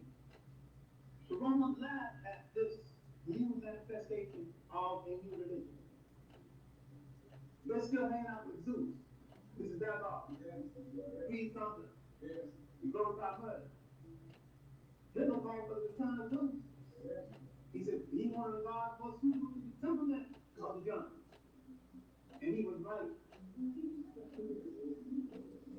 God will breathe fire more suited to the temperament of white people because that's what they try to do. Breathe fire. Christianity is at odds with that temperament. Once from the beginning still is. You can be Christians. You were Christians before Christ. Because you created a society where the temperament was in keeping with the spirituality of the religion. You can't rob people. You can't bomb people's cities. You can't threaten people with a atomic bomb and be Christian. Or Democratic. You can't do this and say you created a civilization because your act is uncivil.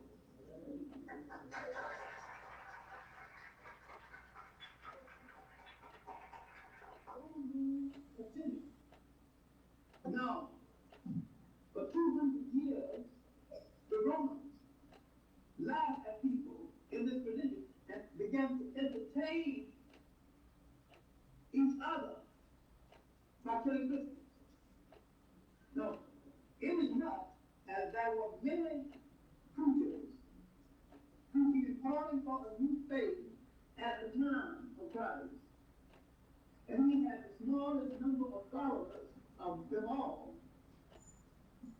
Why is it that we have forgotten all the others, and why do we remember this one? The story is well preserved, the story is well told, and besides, it is a beautiful story. It is a story that has high drama. It is a great love story, it's a great friendship story, it's a great betrayal story. It has all elements of lasting love. You can't help but remember it. No matter what the movie is wrong to, the story is fascinating. And it is spiritually wise. You think of what is this man up against, but that's I'm going too far now. Going back. Let us look at the years before his reunited, his lost years. Were they lost at all? I choose to say no. There were no lost years. No more than a lost person's life. Where did he go during these lost years? Obviously studying in the great mystic schools of Egypt. Because he came back preaching a gospel, preaching a concept of life that resembled the same concept coming out of the mystic schools of Egypt. And once you are trained in that school, you rather die than give up your religion. That's the kind of belief he brought back. Now, coming back with that belief, he ran afoul his own people and his own people, then under Roman rule, took him to the Roman governor for trial. Now the Roman. The Roman governor did not see him as an enemy of Rome. In fact, he was doing Roman work unconsciously. He wasn't tell Romans to turn the other cheek, turn his own people. He wasn't driving Romans out of the temple, driving his own people. He wasn't preaching the Romans, he was preaching his own people. Small to his set. So the Romans did not see him as that enemy and did not want to try him at all. So now, the Pontius Pilate pushes him back to the people and says, he's your king. And the people, not my people. Now you know what the story lies? Look at the sadness of it. This is one of our sons. He's gone away and studied in the distant land. And he's learned some things they don't want to hear. Trading people, and he's out of the money changed out of the temple. His brother's going away like crazy. How many people know that?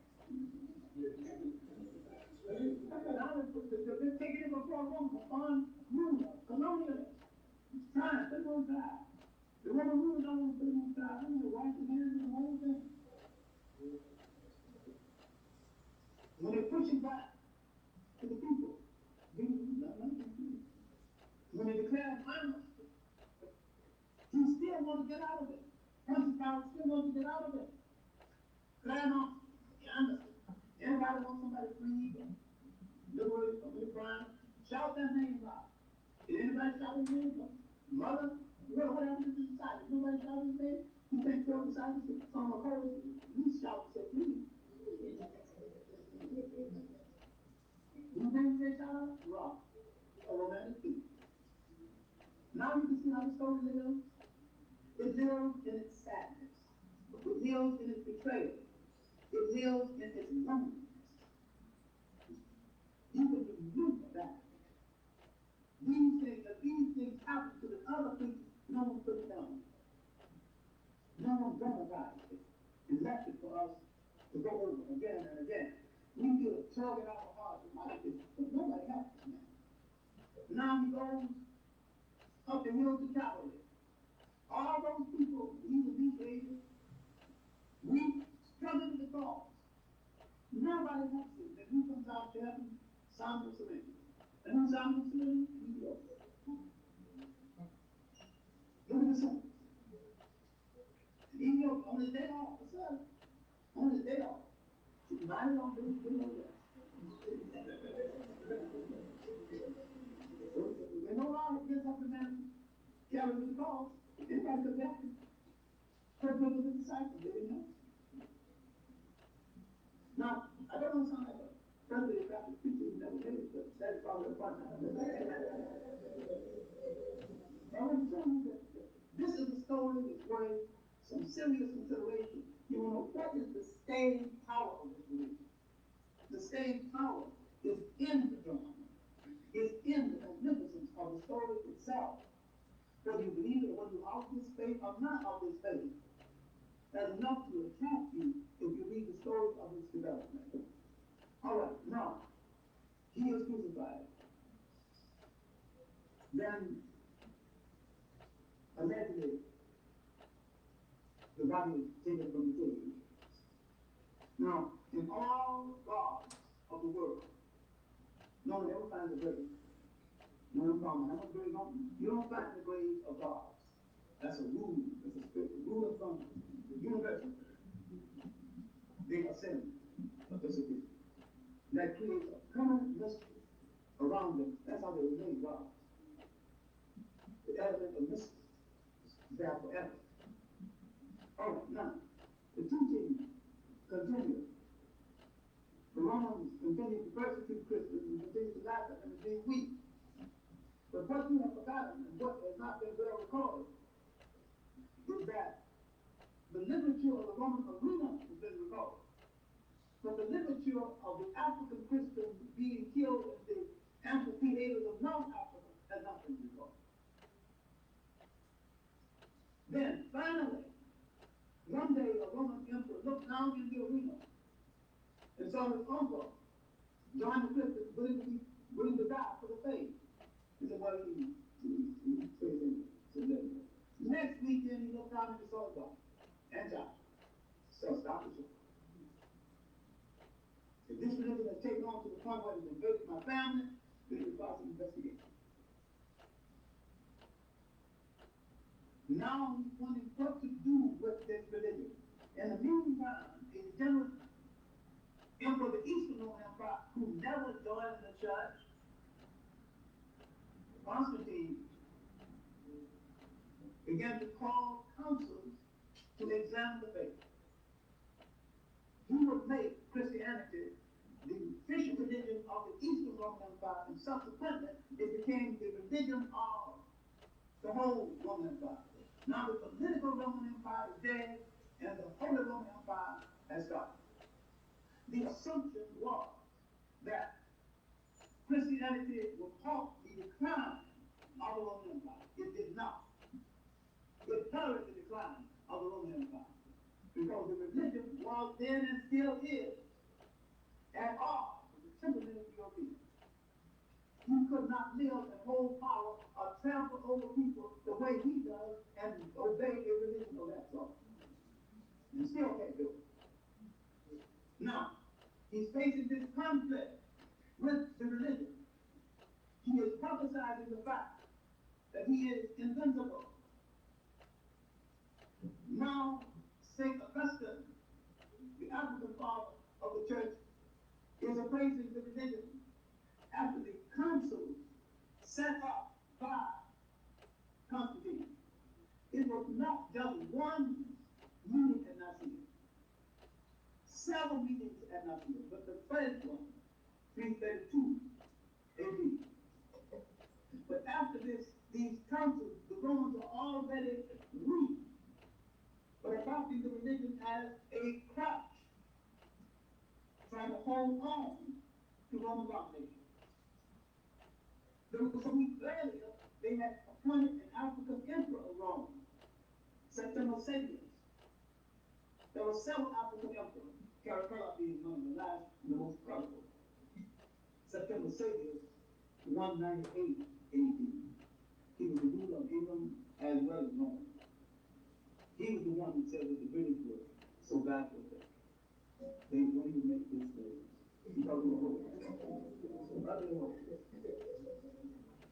He believed in the soul food of that day because he couldn't stand British food. I can understand that now. He took his African cooks and gave them with it. And his food was probably prepared in soul food of that day. But now, when the church became weak, again, even before St. Augustine and after St. Augustine, the Romans appointed African popes, 3 African popes.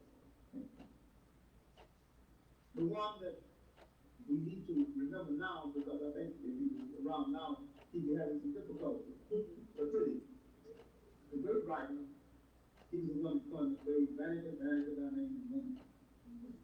He had his head. He put that down. But while the African folks headed the church, the Romans ruled the folks. The consuls ruled the folks. Now, Rome is continuing the mismanagement of the religion. Rome has declared war on the African Christian for the control of the religion. Because Europeans want to control every facet of power, no matter what they say they believe politically, they want to control. And everything that comes from the European mind meant to facilitate European control over the world. And if you understood this, you understand Marxism. It's just another element of European control. And if you want a Marxism that's not under European control, then you will create yourself out of African communalism and African socialism, as against creating African socialism out of African socialism. Create socialism out of African socialism. That was far more pure than any of the far more ever advocated. Now, I'm not against socialism, but I'm against an artificiality of it, because African socialism was closer to Christianity. He actually did what Marx advocated You actually did. This is why there's no feudalism in Africa. Because land was the collective property of all people, and nothing that could be deeded to any one people, any one person at the expense of the other. Or no, I'm trying to wind this down, but what you have to understand is that the continuous Roman mismanagement in North Africa led to massive killing because the Romans had such killer instinct. They not only violated Christianity, they violated basic elementary decency. They killed the animal life needlessly until the food supply was gone. And when they destroyed Carthage, they plowed salt into the earth so the plants would grow. That was the aging on of that day. And that the killer instinct in the European has always been there and is still there. But the Romans continued until about 450, a group of Germanic people called Vandals hit the Roman Empire. The Romans had spread propaganda that they were invincible militarily. But what they forgot about the Vandals is the Vandals not only didn't use the propaganda, they couldn't use it anyway. And the Vandals, after the Vandals hit the Romans was nothing militarily. They joined the Gauls and the Visigoths in Spain and came back and hit the Roman Empire and was nothing. And they added a word to the language, vandalism, destroy everything. That's what it was. The period of the Vandals. So the period of the decline of the Holy Roman Empire and the mismanagement of the Holy Roman Empire. Now, with war declared on the African Christians and the African Christian leadership, with the priests of Europe, with the priests of Egypt, now out of commission or out period, with Manego, the last of the great priests who wrote the chronologies of Egypt, dead. He never mislead the Romans at the end anyway, because he gets tired of them listening to the history of the people. With this gone, a war started between Byzantium, the Eastern Roman Empire, and the regular Roman Empire. This war and the mismanagement of the religion and the misuse of the religion wrecked the structure of North Africa. And finally, a camel boy delivering goods between the masters and other ports called for reform.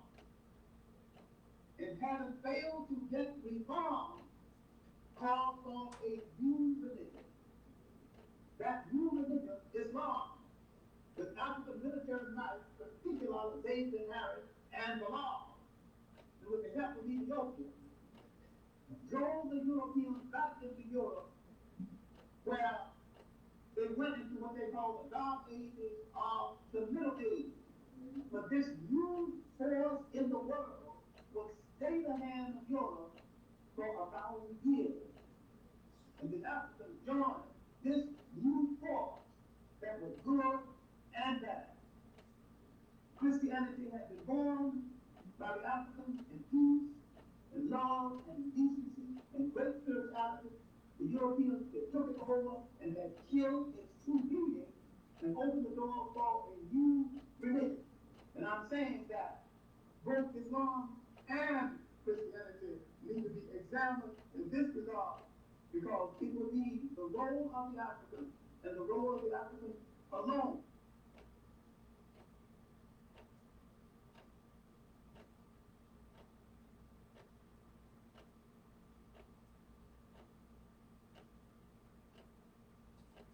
They are.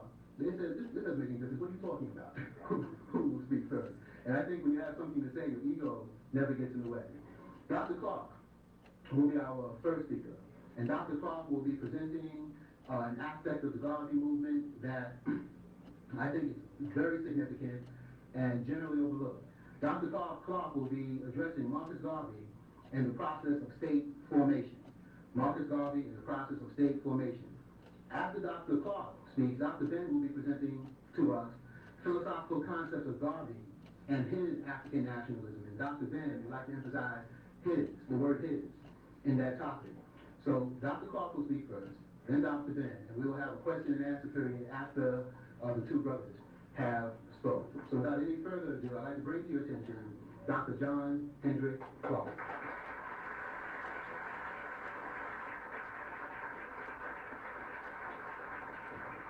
Thank you very much.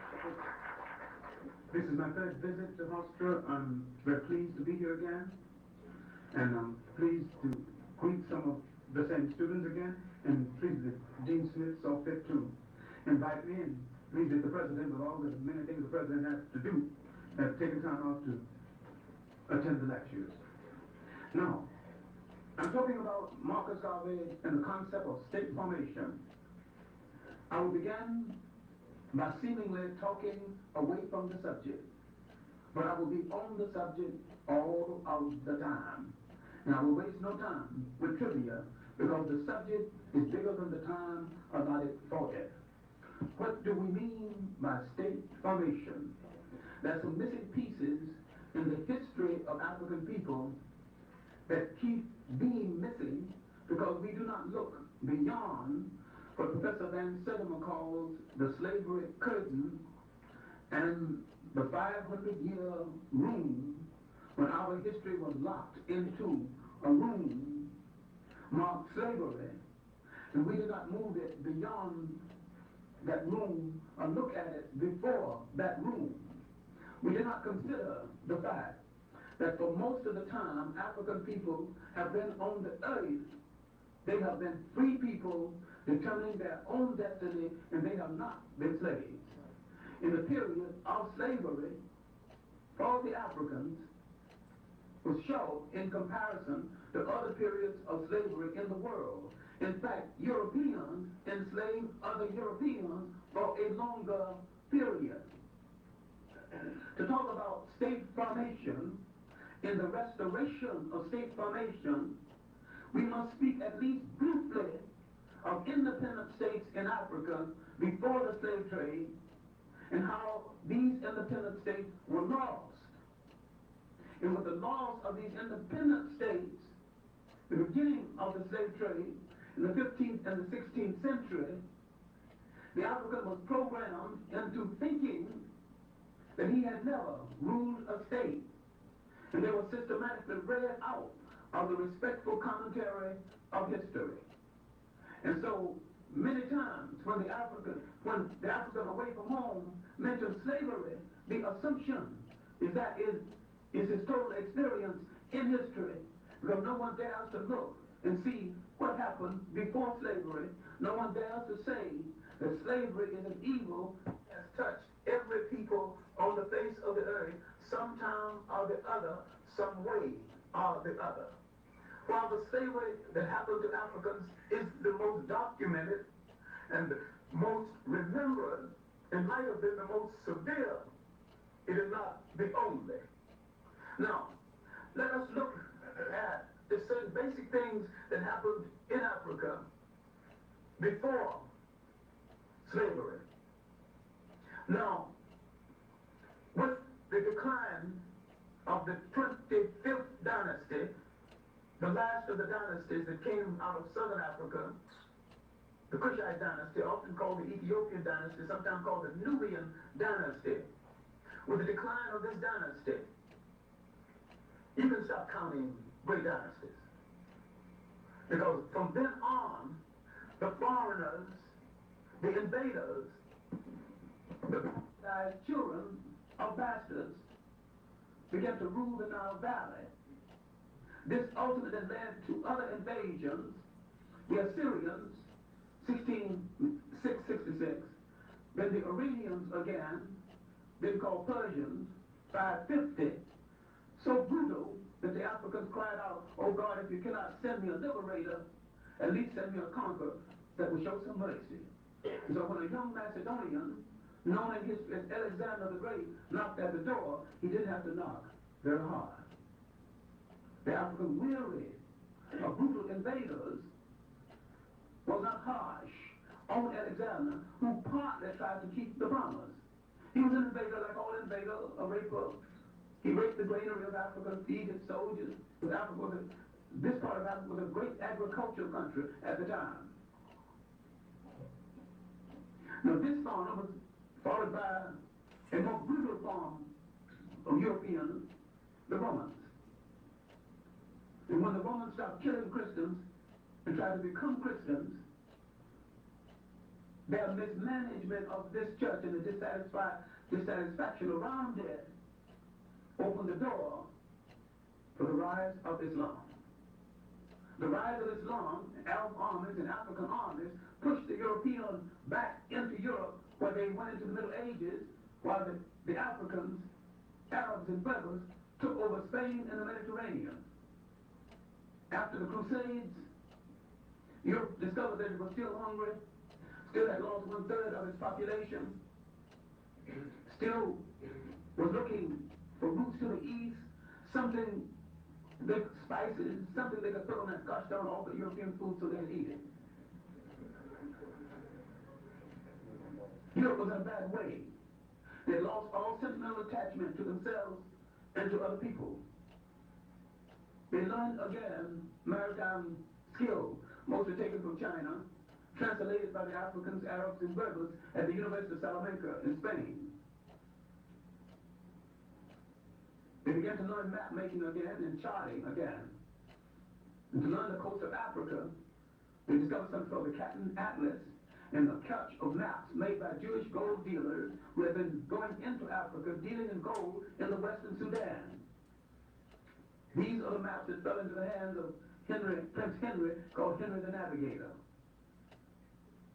Now, with Europe on the rise again, back at sea again, they wasn't looking for Africa at all.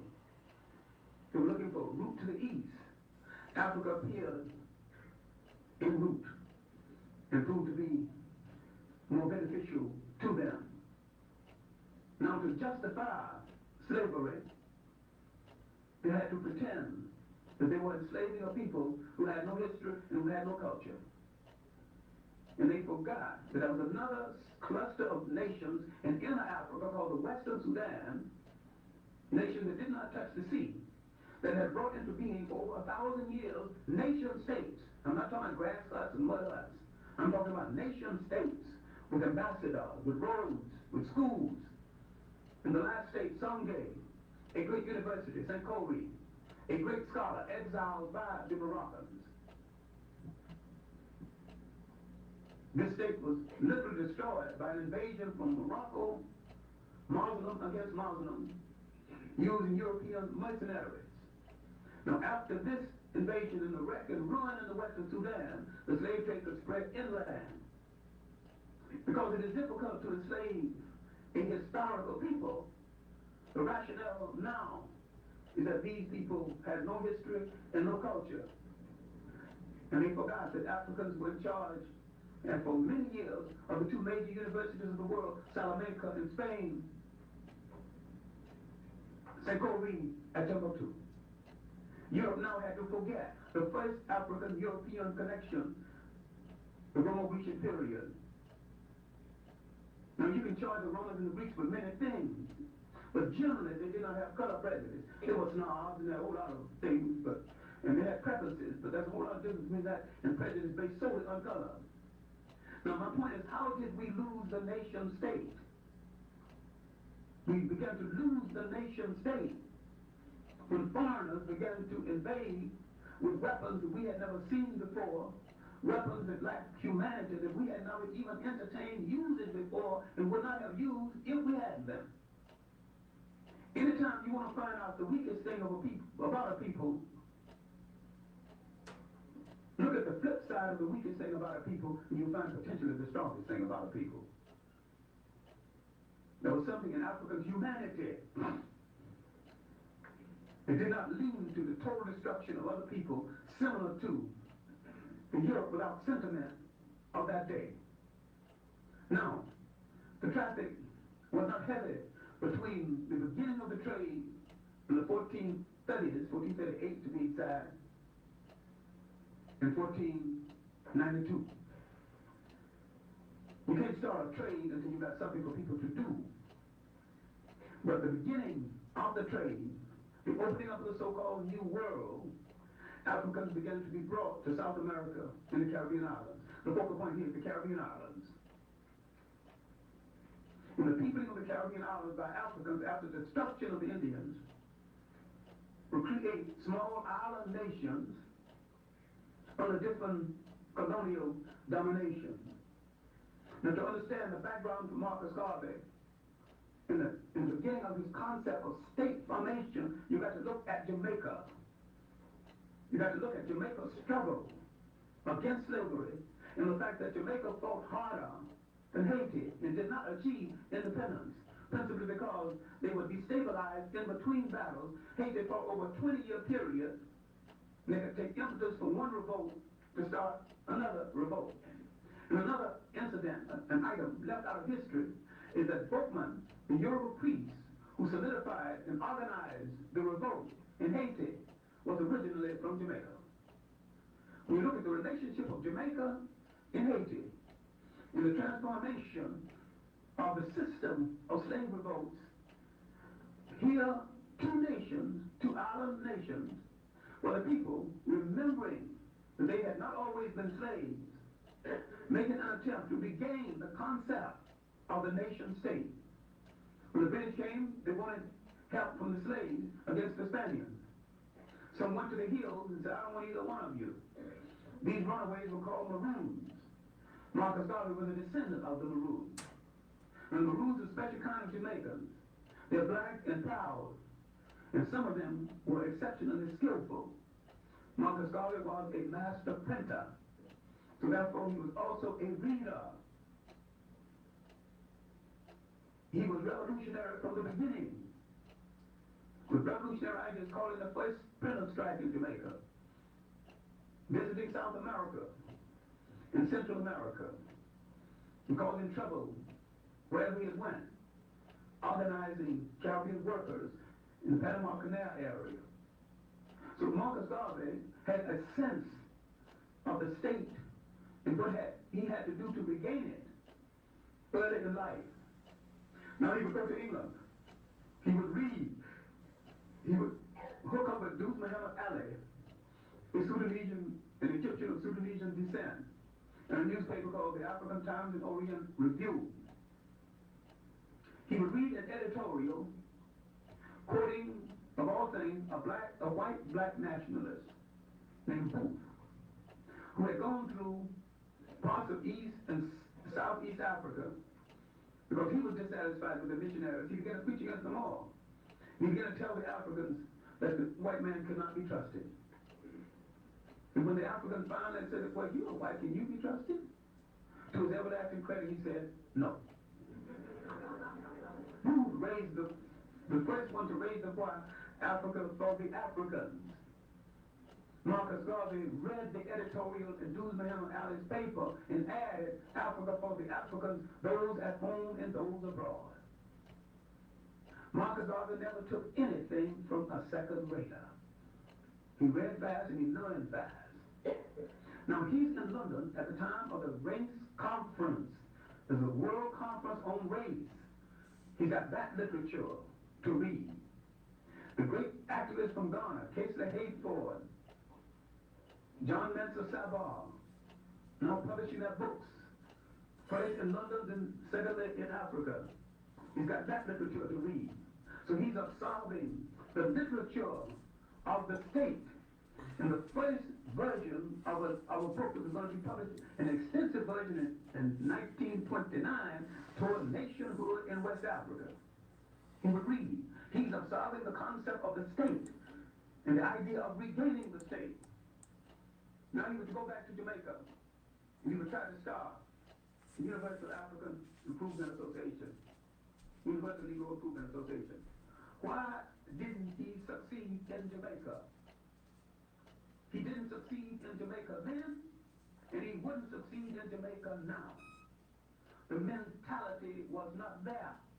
Why didn't the Jamaicans buy the concept of the restoration of a state?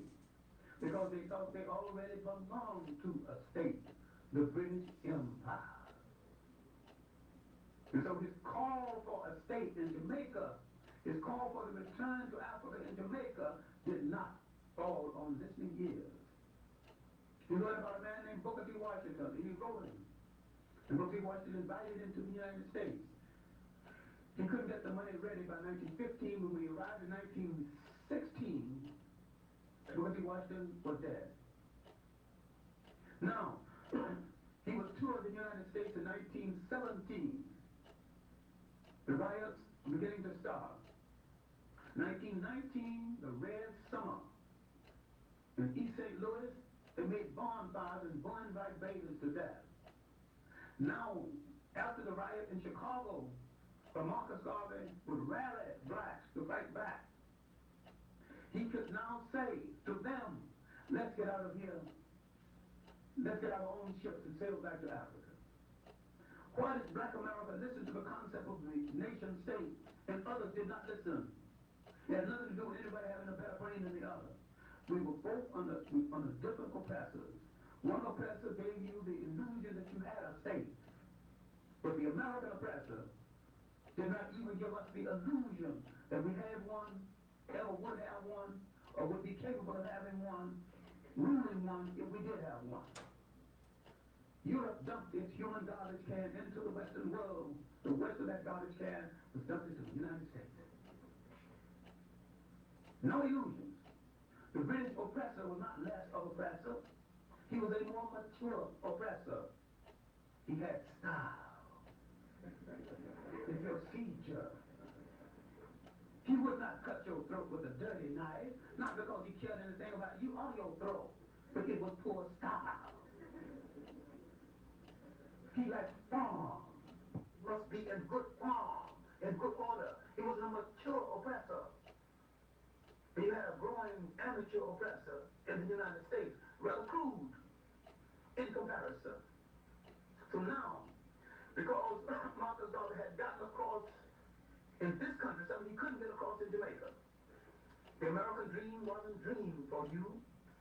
The American promise wasn't made to you. I will dream for you a new dream, make a new promise, and lead you to a new land. The next year, he would call an international conference of African people. 30,000 people a day, they turned away 30,000. Old Madison Square Garden. There have been 2 Madison Square Gardens since then. Now, he would propagate the concept, not only of a nation state, but of Africa's return to a nation state. He would begin to prepare the mind to think of a time in the world, in your history, when you ruled the state all by yourself, collected all the taxes, headed the army, did everything the nation state needs to do, received ambassadors, sent ambassadors. It would also remind us that in collective unity, we were a very powerful people in the world we had been before and would be again. In spite of all of the forces arrayed against him, propaganda and otherwise, in spite of the fact that a good percentage of the people in his office was on the FBI payroll, the triumph of his movement was one of the great miracles, one of the great organizational miracles in the history of the United States. He now began to touch a people that had never been touched. He didn't have to steal them from the big church because it wasn't in the big church. He didn't have to steal them from the big organizations. They were not in the big organization. He spoke a language that filtered down to the common man and woman, to the ordinary workaday man and woman. The membership in the Garvey movement, rather reasonable, like 50 cents a week, 10 cents burial, 10 for burial insurance. That's rather reasonable that day. Well, considering the fact that people were making $10, $15, $20 a week, it was still reasonable. Then he projected a dream that made people feel whole again. Imagine a black elevator operator, elevator starter, downtown New York. He was a Hey George, calling everything. He was Hey George down there, but in the evening, with Garvey's paramilitary He was a major and a general, controlling his troops for an empire still to come. Our mind in America was so depressed. We, more than any other African people in the world, needed a Marcus Garvey. We needed him to save us from believing that we were not going to make it as a people, for saving our sanity. Now, he began collecting funds for the ships, the Black Star Line. This will lead to difficulty later, but the main thing is that the Black Star Line was part of the concept of nation. He discovered that the shipping lines were so costly, and even transferring goods and services between African nations and African nations. He dreamed of a steamship line where Africans could connect with each other and trade with each other on terms. He prophesied the modern age. Now let's look at what could have happened just briefly. Or we naively answer to the term minority. We were never a minority. We are ruled over by a numerical minority and don't even know it. Now if you count all the African people in the United States, 30 million or more. In the West Indies, those in South America, especially Brazil, had 80 million. You got about 200 million in the Western world. All the African people in the Pacific, 2 Pacific nations at the United Nations right now. African nations in the Pacific with slight Polynesian admixture, like the Australian Aborigines. People in other areas of the Pacific. A man came to our conference in Egypt this summer. He was a Dravidian. He represents 10 million people of African descent. Now, he wants to hook up again with African people. There's a new book called Delhi, dealing with the black untouchables of India, that there's upward of 100 million people of African descent in India. I know you met some brown races, but be that as it may, a whole lot of Indians are of African descent. Now these Indians of African descent want a connection with the rest of Africa. Now we and the Chinese might be the only people on the face of the earth who can count 1 billion people as part of our group. Or you want an economic system? Make shirts for 1 billion people. Make shoes for 1 billion people. Make cars for 1 billion people. Have the ships to transport goods and services for 1 billion people. This is part of Marcus Garvey's dream. Nationness. And if you're going to have a nation, then you have to do everything people have to do in order to maintain a nation. His Liberia scheme consisted of sending men ahead of time who could manage brickyards, build bridges, lay railroads. He was thinking about the structure and the concept of nation. No one in the Western world, least of all the imperial powers, and America is an imperial power, wanted African people to emerge again in the world as the rulers of nations. You can bargain then. This is why all Africa is fragmented. This is no accident. Most are fragmented by Western educated Africans. We have to think this over again. He kept telling us that the best education that we must have for nation will have to come from ourselves. He understood then, but we do not understand now.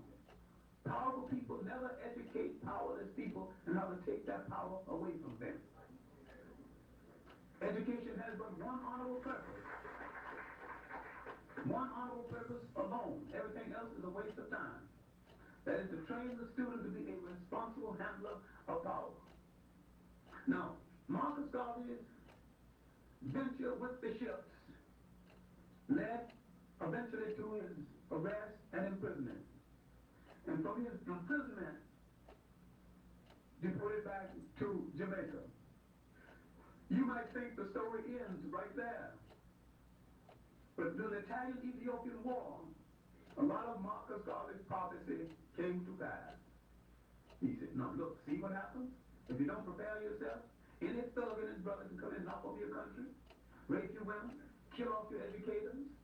And he was hard on Haile Selassie for leaving Ethiopia. He kept reminding them then that had you managed this state differently, had you made a hookup with other African people in the world and still trying to prove that you are Hamite or Semite, you got no help. Italians from the United States had no problem in going back and fighting for Mussolini. Why do we have so much problem going back and fighting for Ethiopia? They wouldn't have permitted us to do it in any case. Because they did not want us to relate to the concept of nation state. Marcus Garvey was the inspiration for the basis of the African independence explosion. It was the stimulation behind Nkrumah, especially Nkrumah, the first Pan-Africanist president, Nnamdi Ezekwe, Nigeria, John Stone Kenyatta, before he started calling himself Jomo Kenyatta of Kenya. Marcus Garvey's inspiration to them from London, where he had lived for a number of years, helped to stimulate the concept of African freedom. And most of them, when they were willing to admit it, admitted that Marcus Garvey was the basic stimulation in their thrust for independence in Africa, in the restoration again of the independent state. Now the story is bigger than that. I have not dwelt with Garvey's second Jamaican years. We went back to Jamaica. Once more the Jamaicans would not listen, because Jamaica is the most stratified island, nation in the world along color and class lines. Still is.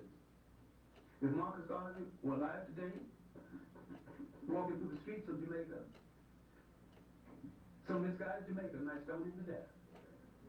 There is no Garveyism in the Caribbean today. There is little Garveyism in the United States among Black Americans today. Because if you think Garveyism, you don't think integration.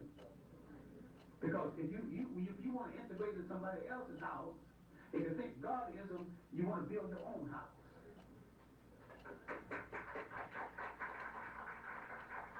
And that factor is missing. All right, how then, in conclusion, how then do we use Garveyism at the end of the 19th as we face the 21st century? We use Garveyism to unify the African world across all religious and political lines, and to bring to ourselves once more the stability of the nation state. Of course, all of us in the United States are not going back to Africa. Go psychologically if you can't go physically. But if there's one place in the world Africa can turn to and say, send me 10,000 nurses, it's the United States. Probably couldn't send 10,000 doctors, probably couldn't even afford that many, but we could manage 5,000. Because in the United States, you've got the best technical trained Africans in the world. Now, they're confused with that technical training. I'm not saying they're committed to Africa with it. Kids study engineering, he'd rather go work for IBM or AT&T than to go to Africa. So long as you got that kind of hang up, you're missing the point that I'm trying to get across. But I'm saying that with basic skills in road building, in communication, building in general, managing school systems, managing hotels, the African in the United States might be the key or the lock to the Africa of the future. But if you think this is a betrayal of the United States, we're missing the point again. Because there's nothing that you betray that the country didn't say it stands for. Not that it lives up to what it stands for, but it says it stands for. Then you have to do some reading in history. I don't believe there's a capitalist solution to Africa's problems. I don't think there's a communist solution either. I don't think there's any solution that you do not control and control well in Africa's behalf. I think the individualism of the Western black might have spoiled most of them for service in Africa. Africa had a collective society, not based on the needs of the individual, but based on the needs of the whole group.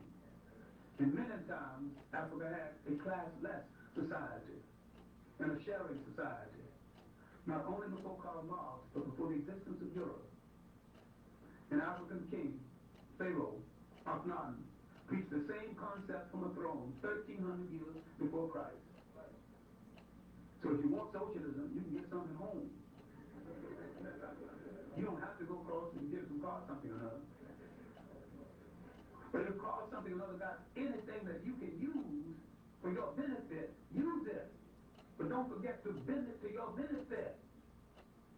Everything, every religion, every social organization has become an instrument of liberation, or it must become nothing. Or you must discard it. You have to travel fast with some light luggage. And you can't have any excess baggage holding back this matter.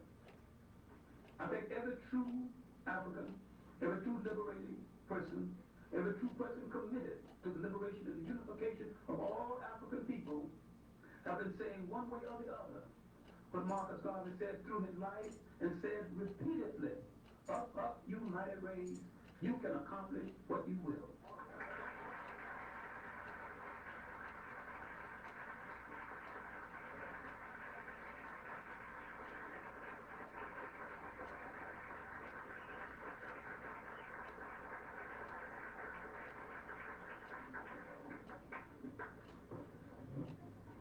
Before I introduce our next speaker, I'll provide one more opportunity. If several people want to just come up in front and sit down on the floor, you can feel free to do that. I want to thank Dr. Clark very much for his very eloquent statements, and as I said, at the conclusion, we will provide time for questions and answers. As I earlier stated, Dr. Ben will be addressing philosophical aspects of Garvey and his African nationalism. Dr. Joseph B. Happy.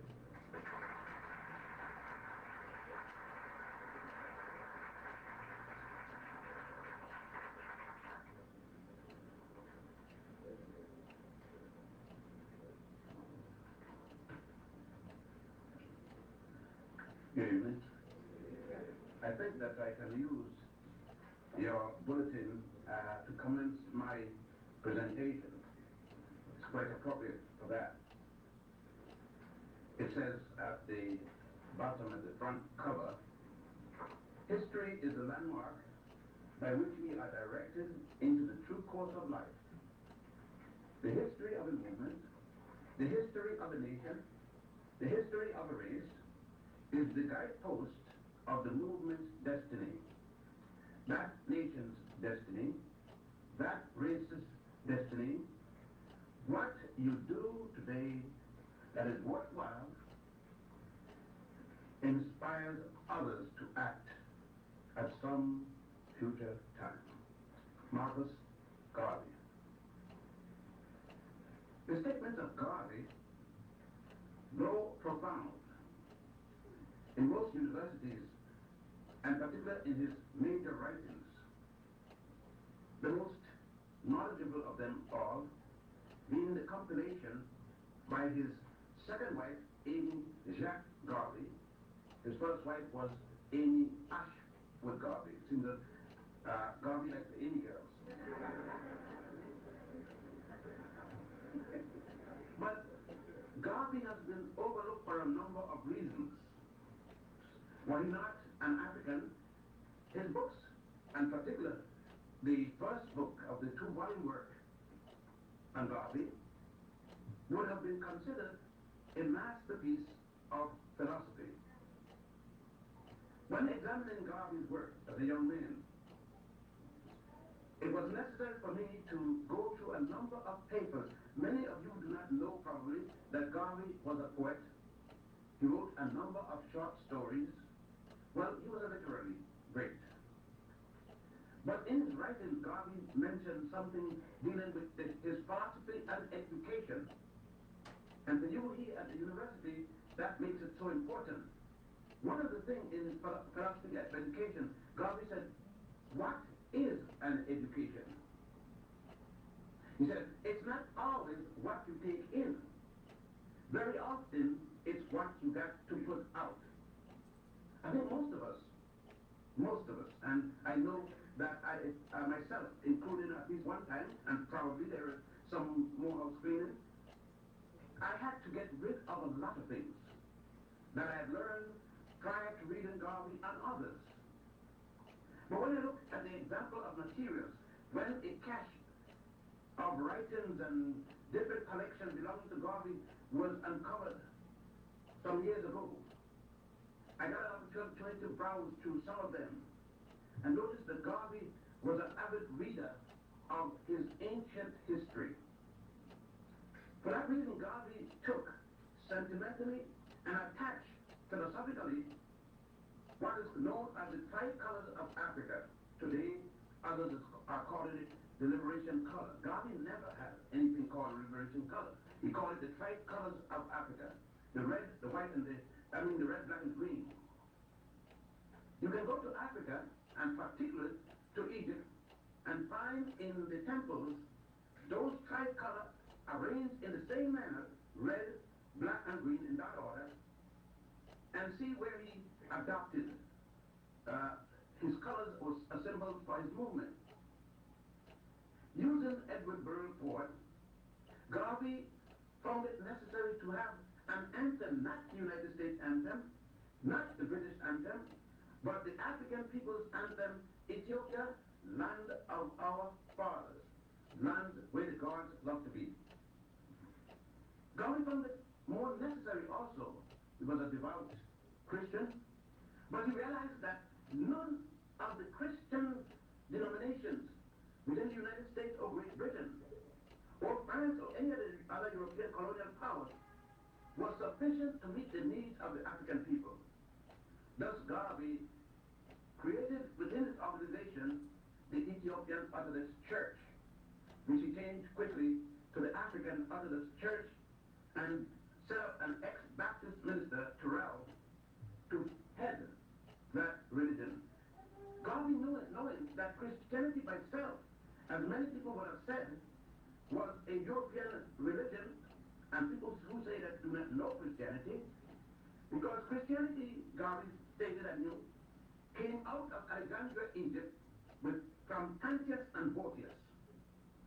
That Christianity had been in the continent of Africa, namely the nation of Tamari or Kemet, which the Greeks call Egypticus, and the British call Egypt. Of course, the Hebrews call it Mizraim, and the present Arab conquerors call it Mizraim, and there are a number of other names. But Garvey knew that that religion, Christianity, and of course it got its name Christianity from 212 of the Common Era at a place called Antioch, when the people start using the Greek words Joshua Christus and C-R-Y-S-T-O-S, which means to anoint. Joshua the Anointed. Up until that conference, he was called the leader. That's all.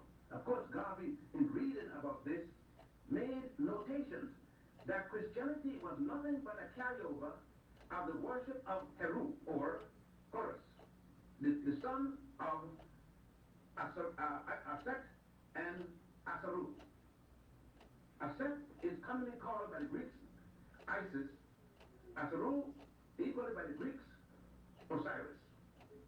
Garvey knew, and in his notation, he knew for some reason, although he had never been on the physical continent of Africa, that at the various temples, primarily because he noted them, the temple of Sedaiwan at Abydos, and may I remind you, the temple of Sedaiwan at Abydos was before anybody named Moses was born in Egypt according to the Torah. Again, Garvey knew that at Dendera, the temple of goddess Heru, which the Greeks called Hathor, there was a story, and still is, for anyone who wants to go and see it, of the immaculate conception of Aset and the virgin birth of a child. Thus it is that Garvey established and re-established what was being worshipped in Ethiopia, the Black Madonna and Child, which was also worshipped in Europe, all over Europe, exclusively until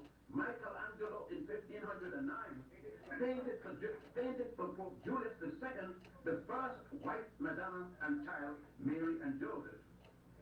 Of course, God knew there was 16 such black and motherless child, Jesus being the last of the 16.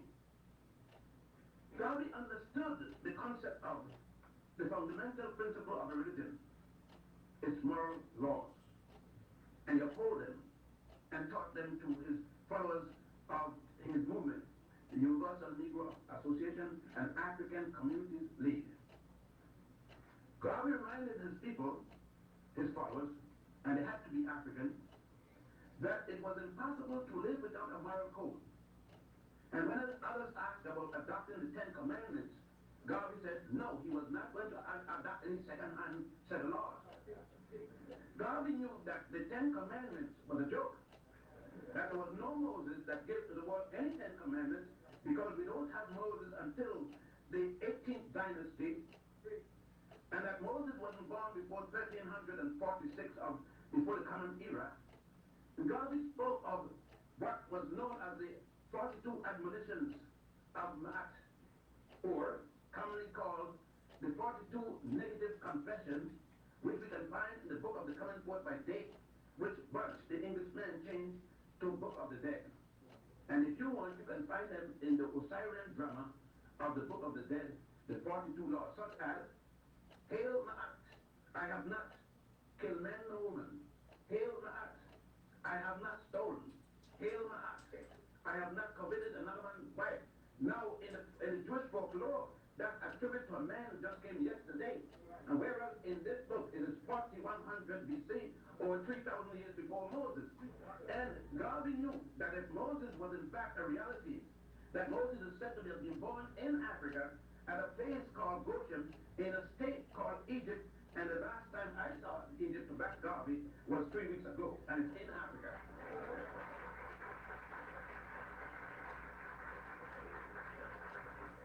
So the fundamental thing about this, Garvey knew that he could move his people because his people was quite capable. He knew Garvey had in his collection a book in which dealt with the papyrus of Hunefer, Hunefer. In the papyrus of the Hunefer states, quote, we came from the beginning of the Nile, where God happy dwelled, at the foothill of the mountain of the moon, unquote. That is a paper of an Egyptian writing, Hunefer, the high priest, where they came from, the Egyptians. And by the way, there is no Greece yet. There is no Rome yet. There is no Israel yet. There is no Abraham yet. There is no Allah, no Muhammad ibn Abdullah yet, no Confucius. When Hunefer is writing this, these are a group of Africans in the world that is writing that. I mean, Homer is not born yet, the first literary European. And Homer is not until 833. Homer is to write. You see, that's one thing about Garvey, and he had another man with him by the name of H. Hubert Harrison, who was his historian, who could bring him up to date, that reminded him that the first literary work in all of Europe was Homer, Iliad, and the Odyssey, which states in the Odyssey, Homer speaking about the Ethiopians. He said, what? Even the god Zeus and Apollo, the first gods of Europe, came from Ethiopia. So Garvey knew and read these things. Upon these things and others, he was to base his philosophy. More so, Garvey knew that the African was a technical African. It is equivalent to these days. He would be a multi-genius equivalent to one of them by the name of Imhotep, or combined Imhotep. Imhotep was the man that designed the step pyramid of Saqqara out of solid stone, no brick made of any material, much less mud and straw. The step pyramid of Saqqara is in the 3rd dynasty. Imhotep designed it and built it for the pharaoh Zusa, whom Herodotus later come and call Zusa. May I remind you that Abraham, the first of the Jews, wasn't born. You can't build a pyramid when you're not born. And of the 72 pyramids in Egypt, all was born before Abraham, all was built before Abraham was born at the 13th dynasty in the city, or outside the city of Ur in Chaldea, which later became an Egyptian-Ethiopian colony by the name of Elam. You see, these are some of the things that we need in our classrooms. Dr. Carter G. Woodson, who started this with 1 week and got fired by a black college president at Howard University by the name of Mordecai Johnson. Poor Mordecai. Well, we can't blame the poor fellow. He had no knowledge of himself. Carter G., the community protest make him rehire Carter G., and then he taught his first course in African studies, but he was not allowed to include it in the curriculum in a black university. There are other things, but we don't have time for that today. But Garvey, looking at all of these things, looking at medicine, and we were told that Hippocrates is the father of medicine. Well, that's not difficult because Benny Goodman is the king of swing.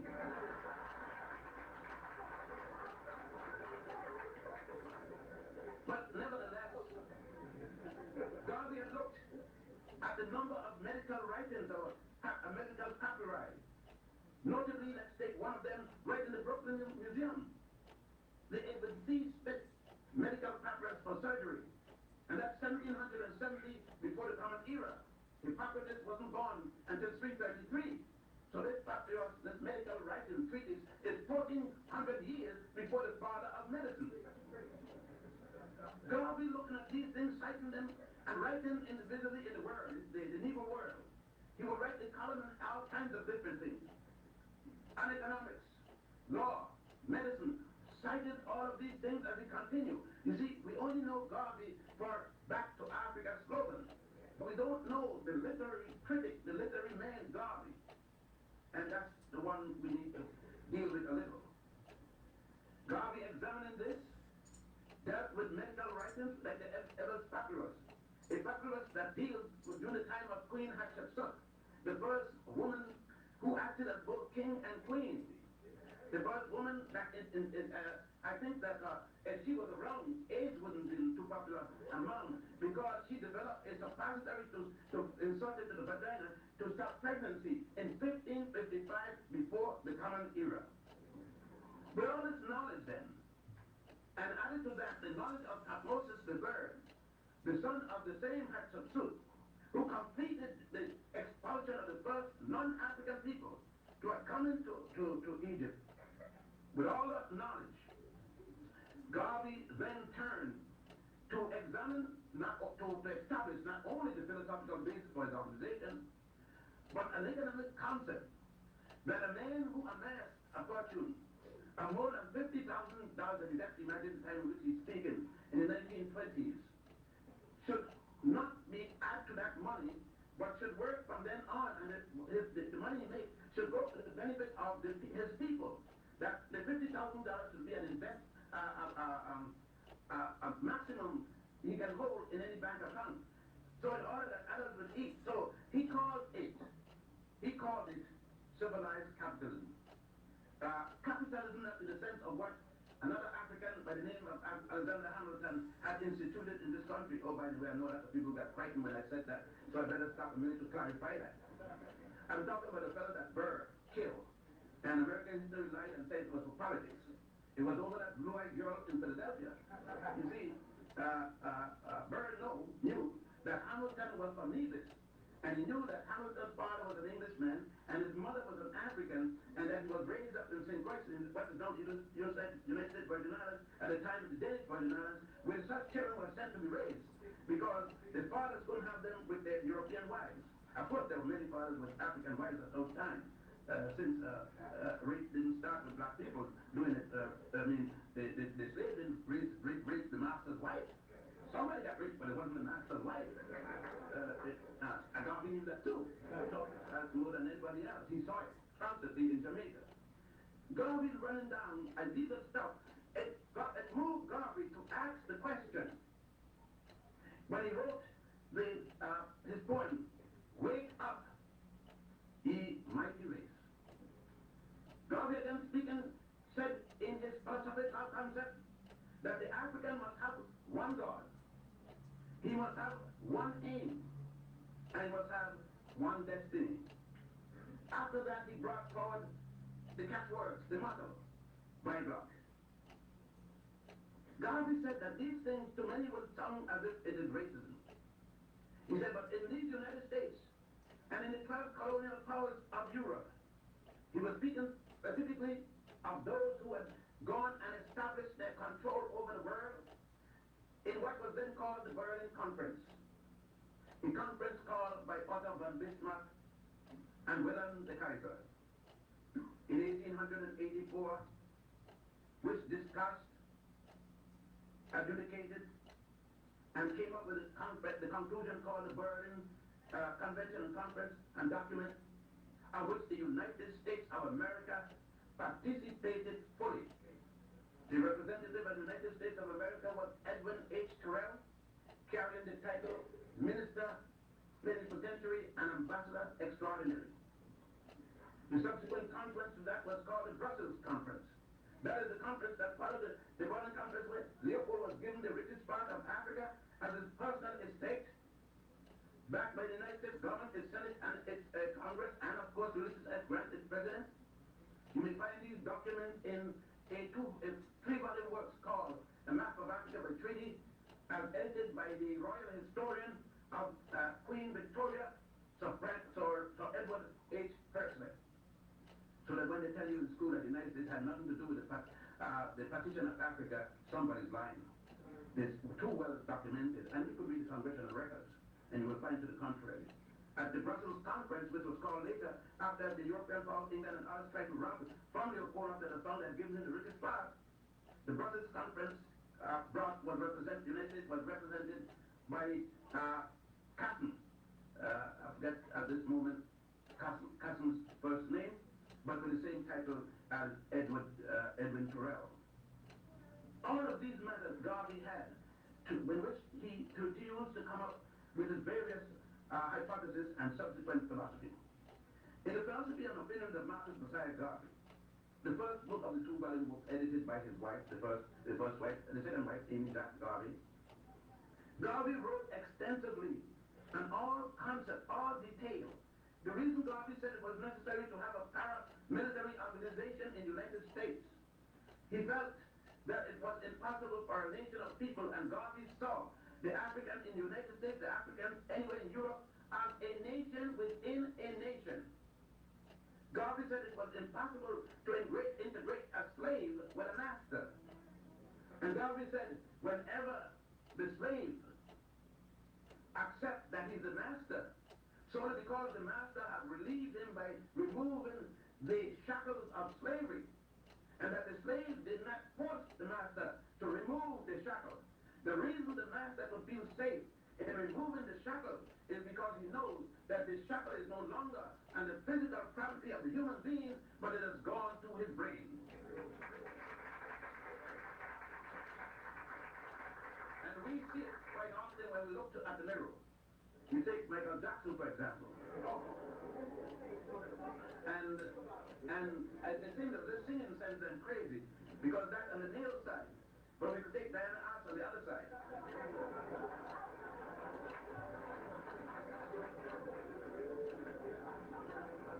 Since the Africans believe in the law of opposite, it is necessary that we put male and female, so that no one has sex discrimination.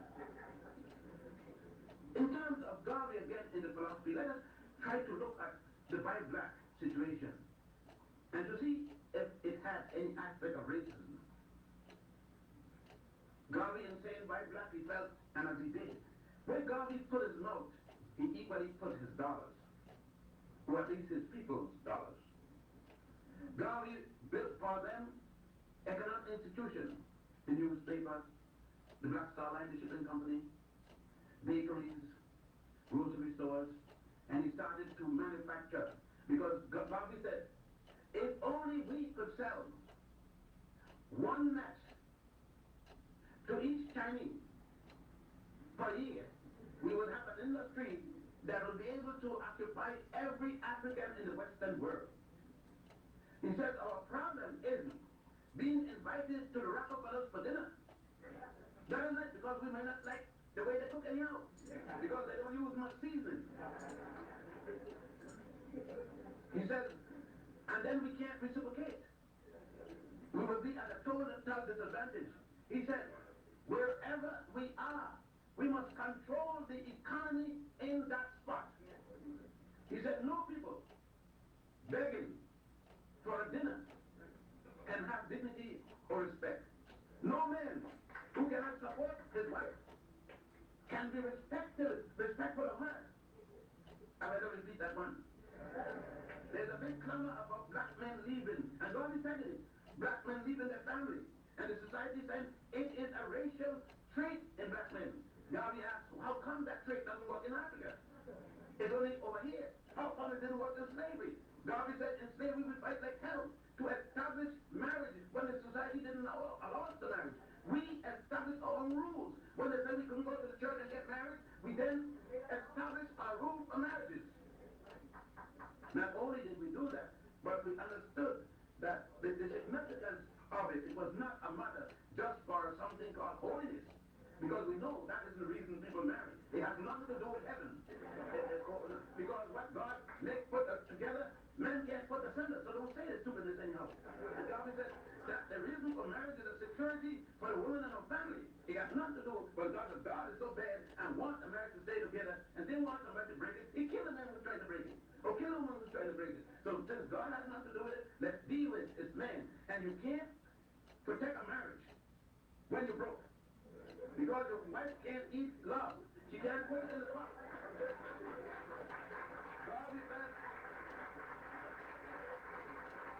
God will maintain for the African man to have dignity. He must control his economy. If he controls the economy, then he can give to his wife what other men do for their wives. But if he does not, he will forever be a man whose wife is subject to abuse and whom he can never protect. I mean, Garvey's philosophical thoughts were fundamental.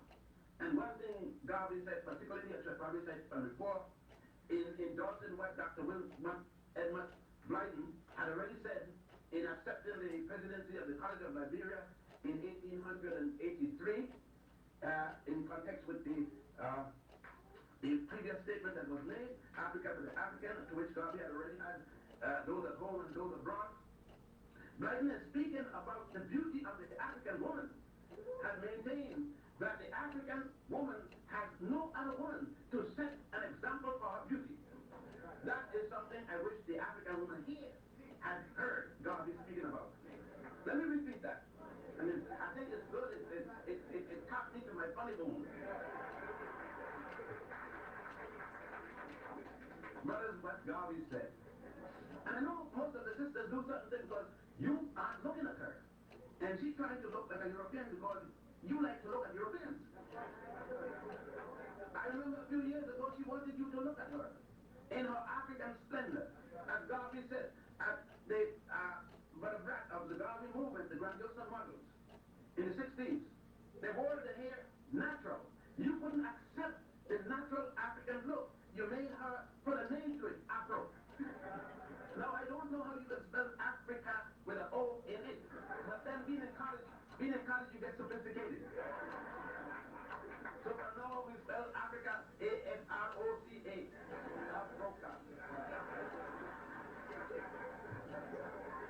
But Garvey maintained it, just like the other day I heard Bo Derek gave us the on road. I don't know if Bo, now I know I'm 69, I know Bo Derek isn't 69. Now I know I saw my mother when I was knee-high to a grasshopper, cornrowing her own hair, cornrowing my sister here, and she would have cornrowing my daddy here, but he didn't go from a fatty tree. He didn't go.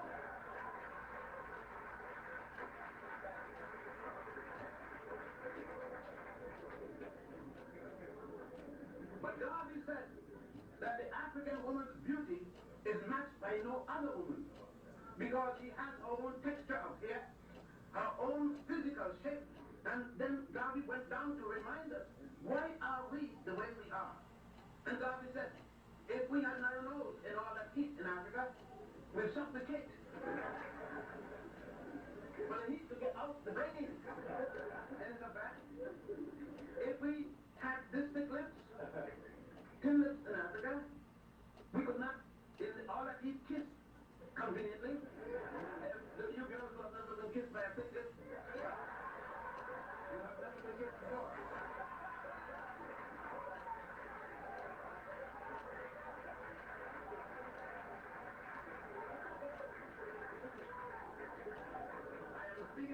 Children, I have one. And Darwin spoke of the hair. Since man did not come here with hat on, and with the kind of sun we have in Africa, the hair, the kinky hair was made by nature to do as what the straight hair does in Europe. If the Europeans had started out with kinky hair, with all the ice and the snow, it would have done the opposite of what the woolen hair, or so on and so on. The light skin in the icy places is better for the European than the dark skin, whereas the dark skin would be better for the African for the amount of sun, the sun ray. So nature wasn't crazy when it did for its people what it had to do. We are the crazy ones who thought that nature was crazy and started to try to look like everybody else than ourselves. And Garvey, in examining all of that, most of us thought that all Garvey thought of was his nationalism. Yes, he was an African nationalist to the core. He lived it, he slept it, and he died for it. But Marcus, winding down, Marcus Messiah Garvey was especially conscious of one thing: the African man and his African woman. It is something we need to read a little more. It's not Garvey, somebody else. Garvey's devotion to a wife. Certainly some people made a lot of dissension with the first wife and caused Garvey to lose his cool, being human, and divorce her. His subsequent or second wife, he treated his sons, the two sons, had no daughters, Julius and Marcus Julia, both of whom I saw today at the Board of Education in Brooklyn. But he supported them to the best of his ability. So much so that he set a guide. Marcus Jr. is an engineer, and young Marcus, the younger of the two brothers, Julius, is a medical doctor and psychiatrist. One thing Marcus Garvey reminds us, he said, show me a black man who mistreats his woman, and I show you a black man without any pride. Garvey reminds us that our women are the first heaven we have. Garvey reminds us that we are looking up in the air for heaven when it sleeps in bed with us. Garvey reminds us that each and every one of us came out of heaven. The abysmal deep that they are speaking about in the Bible is the placenta. The abysmal deep, dark abysmal. If you think back of the woman's placenta, you can't see anything inside of it. There is fluid in it, and that's where we stay for 10 months normally, not 9 by the way.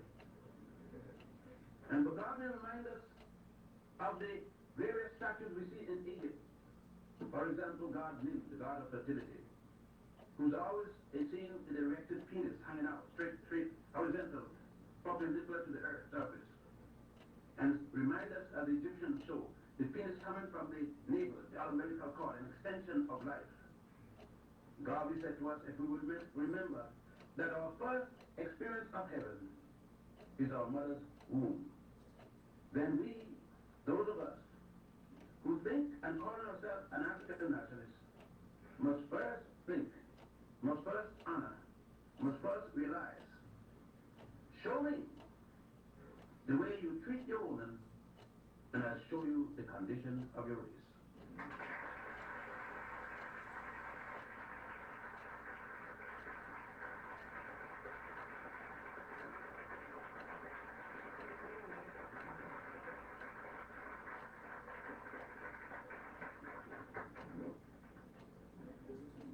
There was a young man who read a poem a couple of days ago I spoke to from the very beginning. I don't know if he's still here, and I have to admit that I forgot about him. Is he still here? Let me have him come up for one quick moment.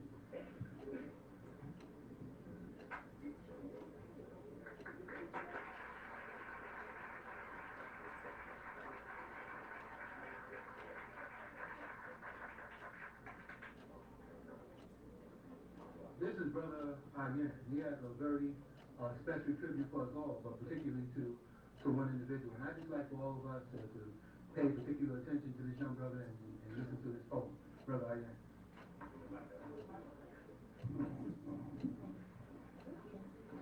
Today, we are celebrating Black History Month, and I ask myself, who are we? Are we Negroes? Are we niggers? Are we mulattoes? Are we coloreds? Or are we blacks? Again, I ask, is there any place on earth called Negro Land? Is there any place called Nigger Land? Is there a place called Mulatto Land? Is there a place called Colored Land? Or is there any place on this earth called Black Land? But I know there is a vast, beautiful, and rich continent from where my ancestors came. I also know that this continent is the birthplace of modern man, Homo sapiens sapiens. And I do know that this continent is the cradle of civilization, Africa, Africa, Africa. Yes, this I know. I am a proud African, but I am also an American. I am therefore a proud African American celebrating African American History Month. And I shall continue to learn all I can about the history and culture of my people. Now I ask myself, who are these people? Are they kings? Are they queens? Are they heroes? Or are they heroines? Yes, it is true. They are the Mancanuses, the Shakas, the Orsi Tutus. They are the Nzingas. They are the Frederick Douglasses, the Richard Allens, the Martha Connellys. They are the Sojourner Truths, the Harriet Tubmans, the Marion McLeod Bethunes. And they are the Kwame Nkrumahs, the Jomo Kenyattas, the Nelson Mandelas. They are the Annie Bites, the Winnie Mandelas. They are the Malcolm X's, the Whitney Youngs, the Martin Luther Kings, and they are the Rosa Parks, Shirley Chisholm, and Barbara Joyce. Certainly, they are the kings and queens of Africa. They are the hero and heroines of the Americas. They are the fathers and mothers, sons and daughters. They are the descendants of the motherland, Africa. And this I know for sure. I am a proud African, I am a proud American. I am a proud African American with the same blood of Mother Africa. The same blood given to these kings and queens, heroes and heroines, running through my veins. For I am a proud African American celebrating African American history.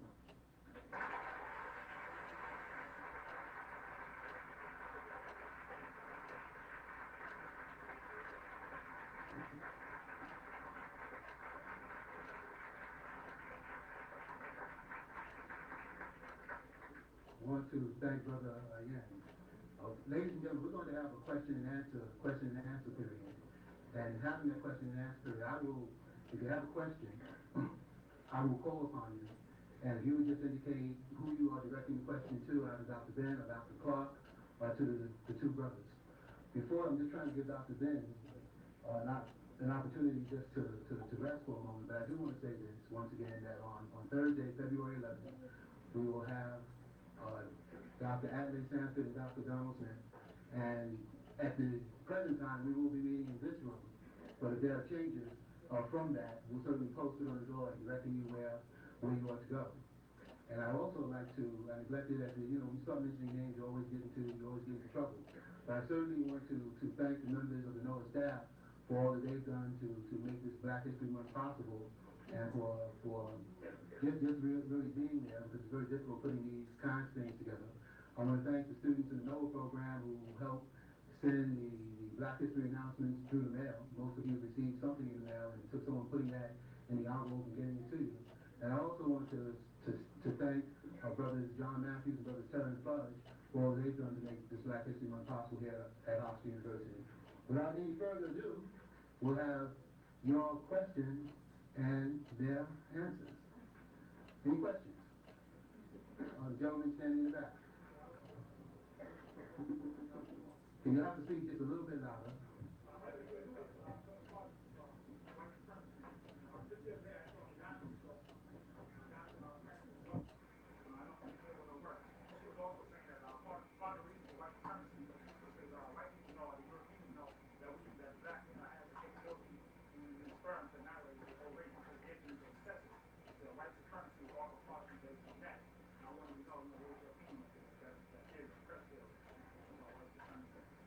Well, I'm familiar with Dr. Welson's theory, or quest theory. It is part of the answer the other part of the answer is really in the rise of Europe and the insecurity of Europe in the face of the vast number of people in the world that are not European. Nature plays weird tricks. Most of the resources that's needed to turn capital over and to turn the wheels of Western industry, most of the resources are in the land of non-European people. And for the Europeans to continue to take these resources free of charge, continue to rape these lands, or to continue to get it cheap, they have to go through a motion of assuming that the people have no ability to develop this to themselves, although the Japanese have proven wrong on this point, because 200 years ago, the Japanese didn't even have a good wheelbarrow, and look at them now.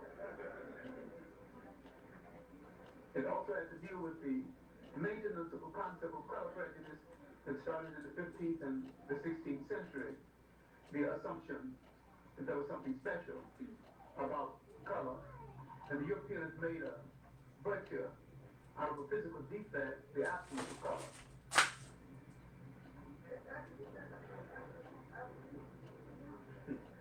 Young lady standing in front. Okay, my first question is about I've listened to your speeches, but I'm Jamaican. I've been living here in the United States for exactly a year, 7 months, 2 weeks. And I couldn't help but wonder why you seem to almost write Jamaica off as a lost cause. In the sense that if Marcus Garvey was to come to Jamaica at this point in time, he would probably be stoned. There was sympathizing with Marcus Garvey in Jamaica. I am, as I like to describe myself, a very Pan-Africanist. Teaching I learned back home. Marcus Garvey is a national hero back home. Mr. Baruka, the Del Poet, is a Pan-Africanist. Many of our musicians, young people. I mean, there is a change of state in Jamaica, which I felt you omitted by just referring to probably a traditionalist, a strong tradition back home, as opposed to a young generation of change of state. I can understand you taking exception. I've lived in Jamaica, and I was in Jamaica only a few weeks ago at a conference on Marcus Garvey. I still think Jamaica is the most stratified of all the Caribbean nations along color and class lines. The powerful, entrenched, class conscious, and color conscious Jamaicans who stopped Marcus Garvey the first time is more powerful now than ever. Marcus Garvey is a national hero, and yet you cannot read books about Marcus Garvey. It's not in the Jamaican Public Library. There's no course on Marcus Garvey in a single college in Jamaica. There's no primer on the life of Marcus Garvey. What kind of national hero is this? And what kind of nation with black consciousness to elect the white man in Boston as prime minister?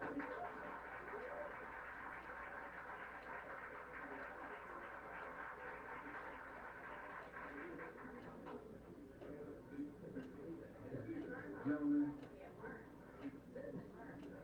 Yes, sir. At one point in time, I read that Yahweh Muhammad was the descendant of the Marcus Garvey time.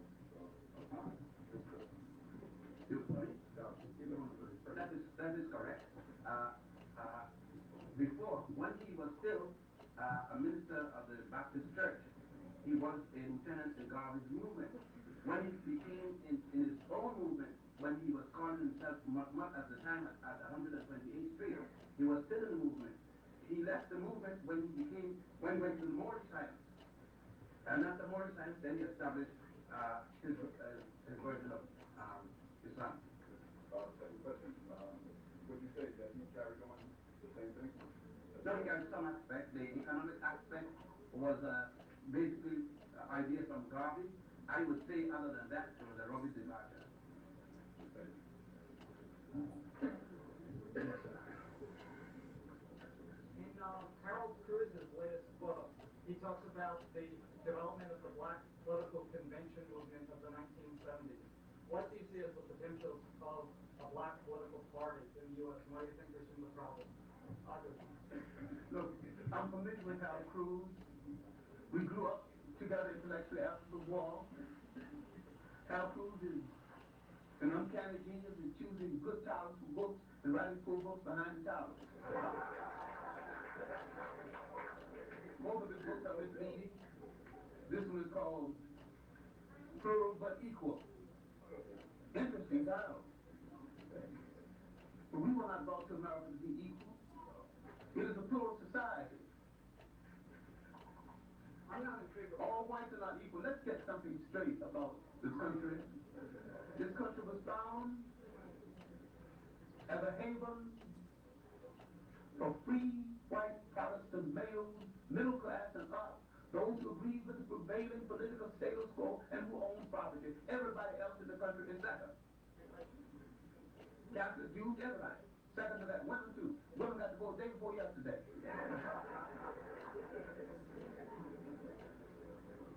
No, the convention movement really started in the 19th century. In terms of the 70s, do you think there's potential for a black political party? What do you think that potential is, and what do you think would be the problems involved? I haven't decided whether it's even a necessity. I think a black political force is the unity of blacks on a political purpose. Blacks knowing what they want from the political structure and unifying to get it is far more important than a separate black political party. A separate party, if you think will do any good, but a political force is essential to all times. Do you think the Black Caucus is what you're talking about when you say that? Well, the Black Caucus is a minimal thing. It's not big enough to be considered on the same level. There was I feel slighted in this book. He's always accustomed to give John and myself hell in all his books. And he didn't question us in this book. I wonder, John, if in his old days he's getting it wrong. I guess no one knew me until Harold Cruz mixed me up with the voice and John and others. But of course Harold has never had a new idea, has had a new idea and criticized it. And he's done the same in this book. But a convention, just take reality. Let us say America went real crazy and voted for Jesse Jackson. I mean, we all went mad. Black, white, technicolor, and rainbow. Who is going to be the head of the army? Who is going to run Wall Street? Who is going to be the Secretary of State, etc., etc.? It will make a damn difference if Jesse's grandmother was the president. You're still going to have capitalism, rugged and all kind of it. And if Jesse lives to pass the electoral college, you see, you forget that Americans don't vote for a president. They go through an exercise of futility because it's going to be the electoral college that decides who's going to be the president. 3 times or 4 times, America's popular vote was reversed. Don't think that America will kill John F. Kennedy, Roosevelt, Lincoln, and others, and won't kill Jesse. I think Jesse's lower than he will win, just making a position. He wants to go to the convention with his strength. He wants to be able to negotiate for a few ambassadors, a few, let's face it, and get a few dollars for himself. And I'm with him, get some money. Jesse, you got a problem with the vote.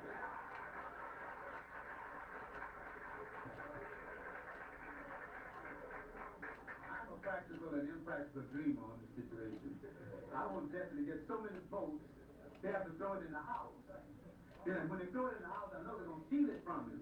And the nature of the stealing will be a political lesson for all of us. There was a lady in the back who had a question. Okay, well, let me go to the back and then I'll go over there.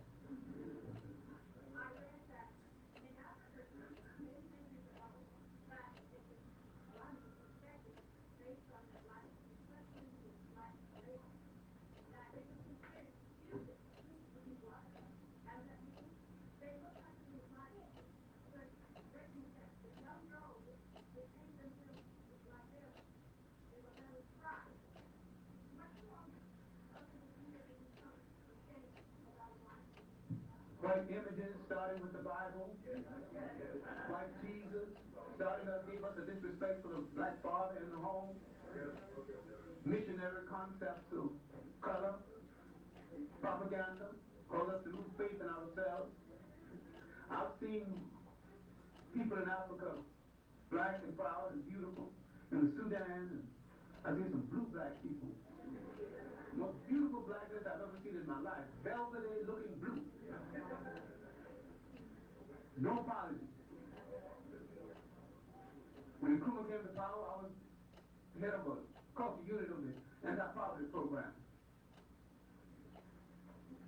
I got the film and I got the tape and I showed it to my students. I said, look, he's addressing the world. He's speaking to the United Nations. He had even combed his hair. He no bleaching cream. He's black and he like it that way. In the last public speech of James Baldwin at Cornell, a white student asked the white male student, after all the years that you're famous now with money, aren't you tired of people discriminating against you because of your blackness? Isn't it a problem to you? He said, no problem to me, but I'm worried because it's still a problem to you. And he said, I like it the way it is. I wear it well. I dig it. But if you can't understand it, then that's your problem. I think in the Tanzania Gazette, there's a nice thing. When Tanzania got independence, there was one British woman who was in the Tanzania legislature during the British administration for quite some time, and she couldn't stand the idea to see her beloved Tanganyika go to the natives. And so the Tanganyika Gazette did a little comic strip that they show a missionary man come with his British hat, his short pants, and his high socks and boots coming up on the shore. And then a little missionary boy running in on the shore. An African woman in her house peeping through the window, and a little African boy playing with the missionary son. And the caption said, Nguru, I tell you never to play with the sinner. It was to show the attitude of Europeans of how they thought about Africans. But the thought remained the same, but the African has still regained his land. Another caption is an offense here, but we like to use Brooke Cerda stories before they became Uncle Rima's stories. A missionary arrived because this is one of our worst problems. They said that the Africans ate the missionaries and we didn't eat them, and that was our biggest mistake. But it's not too late to start eating them. But this missionary came and he tried to convert everything he could see. And he didn't get any Africans because Africans by now have started to get back on the track. But there was a lion coming up who had been wounded. You know, a wounded lion and spark can't catch anything. And so the lion was coming up like this, and the missionary started to pray, oh Lord, I don't know what I'm going to do because I promised you I'll come here to symbolize these people and to bring them to your faith. And so just then, the lion came, watched the missionary, and stood down with his paws up in his face and started, ooh. And the missionary said, oh Lord, I want to change something. I didn't get a human being here, but I got a lion who's praying to you. And the lion stopped and watched the missionary and said, I don't know what you're asking the Lord for, but I'm thanking the Lord for my first good.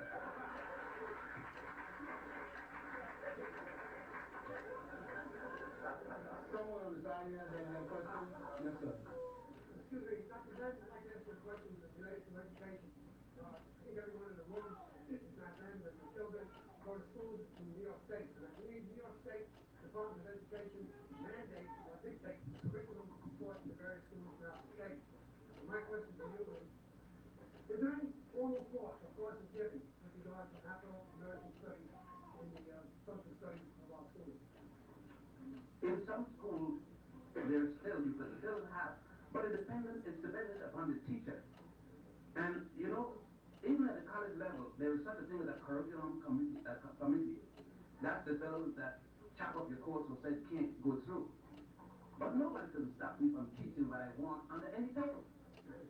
I mean, I could take a course called Restrictions Not to Say African and teach Africa in it, because I use one of the other names for Africa. And I will speak about it. It's like, excuses are out of mode after the 60s at least, 69 and so forth, when youngsters went to the street when the youngsters in Cornell took up guns against the New York State policemen, when youngsters all over, when they burned the universities, and they have to get back to that. You know, I have to say, I probably won't be here. I don't know who will be here at Hofstra. Sitting down today, if young black people will burn the place. I mean, let's face it. I mean, we're brilliant. God is a brilliant brother. And I'm no slouch. We were not been here. We were there before 1959.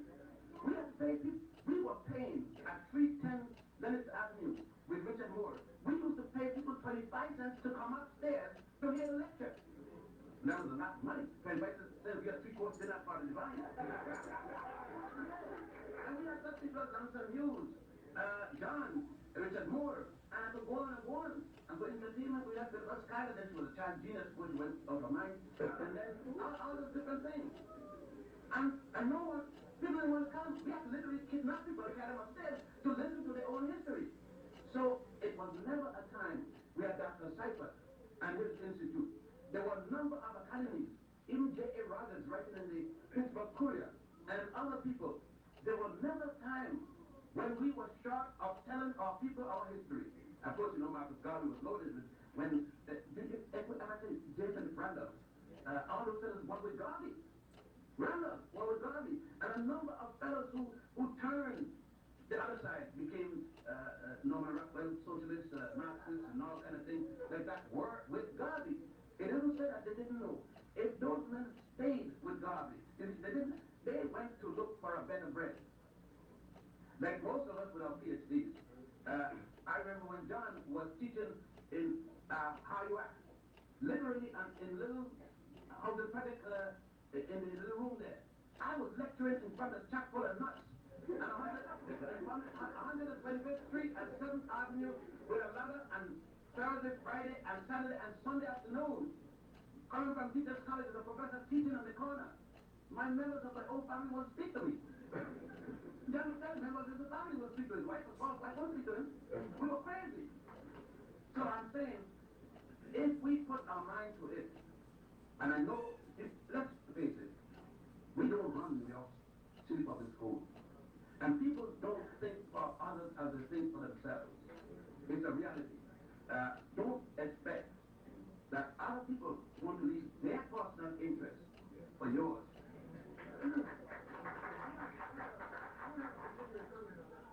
Just a very short comment, because there are a lot of folks in questions. Okay, well, don't you be eagerly as long as because you can't hear him. Okay. When I was a child, they called us to study geography. And as a youngster, studying geography, Africa was known to be far removed in a very negative state. My point is that, as a youngster, I have to fantasize about geography, because all they taught me was my history. Now today, and I think that if anybody here has any inkling as to what the New York State Board of Education is supposed to be doing, they have representatives for a reason. I think the community, if they're concerned and interested in having curriculum, discipline, or implemented in their respective schools, then the Regent people are the people to write them. Yeah, but if you have gone and seen a Regent meeting, I guess you remember a fellow named Clark, not Dr. John Henry. I'm talking about other Clark. The Kenneth Clark, that's another Clark, another era. But he told you, the Board of Regents had meetings to which he didn't know, and which he couldn't attend because the places they had it is for whites only. I don't think they could do it too easily with added samples, but they got techniques. The reality, again, we got to re-emphasize. We're in a system that is not for our benefit. As John said at the beginning, this system is an extension of Europe. And it's Judeo-Christian in background, what they call Judeo-Christian. And it functions for that. It's Judeo-Christian, Greco-Roman, and nothing that, anything that doesn't fit in that will have to fight and constantly fight. And as John was starting, Europeans are not racist against Africans alone. They are racist against Europeans. French people don't like to live. I mean, if you Italian, you live in a French neighborhood, it will help. If you're German, you will. And then remember, let's face the fact. When you say Jewish, when you talk about the black Jews and the brown Jews and the other Jews, or you say white Jews are white. In white society, you doubt it. You move in a white Jewish neighborhood and you walk back to Italian that yes, all whites don't move. Thank you very much. Yes, sir. Speak just a little louder, please.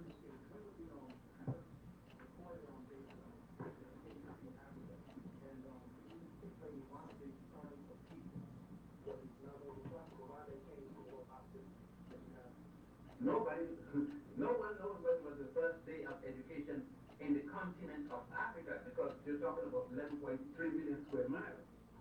But the oldest record of the Nile Valley, Egypt, and Egypt wasn't the first, by the way, is Pwani, now called Somalia, Kenya, and Uganda used to be the old nation of Pwani, which later Jews called Punt in the allegorical story.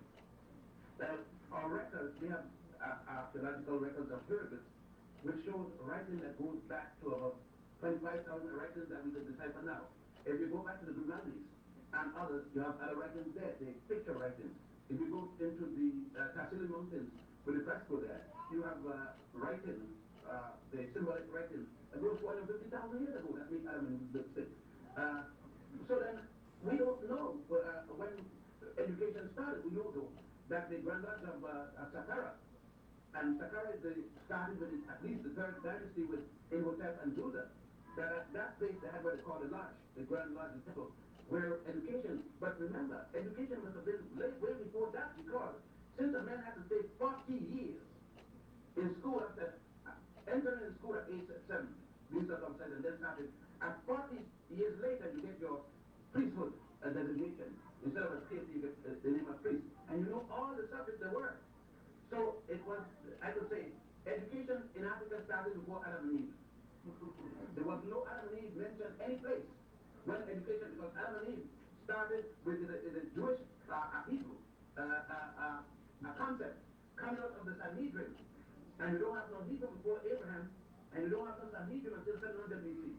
So even before the concept of Adam and Eve, Africans had it, writing and education. What is the grammar? He can move it to Aswataka. If you go to the museum, the Metropolitan, no. The Museum of Natural History at 79th Street, 1st Street on 8th Avenue, or Central Park West. And the second floor, section called the Hall of Men in Africa. You will see the Togolese clothing. You see grenadines all over it. And what is called an eagle, which they now call a German eagle. Saint Maurice of Aragon, that became the patron saint of Germany, this African from Togo, who went to Rome and then was sent from Rome to be bishop of Germany and then murdered, wore the Togolese eagle and the grenadine. And they are grenadine at the feet of Buddha, the grenadine all over. Grenadine is over 40,000 years. The difference is that Hitler turned the legs around. That's all. But what they call a swastika is Hitler's copy, because Germany under Kaiser Wilhelm had colonized Togo and brought, the Togolese brought that symbol there. That's where the Germans got what they call the swastika. Okay. Question all the way to the back, Mr. Pope. Speak loud now, Mr. Pope.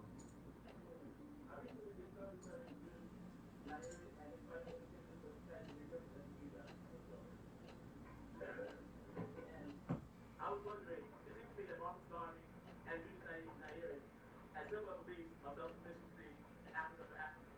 I was wondering, how could we as Africans, people of African descent in America, maybe have a manifest here?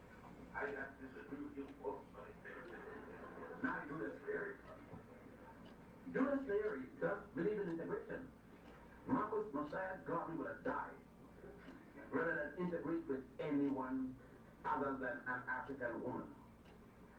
It was inconsistent with Garvey to think of cross-mating. You could call it racist or not. He believed that the survival of his people, if you're going to do that, do it at a later date. But he said, you first have to consolidate your forces before you could start talking about integration. Nyerere barred me from coming to the, what's that, 7-pack they call it? The 6-pack in Tanzania. Because my speech was a speech supporting Garvey. By the way, I was barred from Guinea by Secretary. For the same speech, supporting Marcus Garvey, both of those men said that they did not stand for any such philosophy of race. So I don't, not Judas Nyerere, who kneels down in front of the Pope and kisses the ring.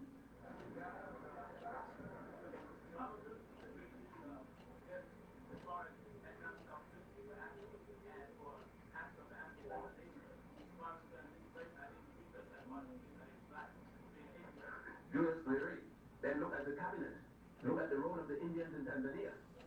Look and see if in Tanzania, if you walk to the post office, if an Indian can still walk in front of you and get served. We're going to take about 2 additional questions. Gentleman sitting in the front. Yes, I'd like to address this quote, Dr. Morgan. I was just wondering, when looking at Isis and Osiris and Mark, the story of Isis and Osiris and Mark, and looking at Bible as it is now, we see some similarities, but there are also some inconsistencies in current Bible. I was just wondering, could you point out some of the inconsistencies and also give some points of reference which you could look at as far as curiosity? This is solely Dr. Ben's story. And so this is his particular area of research. One of the major inconsistencies with the Mary and Jesus and Joseph takeoff of Isis, I'm using the Western usage of the name, Isis or Horus and Osiris, is number one. The West has used The word Virgo to mean hymen. and in the ancient Africans of Egypt and elsewhere, when they spoke of the Immaculate Conception, they didn't mean that a woman who had no sexual intercourse and that her hymen was not broken. The Immaculate Conception was a clean thought, a clean person. For example, a woman who got pregnant never touched another man but the man that made her pregnant, and up to the delivery never touched another man but the man that made her pregnant, had an Immaculate Conception. And she gave birth to a virgin child. It has nothing to do with, she had 30 children before. As a matter of fact, they cleaned up a little in the book and said, Jesus and his brothers and sisters. You can't be the human phallus and the woman's vagina. That we have to be ashamed of it, we can't even talk about it.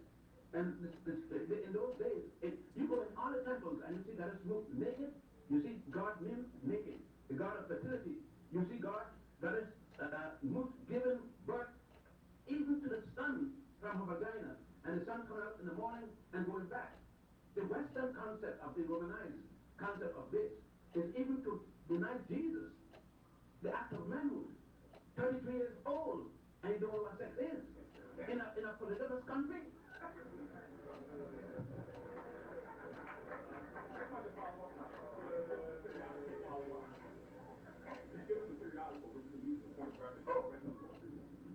Oh yes, there are a lot of I think you could read Anacalypsis, a 2-volume work, Anacalypsis, Anacalypsis, by Sir Godfrey Higgins, 2 volumes. Man and His God by Homer W. Smith. The 16 Crucified Saviors by Gusty Graves. Bible myths and their parallels in other religions by Thomas Bones. Christianity Before Jesus by John Jackson.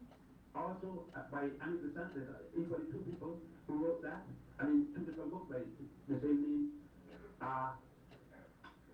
Take the 13-volume work by Sir James Fraser called The Golden Bow, and read the proceedings of the Nicene Conference of Bishops, because it is at the proceedings of the Nicene Conference of Bishops in 325, ordered by Constantine, the Roman Emperor, that Christianity was denuded of its sexuality and given a Roman connotation of, but you got to remember the background. When these things are written, what was Greece at the time? The Greek soldiers went to the battlefield and lived there. And Greek men would bet, the generals bet, married 25 years, and they would bet that the wife still was untouched. Why did they need a wife for? They have boy in the field. You got to remember the background, what the Romans were thinking of. Look at Michelangelo's painters. Michelangelo got a painting of men, any man in here is small. Our dean here has got a good bit, and he'll be miniature. Michelangelo got these big men and penis about a ½ inch. Look, go to the Sistine Chapel and see the mind of Michelangelo. And then you get an idea. These are the men that projected the pictures, the image. Look at the life of Pope Julius. His romantic life with his boyfriends. Young lady in front. I'd like to direct my question to Dr. Ben. You had spoken previously on the economy of Black Afro-Americans. We do realize that there are flaws in the economy, and I'd like for you to elaborate on what you feel we can do to rectify those flaws. You can't do a thing in American economy to rectify it. I can't, and I don't know probably anybody in this room. Even Bosky can't. And he dropped $9 million one day. up 50 million one day in Florida. I went and shot everybody he could.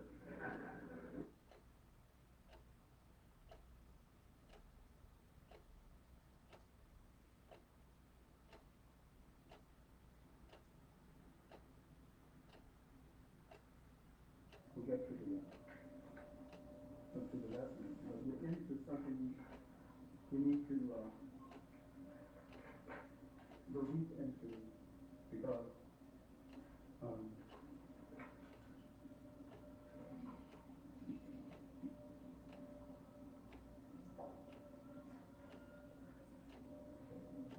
last time we discussed what was happening after 1600. Now the prize, the economic prize of the Europeans, the Caribbean islands, North and South America, is beginning to yield enough economic gains to start competition among the European powers for space in the New World. Remember, all of the North American continent is not the United States. So there's competition among European powers, not only for space on the North American continent, there's competition among some European powers for space in what is now the United States. In the United States, while in several soldiers are in it. Spanish settlement in Florida, they were pushed out when the French settlement was talking about the consequences of later on in this competition for space in the lucrative Caribbean islands, the Caribbean, and this competition in Africa itself of who will control what part. And the British having the biggest amount of muscle is beginning to push the lesser power around, especially the Scandinavians, who are a long way from home. And that the supply line is so thin and so far away from home, they're in a poor position to defend themselves. But in comparison with little people, little and numerically, but school in the colonial game is one of the most ruthless slave traders in the business of the Dutch. These wooden shoe-wearing people, these two-foot-growing people, these people whose homes are so clean that the name of Prince Alfred was one of the great spills of blood in the slave trade. And if you want to read a book that is an absolute revelation in the conduct of the slave trade and under different colonial powers, read Cerda Guzmán, The Negro in the New World, and read his chapter on the African under the Dutch. Read the whole book. Read the whole book, because the whole book is worth reading. See, one thing, and that has caused a lot of students who rob themselves of a lot of information. Now, they would just slap the name colonial sugar on Cerda Guzmán. They had to put it in colonial sugar.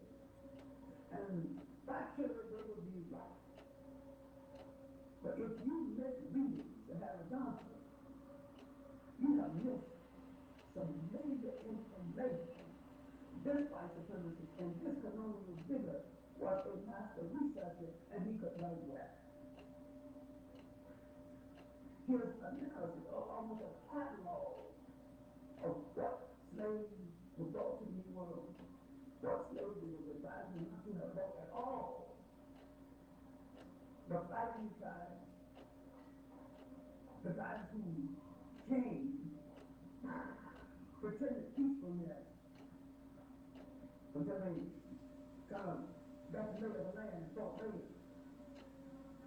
those who had the rock. See, watch those dealers, you know, they hang around for years until they see it open, and they don't never fight it rock. That the cans of wrong, sometimes he hit you right away. But the hero will pretend weakness until he catch you off guard. He outlined the fighting spirit of different ones at different places. And different ones, it was advisable not to have war at all. Orlando Patterson, Jamaican sociologist, now Harvard, went over some of the same material, drawing different conclusions in his book, The Sociology of Slavery. And may have attempted to bring this up to date in his last book, The Social Draft of Slavery. But Sarah Johnson, so those who have been that energy, who knew more about Africans than any man alive. Now, while that wasn't so, it's an exaggeration or a statement of his talent. The one thing that he did know, he knew how to catalog the categories of Africans brought into the Americas and the Caribbean Islands in such a way that you could study the temperament, almost the temperature of that culture. That's what I got. But he also wrote another book. If you would deprive yourself of a whole lot of information by not reading it. The colonization of Africa by alien races. By alien races. Now, but the book, the main book, which I have extracted a lot of information, which deals with what I'm talking about tonight, is really the Negro in the New World and the impact of Africans in the economic making of the New World. And different colonial powers trying to deal with these different temperaments of Africans and these different plantation systems, and the plantation system as a separate cultural way of life, a monocultural way of life, but as a separate way of life that Gilbert Father, the Brazilian historian has said, called a separate civilization. In his work, masterpieces except for his concept of the Nile slave trade. See, if you can live through his concept of the Nile slave trade, and read the masters enslaved in the shanties and the mansions, other works like Gilbert Father. When you can live through that, the fact that there's no such thing as a Nile slave trade, he assumed that the law. He assumed that the mulatto woman in Brazil was supposed to have a woman trapped on the earth, but many times the mulatto woman in Brazil, after the lives of the black woman, were treated even better. That means he didn't know what better consists of. She was surprised as the concubine, the mistress, but nobody married. All the rich planters had one. It was the style of the day to have one. They had one in her house, sometimes with servants. She had a carriage, but she had no legal status. She couldn't make any demands on anyone. If a master died, she couldn't demand any portion of his property. But his legal wife, who tolerated in his relationship with her, when he died, she got the plantation. But the mission got nothing, except for he gave her in his lifetime. But Gilberto Cerda is of the opinion that this woman rose higher in the society of Brazil, not rather than the makeup of Brazilian society, the utility of Brazilian society. Because one time, these planters come to the hall and introduce their mistresses before they introduce their wives. You did the same thing in New Orleans. You even had dogs creating operating walls where they would dress and parade their concubine mistresses, mixed breeds, even sent to Paris, especially less for them. But the whole operating society, this is the origin of the Louisiana Creole. That's something not worth a great deal here and now, but it was a separate society, so separate from that. So it was a long time, even up to the present. Men didn't go to school. We couldn't go to school twice. We presented an education as a number for the school system. Now, what we're dealing with now, not only the competition between these colonial powers, we're dealing with the making of the new world structurally, the remaking of a people psychologically and physically.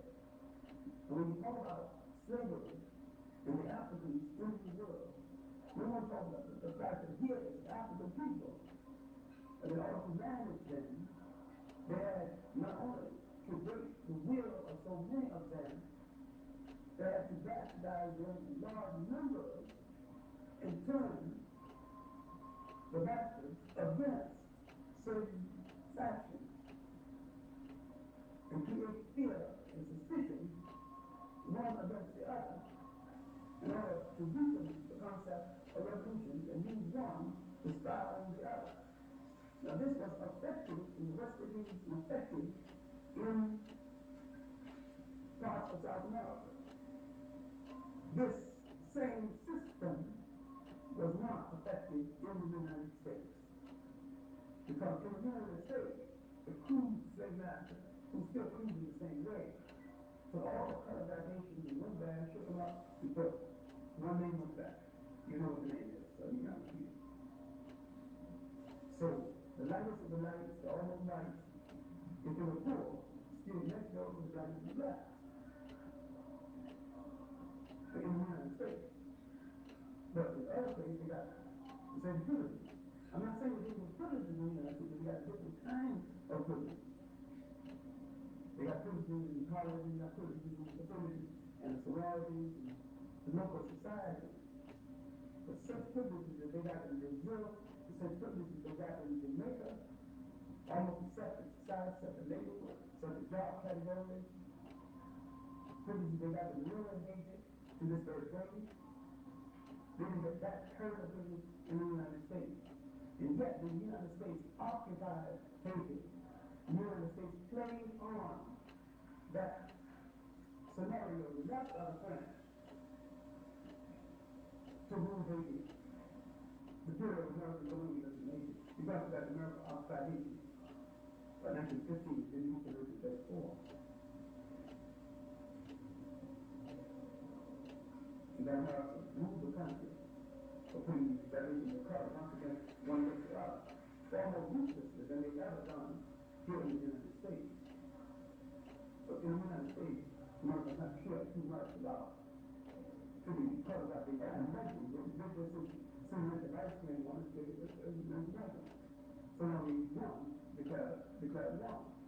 Now, we're talking about the making, the remaking of the people, but the main thing we're talking about is economic competition between European powers for space that will yield in the pocket to rebuild and strengthen the economy of Europe and lay the foundation for the modern world. And that the plantation system could not have been built in Europe because Europe had enough land. And if Europe had the labor could not have been used quite that way. Because the labor used in the fuel system in Europe was not as productive as the labor used in the plantation system of the New World. And the Europeans did try to enslave Europeans and did bring Europeans to the New World in large numbers and worked them without any appreciable success. But in the United States, they had more success with the variation of weather because of the variation of climate. Now, I'm coming to 1619 because we're dealing with the 1600s and the aftermath. So, 1619, when Africans arrived in the United States, brought from the United States, they found that the larger number of indentured servants were white, and some were Indian. And the whites were mostly Irish, some Central Europeans, but mostly Irish. Poor Europeans, some Scandinavians, who did not have the price of paying their way to the U.S., and who got on boats, and who, for the price of passage, the captain had the optioning their labor off.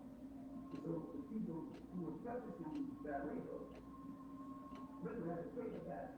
They had to work for that person for a little year to pay off the back. These were indentured servants as against challenge letters. And that when they arrived, and the Africans began to commingle with them, and there was no objection to relationship one to the other, which tells us something, but the whole lot of business in this country will not to forget. That the whole concept of prejudice and separation based on color had a hard time getting started in this country. Because it didn't make sense to people of the same class and the same predicament who had the same enemy and the same oppressor. So it didn't make sense for them to fight against each other or separate themselves from each other, having the same common oppressor and the same common enemy. Now, in the West Indies, a similar thing happened then in Barbados, that some descendants of the good island, called down the Red still in Barbados. And why they didn't make much out of themselves, I'll never know. But if you ever saw a group of white people that you supervise with, well, I don't know why they didn't put themselves about that guys, so we saw that roots. Probably didn't have any roots. But the guy read away from Barbados, but the thing, see those for life. You can't make the Constitution. It was called, and a few times they Barbados ladies now they're not read it, it's going to take you in the hill to a full over. A lot of people did.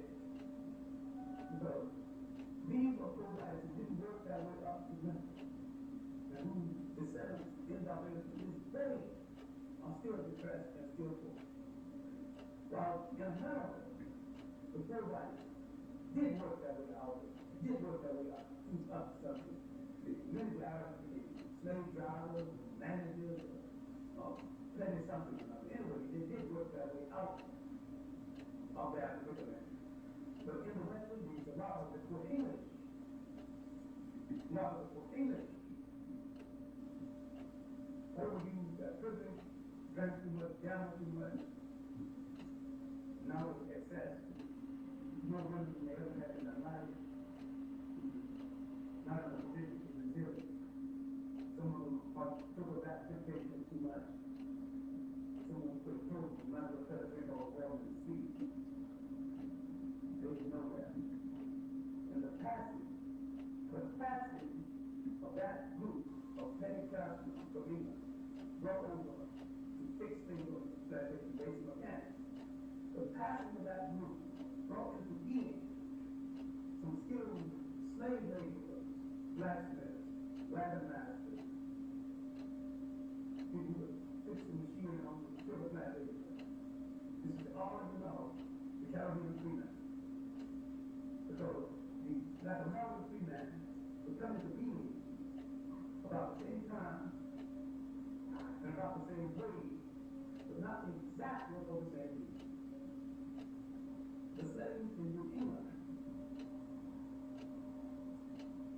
were not used to get around. The women were long, there wasn't enough for them to do to get around, so he became an industrial slave. Those who had worked in the industry, worked in carpentry, developed a training skill. The masters never rated them out. Their slaves were carpenters and they could live for it all together. So the master would bring them out. He would take 3, then he held them up. So a slave sometimes would make enough money to buy their own food and here. If he sold $2, $2, then, and he could profit his freedom. Because of the pressure of the Quaker. Because the Quaker was propagating against slavery anyway. And so that moral pressure made it a little easier to purchase. And sometimes the Quakers gave him the additional money that he would need to purchase his freedom. So now we got Caribbean freemen, got American freemen. In South America, we got freemen, the relatives of the black woman who married the Portuguese, and the church agreed that once she married the Portuguese, she was free. And some of our relatives became free, used as labor in these lands of Brazil, and some of them escaped, who freed our right to have escaped. Now, you got a class of Africans in South America, in the West Indies, and the U.S. You're going to have to deal with later on. Because they're going to be thinkers. In Brazil, out of this class, become 2 emperors. There's no 1, there's no 2. Mixed breed rulers of Brazil. Out of it also comes the father of Brazilian literature, Emmanuel Glasses. He comes from Peru, no part of South Africa. He comes the first, maybe only saint of African descent canonized in the New World, Father Martin Nicola. So now you see the results of, now I'm not praising the mystics, I'm not judging the mystics, I'm not saying it was good or bad, I'm saying that out of it came certain personalities who would play a role in changing the status of Africans in the New World. All of this was happening, which meant nothing but a consequence to the colonial powers fighting for space, competing with each other for space in Africa and in the Caribbean islands. The greatest producer of net economic gain other than Africa. Africa's production of net economic gain will be the slave itself. The Caribbean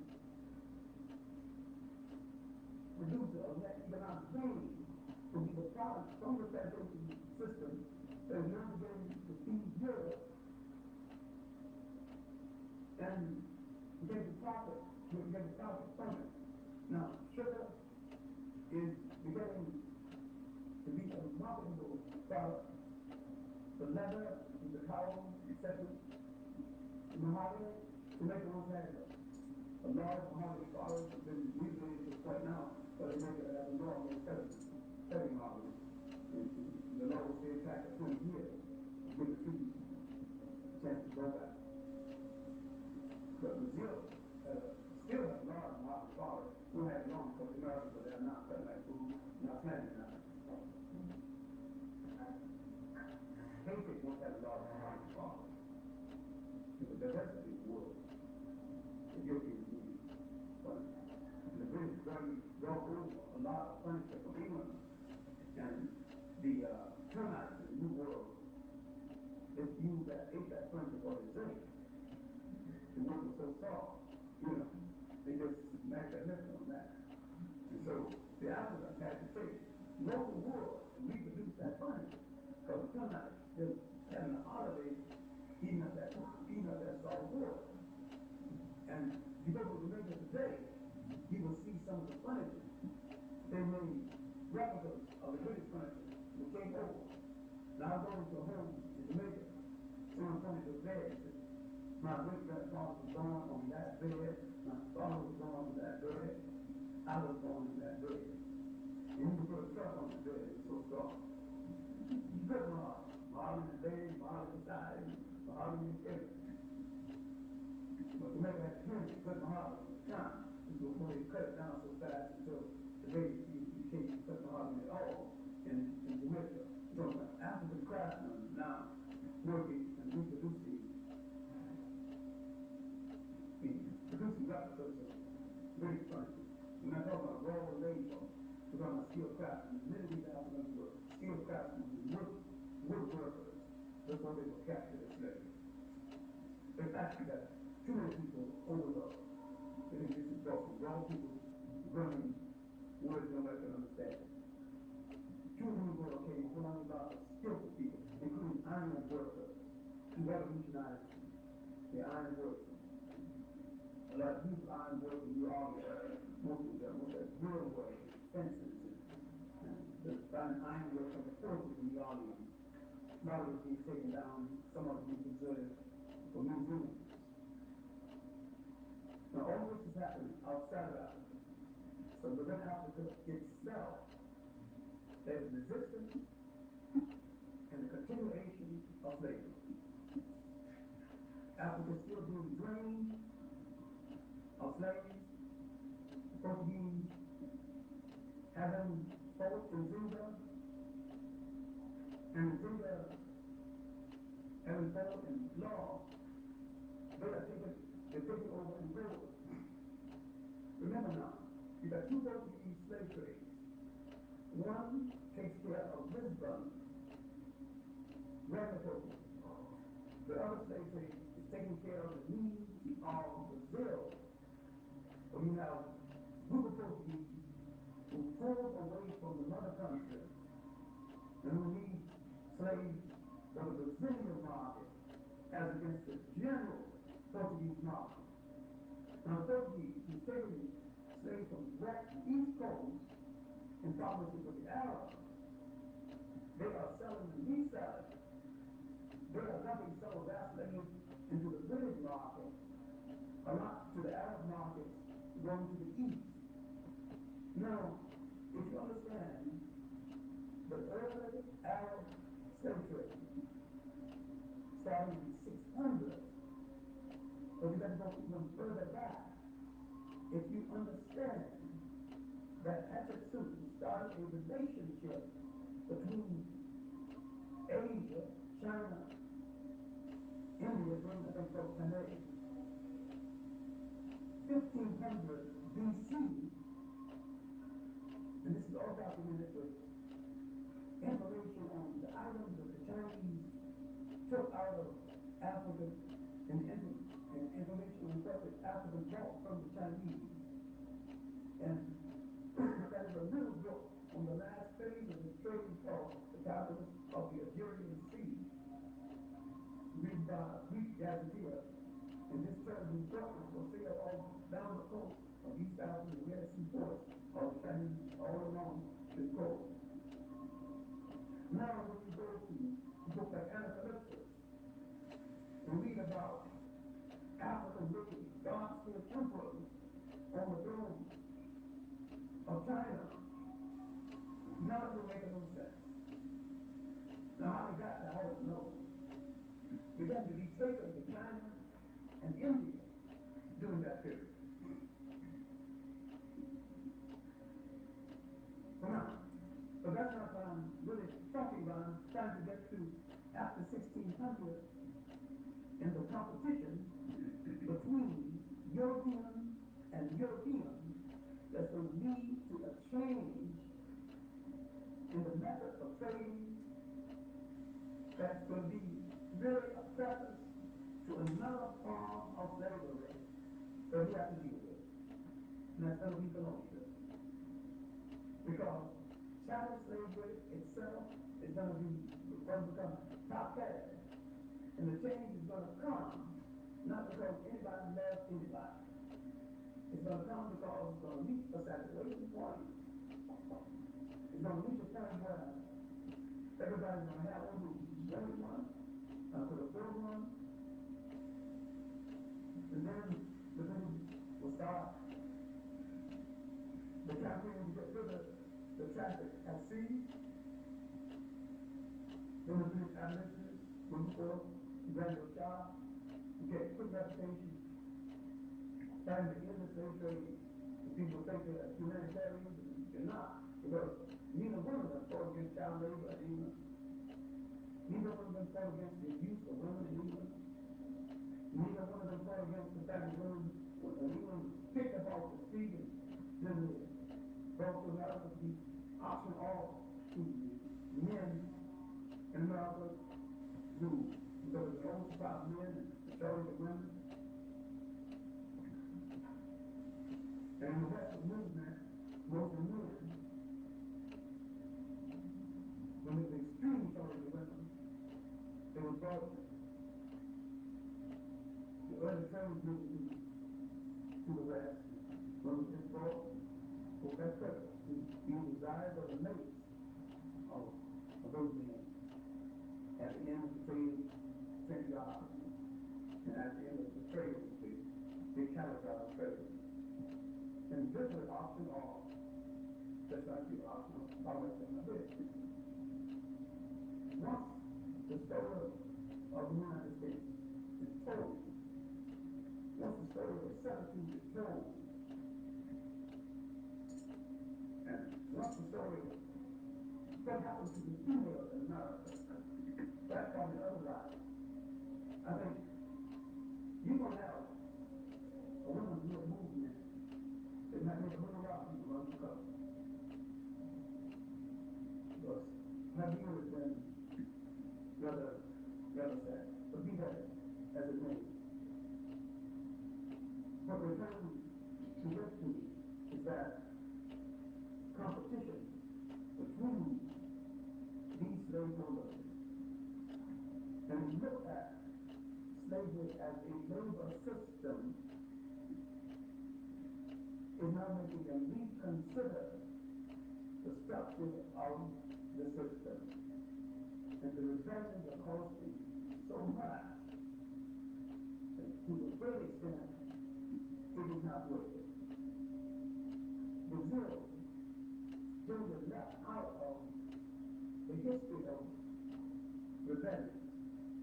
Brazil, motivated, gave the greatest example of African self-assertion and state building in the New World. And they introduced the Colombo, the African indigenous community in the New World. After and in and around the Republic of Panama, almost 100 years before the American Revolution. Bahia will not last as long, and its fight, though he wrote it, will not be as he wrote it. But that too came before the American Revolution. But at the trip in South America, another series of revolts that went to be called Rich Negro Revolt. And the best known, the longest fought of these revolts, coming again before the American Revolution, is the Bubby's Revolt, the Rumble River, that is now Guyana, formerly Guyana. Here you have a slave revolt when a house slave, Kofi, saw his wife, a field slave, beaten to death, and held his position, held his peace, this act so affected him that he saw the true tragedy nature of slavery and set the revolt in motion along with another field servant named Uncle. Here's the first time we see a slave revolt where a field servant and a house servant is working hand in hand, although they argued a lot, they did work together. And so he would set this revolt in motion, and almost in a show of vengeance against what he let happen to his wife, he married again an escaped slave from one of the plantations, a woman who was a field slave who escaped. Then go to her master and say, come and get her and prepare to spill blood, because I will not yield. And each time he wrote his former master, who kept asking him to yield, to give up the land that he had taken, he would write them back, stating he would not, but sign all of his letters, never again to be a slave. This revolt was against the Dutch, and it lasted so long, the Dutch could get communications from Holland, the local whites had yielded and begged for mercy. And he wanted to defeated from failure. Communications came, heavy ammunition and soldiers. The revolt lasted for almost 3 years. Family to beat, but when you think of the time of this revolt and the success that he had, in spite of the lack of modern ammunition, modern equipment of any kind, and that people would write the history of revolution and would leave this aspect completely out of it. Now, while this revolt at the 2 minutes of the revolt in Settlement, known as the Bush Negro Revolt, and the revolt in Guyana, or the Baptiste Revolt, would be the best known. We're not the only ones in South America. The revolts in Venezuela, other parts of South America. In fact, there's a whole book on the Venezuelan abolitionist movement. Then there's excellent research on the Brazilian abolitionist movement. But if you think that even this plastic, this cosmetic change, now I'm going to tell you now that what you call emancipation was a cosmetic change in the slave system before converting it into colonialism. But if you think even this cosmetic change came about out of the goodness of his own power, then you're misreading history. That change came about because African men, African women stood up and opposed that system for over 100 years physically, and in some cases destroyed and threatened the entire plantation system, which was the very economy of Europe, outside of Europe. They had built an economy, feeding and contributing to the recovery of Europe. All of this was threatened by the self-assertion of these Africans. And they had to make a move. And they went through the motion of liberation, was effectively called emancipation. So they would convert this into another form of slavery called colonialism that was more manageable. So the change after 1600 would be only a cosmetic change to turn down revolt. It turned down revolt, but it did not stop revolt. But that was like the purpose to today's revolt. these and the larger, the more meaningful and more political results that will come in the 19th century. But there's some more work to be done in explaining the 18th century and the personalities, black, white, and otherwise, that led up and that participated in the 18th century, because the 18th century was the century of monumental black abolitionists, some true white abolitionists, and when a reading and writing class had emerged in the West Indies, in the United States, and in Africa itself. I'm now a little clearer, and I'm now making more demands that none of them in that position is also part of Western social thought. All of these things now will come together in the 18th, so the lead to the 19th, is that advocacy, the fighting-centered advocacy people all over the world. And I have often called the greatest century of African people outside of Africa, the century that we have to live again in order to understand the 20th and make the 21st.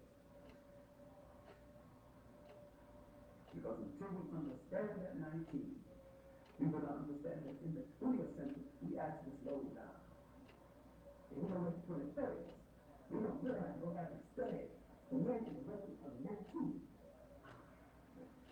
And over the last week, I have been focusing on that is how you want to look at them, how you want to take them, for time, until you understand the environment and the conditions that shape each one and made each one the way he was, given the circumstances and the time that their life unfolded.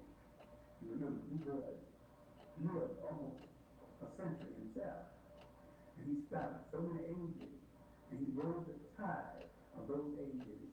He voted exceptionally well, making changes with it, like a man riding a tiger, keeping his original strength, reaching out for the wisdom of age all at the same time. He was the intellectual master. And we have to go back to that well, drink the pure water of intelligence, and understand that. But don't ever put one over the other.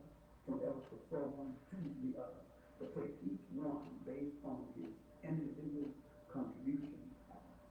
And remember, each one of those men was saying the same thing, but using different words based on how environment and conditions shaped them to do and say what they did. But we will get to the 19th, because maybe the greatest thing the 19th did to be the antecedent of those men in the 20th century. Everything relates to everything. All of this is connected one way or the other.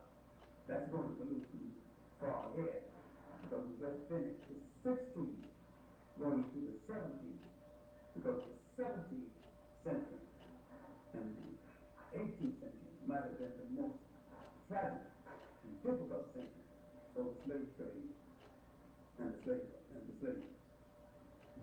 Because out of it will produce a caliber of research that will make the slave traders reassess and reconsider their position. And this reconsideration will lead to the sacred of emancipation. And this sacred in turn will lead to another managerial system which they call colonialism. And we have been with colonialism to this day, that the Europeans are always searching for a managerial system that will make it possible for them to extract labor, goods and services from a large number of people, to keep this constantly feeding into his mills at a reasonable or at a very cheap cost. When he has to pay reasonable prices for all of this, he will have to readjust his economic system altogether. This he don't intend to do.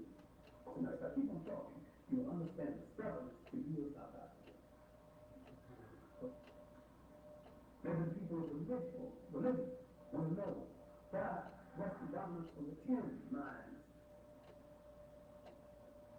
Mexico might bring up the question of the oil again. This one is an international question. Will South Africa go? The best developed method of extracting and using the mineral wealth of Africa has been developed in South Africa. And most of these methods go into Western industry. And without them, Western industry will have to change its whole method. If they ever have to pay top price for it, for them to get it from the cheap price that they're now getting, we have to make a drastic economic change. So Western nations in general, left or right, do not really want South Africa to fall. This might surprise you. This might also include socialist nations.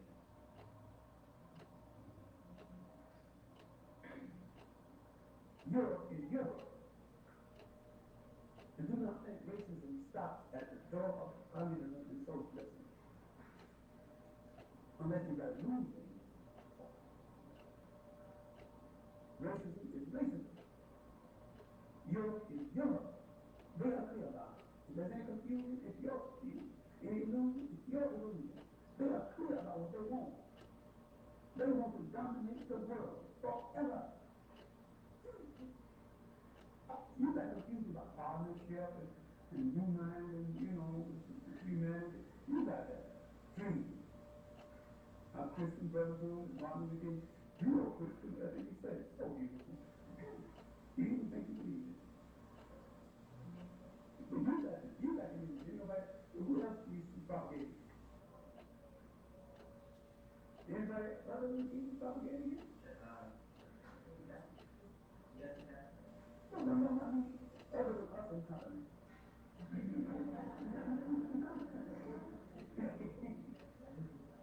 You know Christian ethics. If you know Christian ethics, they got us into the same thing. So we want to know that calculus. All right, that's enough. We should have some discussion about it now. And that, I'm going to go to the down there. All right, the next few minutes. When black freemen from the Caribbean entered the state of becoming blacksmiths, etc., were they able to attempt to escape if they wanted to do that or for the United States? They not only did, but they came in some numbers came to the United States and settled. Some started organizations. None edited the newspaper. None started a lodge. The Black Masonic Order. We called the African Lodge of Prince Hall, Barbados. No one ready for pioneers of protest. Very good protest at Prince Hall. There's a new book on it that tells wrestling, but it's hard to get. Some academic friends visit my house and I don't know what kind of topics they got, but the book left us one of them. People speak all the rest of his life. They have a photo that has a very good friend of mine. He's got the second topic. I didn't hear that one. So when they come, that one's under something. So that's it. It was a good book on Peter Olive and he was the art fellows. A lot of them came to the U.S. Because in London, there is some of the Spanish flowers away from home and in the United States. One of the unsung heroes of the Caribbean, most Caribbeans don't even know about him, is Cuba Harrison. That finished high school. So Columbia College, Columbia University, Henry grad school. Columbia University more admitted and under street speaker from Harlem teaching, so they put him down as handyman and paid him as a handyman. He was teaching in Columbia, economics and all kinds of stuff. He was paid as a handyman. So it's a book of women in Africa awakening. We're being right now. Start at a stage, start at some of the people right now, they died by 1927. He is the man that really introduced my other brother to his first large audience. I spoke of language, suddenly, the approaches of the treaty in the 1960s, you studied, watching, the words and how God, you talked about one of them, you talked about other schools, you talked about reading and what, this is called. No, see, Western, I was briefly Western, concept is to feed yourself, house yourself, encourage yourself, and sustain yourself. And Dubois' concept was to protect yourself politically, and that an education is supposed to make you aspire to be anything from the rich speaker to the president. And Darwin's concept was the reformation of African unification of African people and the redemption of Africa throughout the whole world. And it's all of them called nation management, preparation for nation management. They were all dreamers along different lines. They were all saying the same thing. Only God would put it in more graphic words at the end of a large number of his speeches. Up, you mighty rays, you can accomplish what you will. He was a great one, very confident. And he understood something which so many people do not understand to this day. That to oppress a people, you must first destroy their self-confidence and discouragement. And they forget what they have been. They're confused about what they are. They're not too clear about what they still have to be. And you don't have to go to the prison for them, really. Because you got a memoir, psychologically. Nobody can anymore is possibility. Isn't that the concept of, isn't that the Aryan colonialism? That is the theory. Yeah. I know the harm colonialism, it is the theory of colonialism. Make you think you're nothing but nothing. The first thing to make you laugh at they laugh at your gods. The next thing make you laugh at your gods. Then you change gods, take their gods, their dress, their food taste, and what else do they need from you? You're a total trap. You got their God, their image. You're sipping tea with pearl. You never taste tea again, life on you, life tea. Because they sipping it for you, sipping it for. Then you can go in prison after that. I've seen Africans and all that climate with tweed on. You can imagine what's going on in Africa with tweed, tie. They're going to school with cocktail coat and wing collar. Just because you need to that in. Who was the prison after that? You got your mind. John Dubé, the great South African, that was his relative who had the problem in Springfield. Now he was trying to forget that that was the relative of the great John Dubé who really built the ANC original. Still we don't study that history. That was the grand nephew of John Dubé. Huh? No. He didn't do much. He just said his time. Was he lying? No. When he was speaking about parliamentary democracy, rights and lobby on colonialism, what was the hand in hand? Parliamentary system in England has that evolved. That was the place prior to the big years of slave trade. The thing of being concurrent with that means they had a parliamentary democracy at home and behaving in a different way away from home is no contradiction for them because the people away from home are not considered human beings anyway. Well, is that the soul rationale or something that is others? Well, it's not the soul rationale, but it is the fact that they have not, in that mentality, elevated the people to the point of thinking that the people deserve equal consideration with them on a human level, because the people are capable of handling the parliamentary system. It's the greed to justify labeling of Southern women, Yeah. exploit, Yeah. rationalize,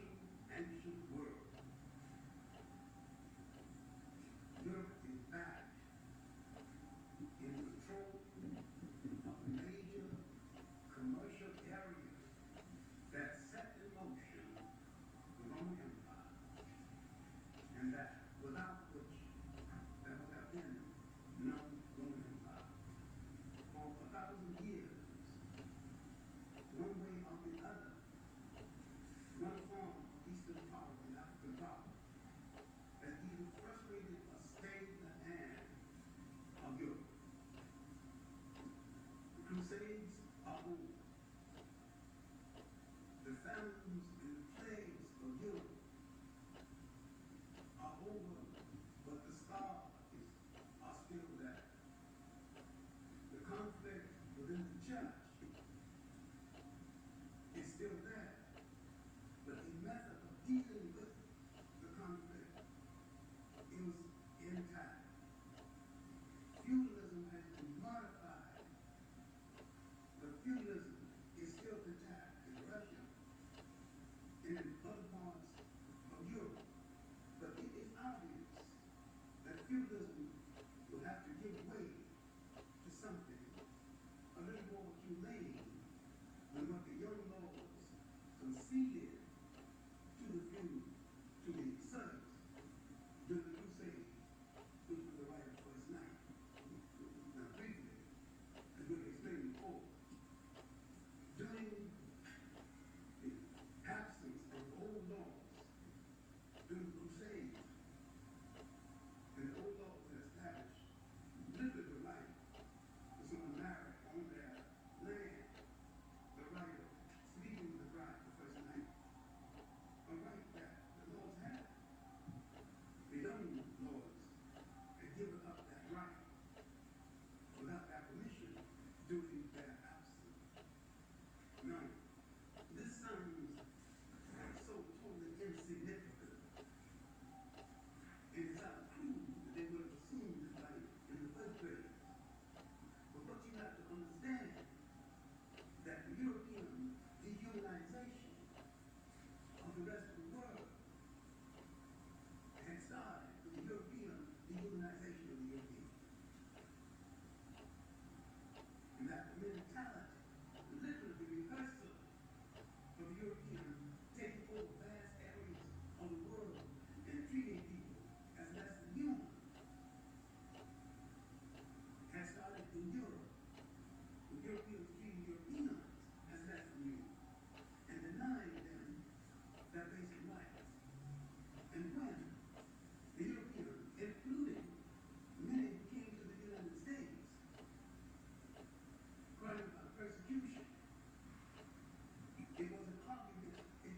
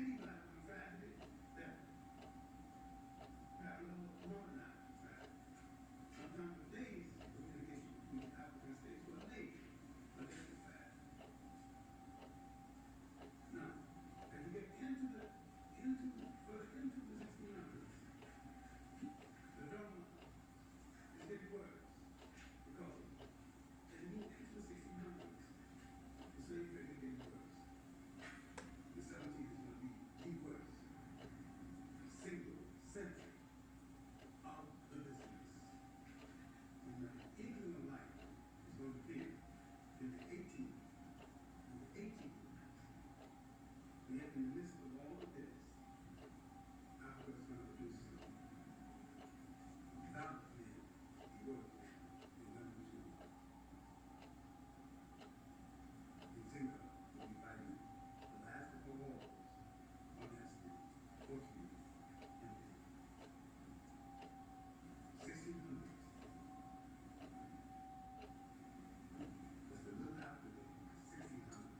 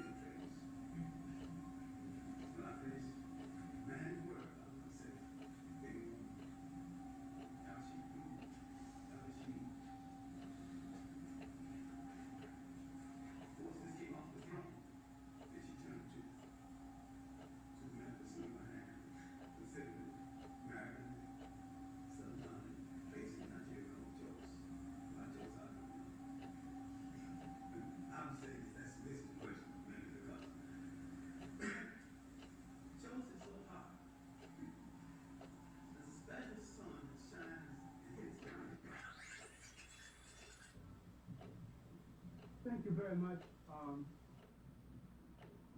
Tonight, I'm going to talk about that period which shaped the United States and made it what it is. One of the reasons you don't understand nations, you don't understand the intention in the foundation of the nation and who the nation was made for and how it was shaped. I'm going to deal with the period 1776, the American Revolution and aftermath. I'm going to end on the eve of the Civil War.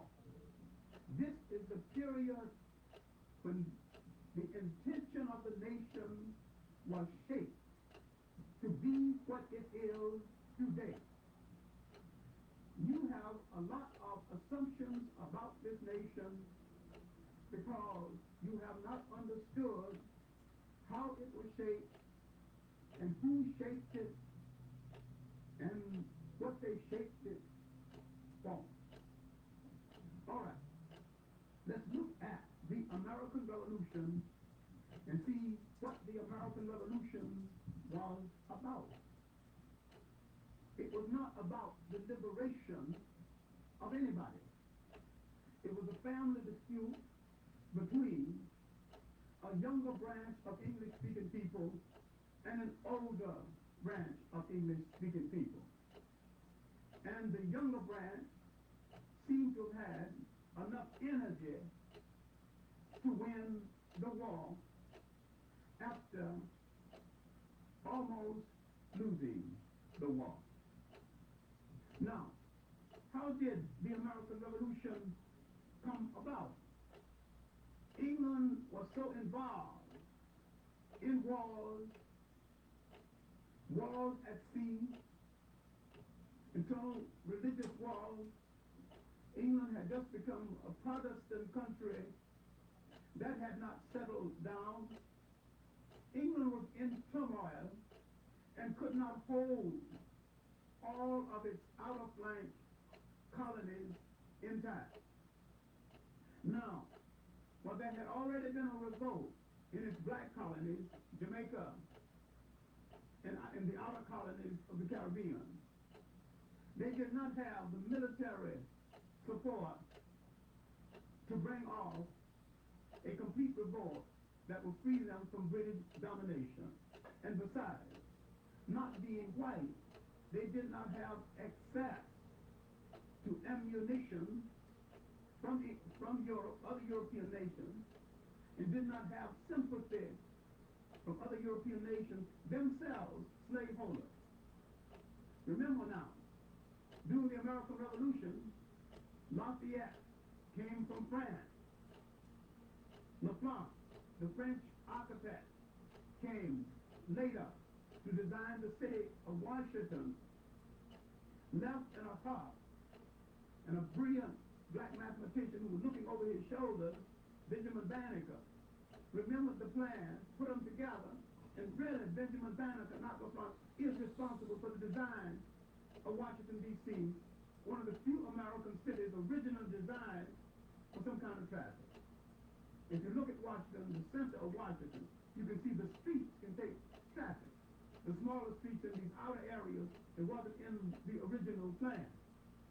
Now, in the shaping of the United States, let's look. The British colony is going to become the United States. You had a series of colonies, 13 different colonies with 13 different flags, all approving of slavery. Now, in the lower South, where the worst of the scum of England was dumped, out of prisoners, out of work houses, ladies of the evening and the night too, slavery was forbidden for a while. These were debtors and prisoners and the like. What you cannot understand is that Europe dumped its human garbage can into the so-called New World. The worst of that garbage can came to the United States. We inherited the worst of Europe. Not that there were flowers other places. Now, in the New England states, some of the English came to escape persecution. Some of them were people of means. Mostly in the southern states, people trying to better their condition. Large number of them were indentures. All right, I'm getting to the point, and the point is, where did we fit into all of this? What had happened to the Africans in the United States between 1619 and 1776? Let's focus on 1776.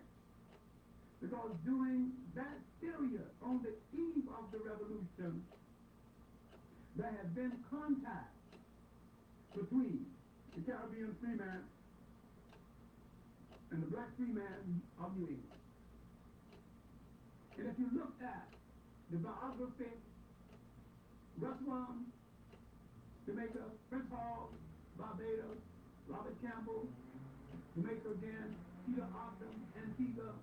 If you look at the biography of all of these Caribbean people, not one called themselves a West Indian.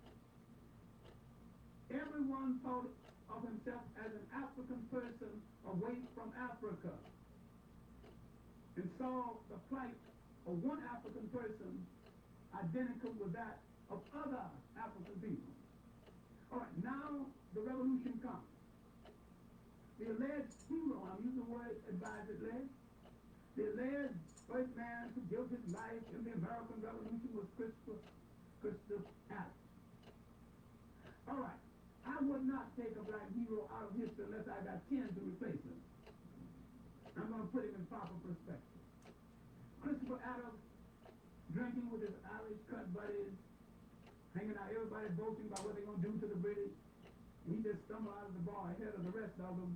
He caught a bullet and got into his the world's great accidental hero.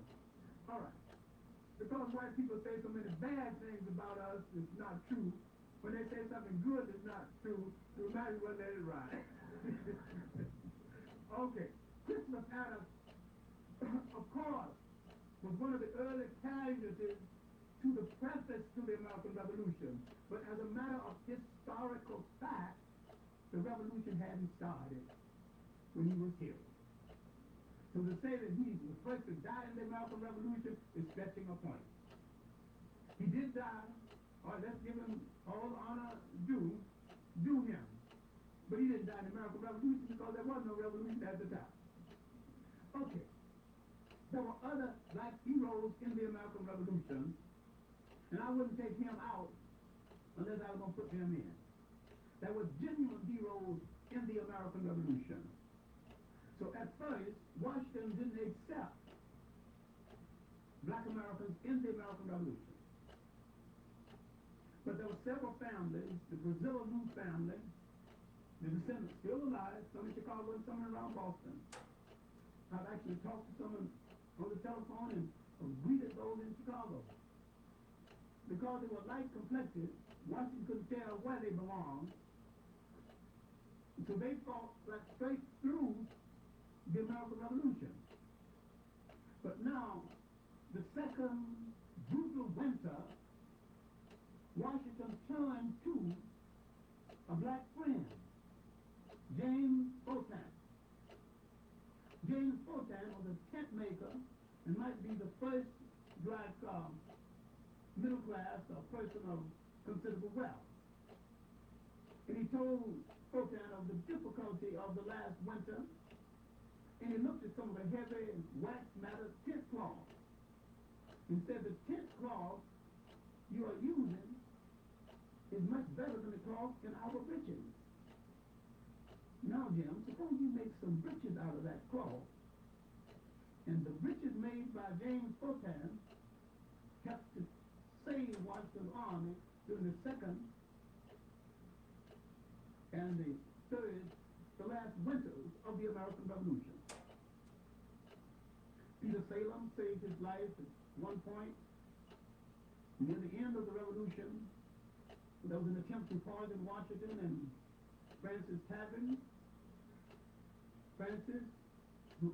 Samuel Francis, who owned the tavern still exists, down around Wall Street area.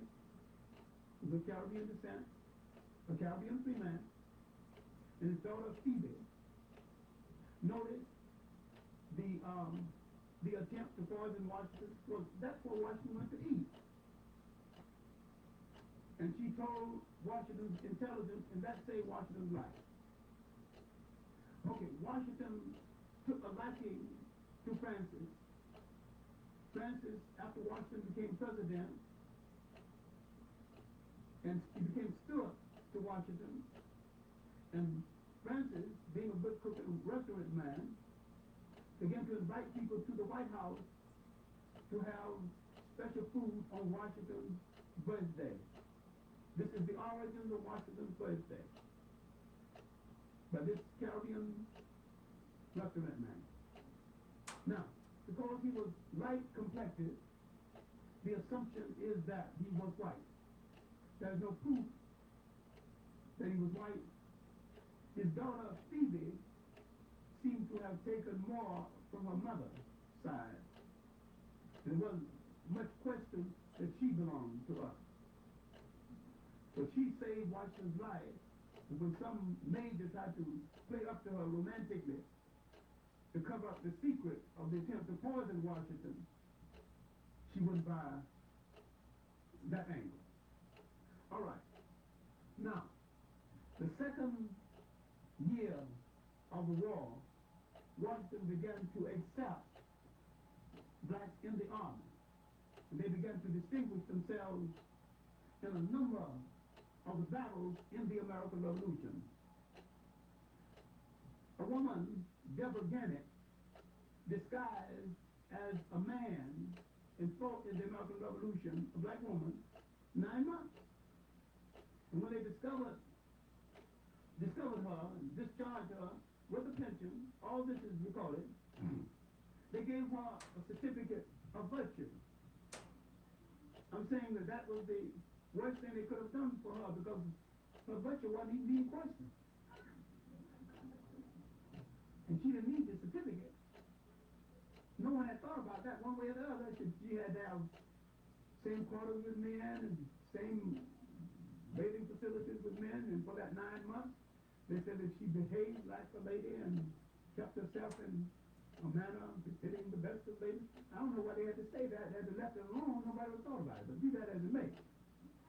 Be that as it may, this was an outstanding black woman in the American Revolution.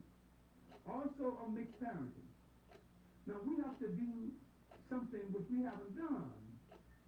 We haven't made an assessment of Africans of mixed parenting who were great patriarchs for our cause and who went on the other side with their light complexion and brought back secrets that damn near saved us in many occasions.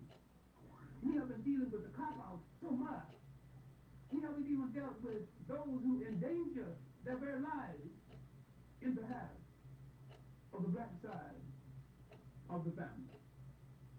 Now, there were a number of others in the American Revolution, and my main point is that we fought in this war, and having fought in the war, we got nothing out of that either.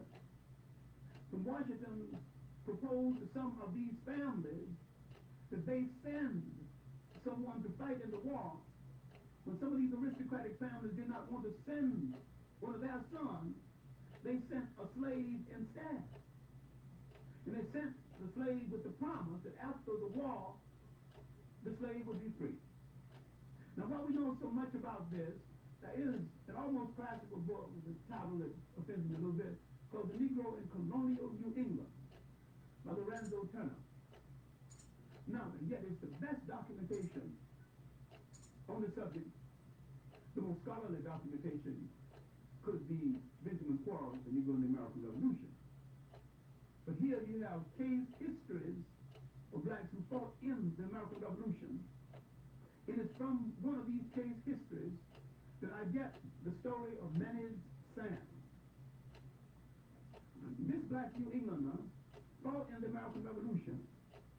His master, he was a slave, his master was probably named Manny, and Sam is the only name they gave him. So he fought in the American Revolution. No doubt he endeared himself to his white comrades who taught him how to read and write while he was in the army. When he came out and they tried to re-enslave him, he took it to court.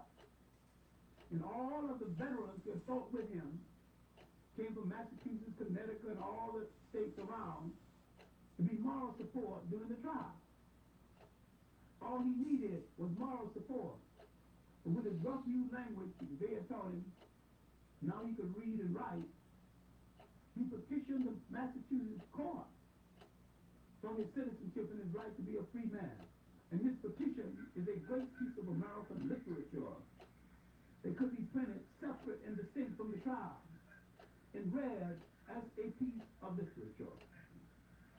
Along the same line was the work of Amos Fortune, whose life started in the American Revolution, but who continued and was a vested man in the white church after the American Revolution.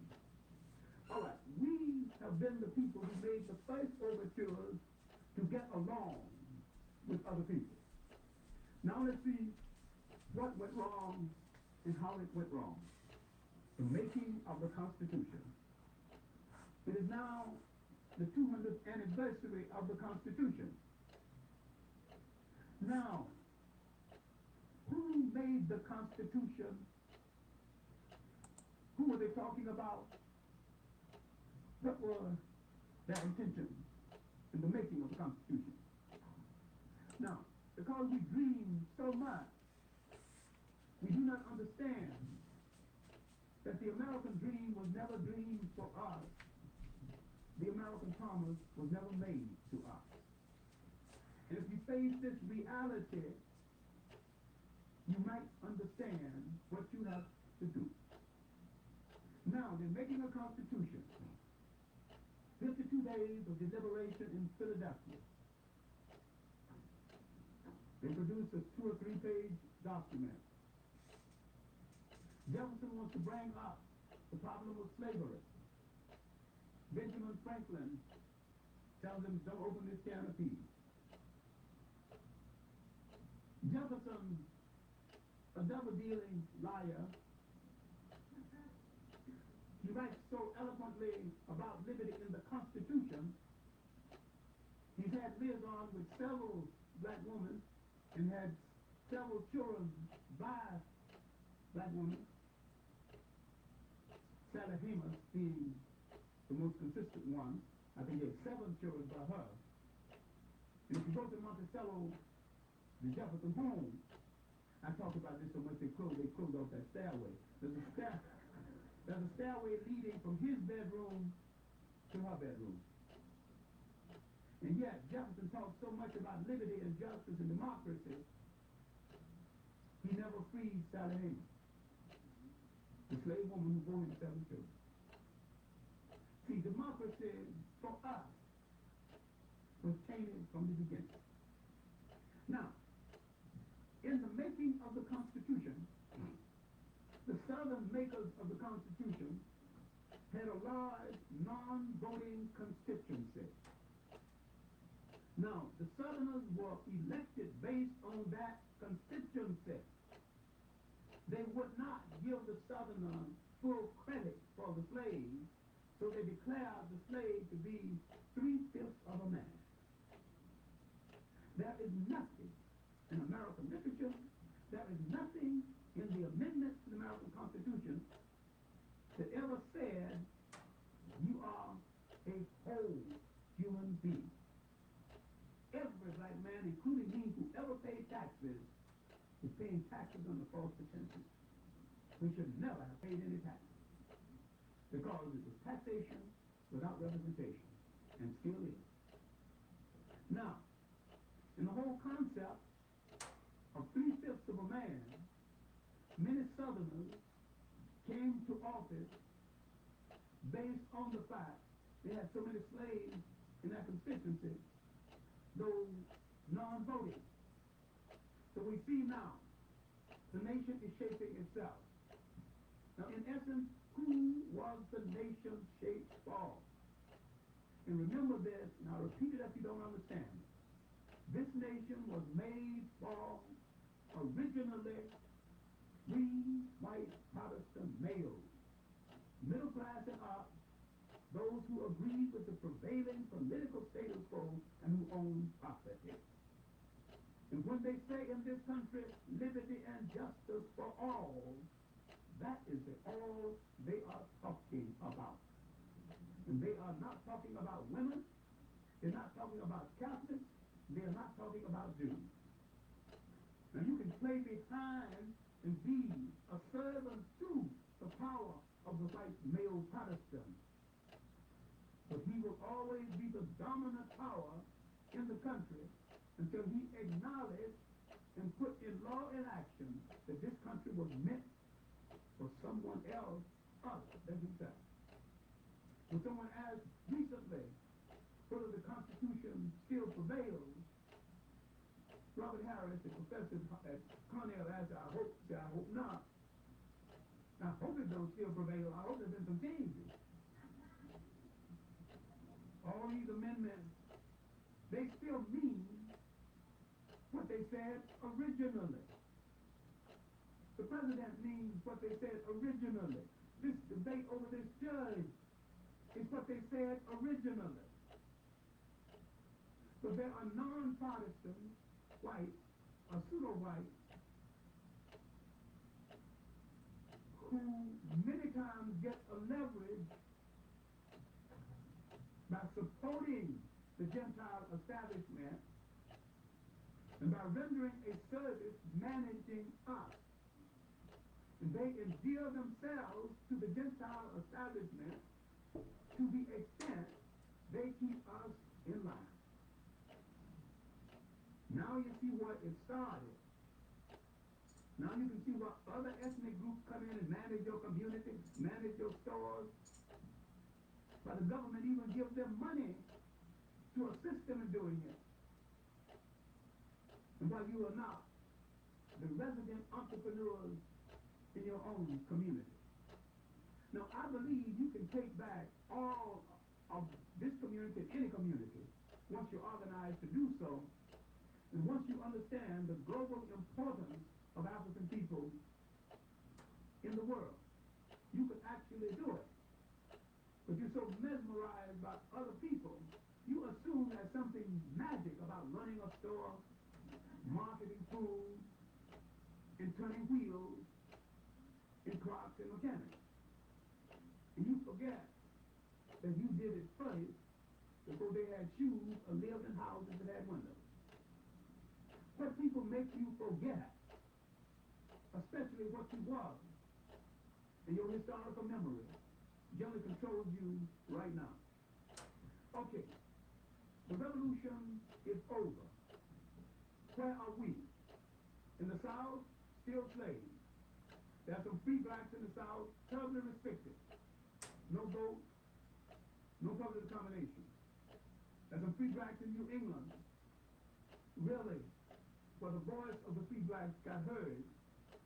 But among those heard the most, Prince Hall and his African Lodge, the first black Masonic order. Now blacks are beginning to organize. They're beginning to express themselves in poetry. They're beginning to express themselves in the slave narrative. They're beginning to question whether they go to the side door or the balcony of churches. Soon, Richard Allen, James Barrett will challenge the white church, and they will find the AME. Now the independent black church is on the way. You got independent thinkers now. And we are approaching the 1800s. And as we approach the 1800s, we have the semblance of church organization, the semblance of literary organization, the semblance of a protest movement. Now as we came into the 1800s, let's look at that first half of the 19th century. Because this, in my opinion, was the most dynamic period in the history of Black America. It was the most dynamic period because these blacks were clear about what they wanted to do and what they had to do than you are right now. They didn't have a whole lot of hang-up illusions that you've got right now. They weren't thinking about integration. They were thinking about surviving as a people. In the late 90s, 1790s, a sea captain began to take blacks back to Africa using his own ship. Now can you imagine now a sea captain with 3 ships doing trade on the sea of the world in the 1790s, and today we don't even own a decent rowboat? A master sailor with other sailors at his disposal. Now, as we came into the 1800s, more slaves escaping from the South, the birth of the slave narrative, a special kind of American literature, finally the Douglas School, Frederick Douglass, began publication. But 1800 itself, the first massive slave revolt, gave a process in the Carolinas. Now you're beginning to see organization. Along with this kind of organization, be a different organization in the North. People are coming together. Martin Delany, Frederick Douglass, the great minister Henry Highland Garnett. Poets are coming together, especially the great woman poet, Elaine Wilkins Harper. Phyllis Whitley, period. And I don't dwell on that because I'm not a great Phyllis Whitley fan. I thought she misread history itself, but be that as it may. The importance of Phyllis Whitley is that she wrote. Women wasn't writing much poetry during that period, good or bad. The fact that she wrote fair poetry. She has some atrocious lines in some of them. One that turned me off is that I'm glad God took me from my pagan land, taught my pagan heart to understand. She didn't come from no pagan land. Africa was no pagan land. There were tributes to George Washington and some Lord. Well, the fact that I'm not a Phyllis Whitley fan is established, so I can go on. But during this period, a slave on Long Island produced the first cynical poem. And the poem went, my old master promised me when he died, he let me, set me free. Lived so long his head got bald, got out of notion of dying at all. So, this is the beginning of cynicalism in black poetry. I didn't believe it. I don't believe it. All right, now, the black founding fathers, as against the white founding fathers, that Lerone Bennett writes about so beautifully in his work Before the Mayflower. And the thing about Lerone Bennett as against John Hope Franklin, John Hope Franklin packed in a lot of historical information, but John's writing is so dull, I didn't say it's incorrect. It turns you off. Lerone Bennett is not as scholarly as John Hope Franklin, but Lerone Bennett makes the language sing. He don't turn you off a bit. You read all, pick up his book, you read the whole thing. John Hope, you go to sleep, you know, all these facts so packed on you, without interesting explanation.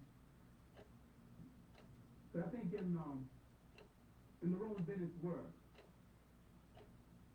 Before the Mayflower, and another work called The Shaping of Black America, the first 2 chapters, White Servitude in the 2nd chapter, First Generation, dealing with the first blacks to be brought to the United States.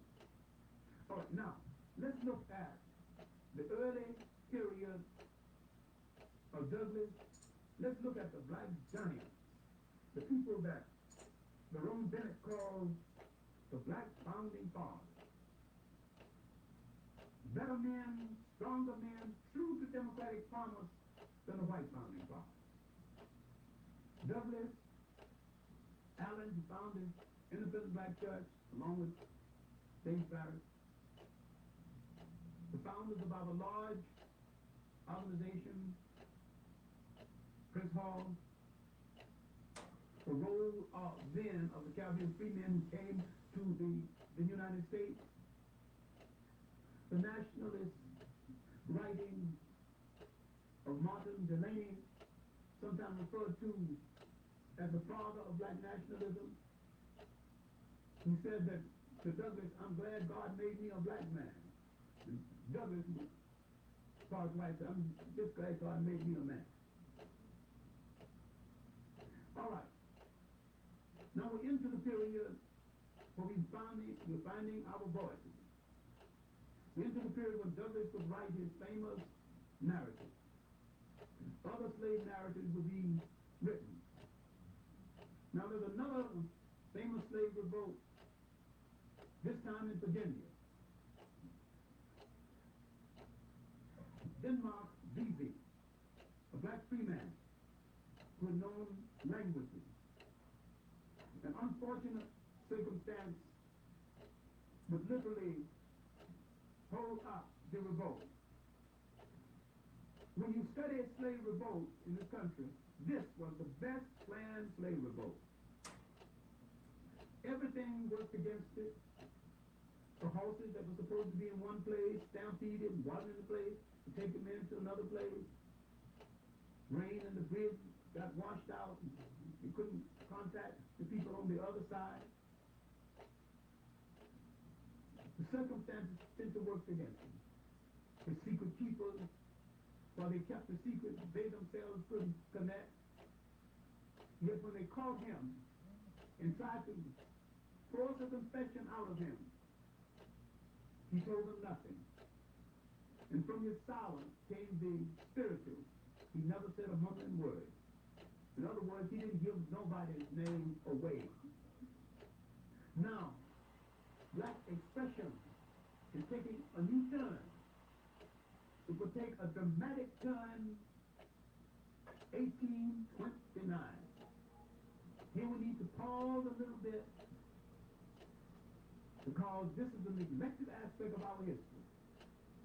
David Walker, an escaped slave, who owned a second-hand clothing store and a pawn shop, began to write an appeal to the colored people of the world.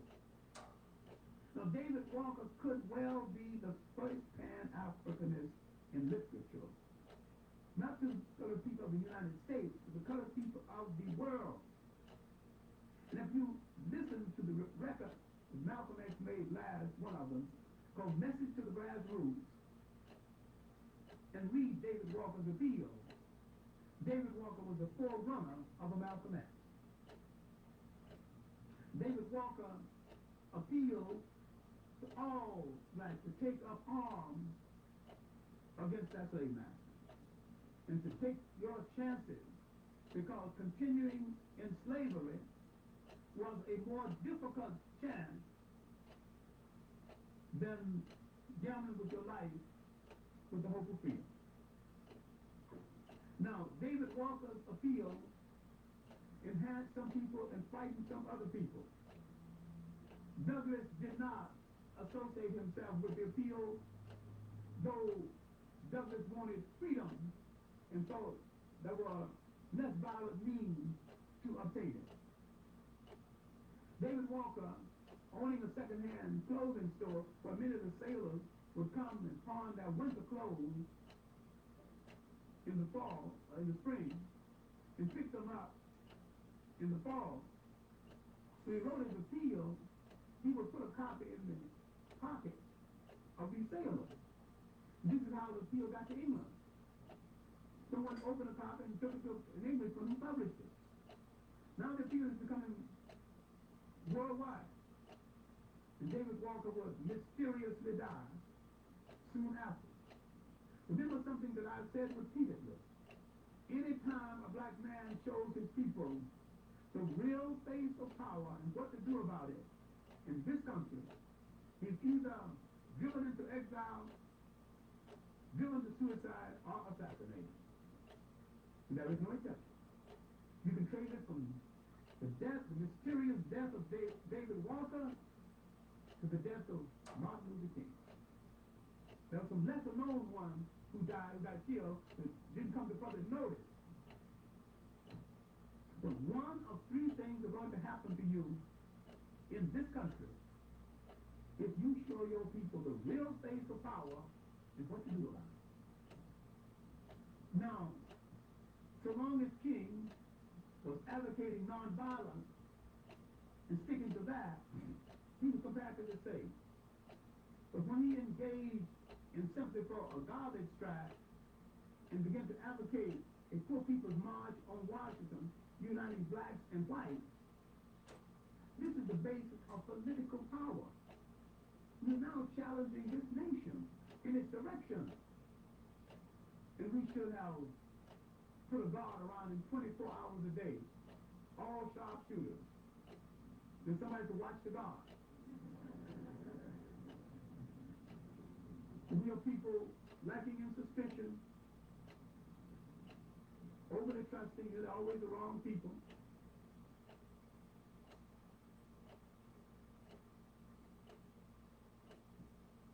And we treated them as guests at first. In this trait we still have. Many times we are kinder to the outsider than we are to the members of the family. This is a good trait, properly used. When you want to find the strongest thing about a people, which is their concept of humanity, and that's one of the strongest things about us. The flip side of the strongest thing is also the weakest thing about you. You didn't watch who you were entertaining. You didn't watch who you were inviting to dinner. All right. The next revolt to frighten the slaveholders will be the Nat Turner revolt, Hamilton Roads, Virginia. Also a well-planned revolt. In the Nat Turner revolt, his secret keepers were spread across four states. And one of the secret keepers was his wife. This is why I took exception to the book Confessions of Nat Turner, because it made Nat Turner really a weak and lusting after a white woman. And there was nothing in history to prove that was true. The scene was a violation of history. All right. Nat Turner's revolt probably caused more fear in slave owners than any other revolt. And what Nat Turner's revolt was inspired by, in part, was a revolt in Haiti. Finally, black sailors going between the United States and the Caribbean islands heard that somewhere on an island, slaves had revolted and set up a free nation. When that information got back to the United States, some blacks thought they could do the same thing. It was a different lay of land, and given the circumstances, they could not have done the same thing. The fact that they thought they could do the same thing was an act of bravery and an act of courage. In Haiti, you had a black majority. You had Haiti's everlasting hills. And if you go to Haiti and Jamaica, you would wonder how anybody stayed a slave anytime. Because you can go up to those hills and you can look down, you can see what's coming up at you, but what's coming up at you can't see you. And some good rocks properly trickle down will discourage them. And there's plenty of rocks on those hills. Throw down enough big rocks, they'll change their mind. Because those hills are fortresses, and great fortresses. We didn't have that. We didn't have running space. We were on level ground too many times. We didn't have access to the forest. We couldn't get to the hills, although we were in a part of the country that had no appreciable hills. But the Nat Turner revolt had said something to this nation about the ability of the slave to sustain a long revolt. Finally, when they captured Nat Turner,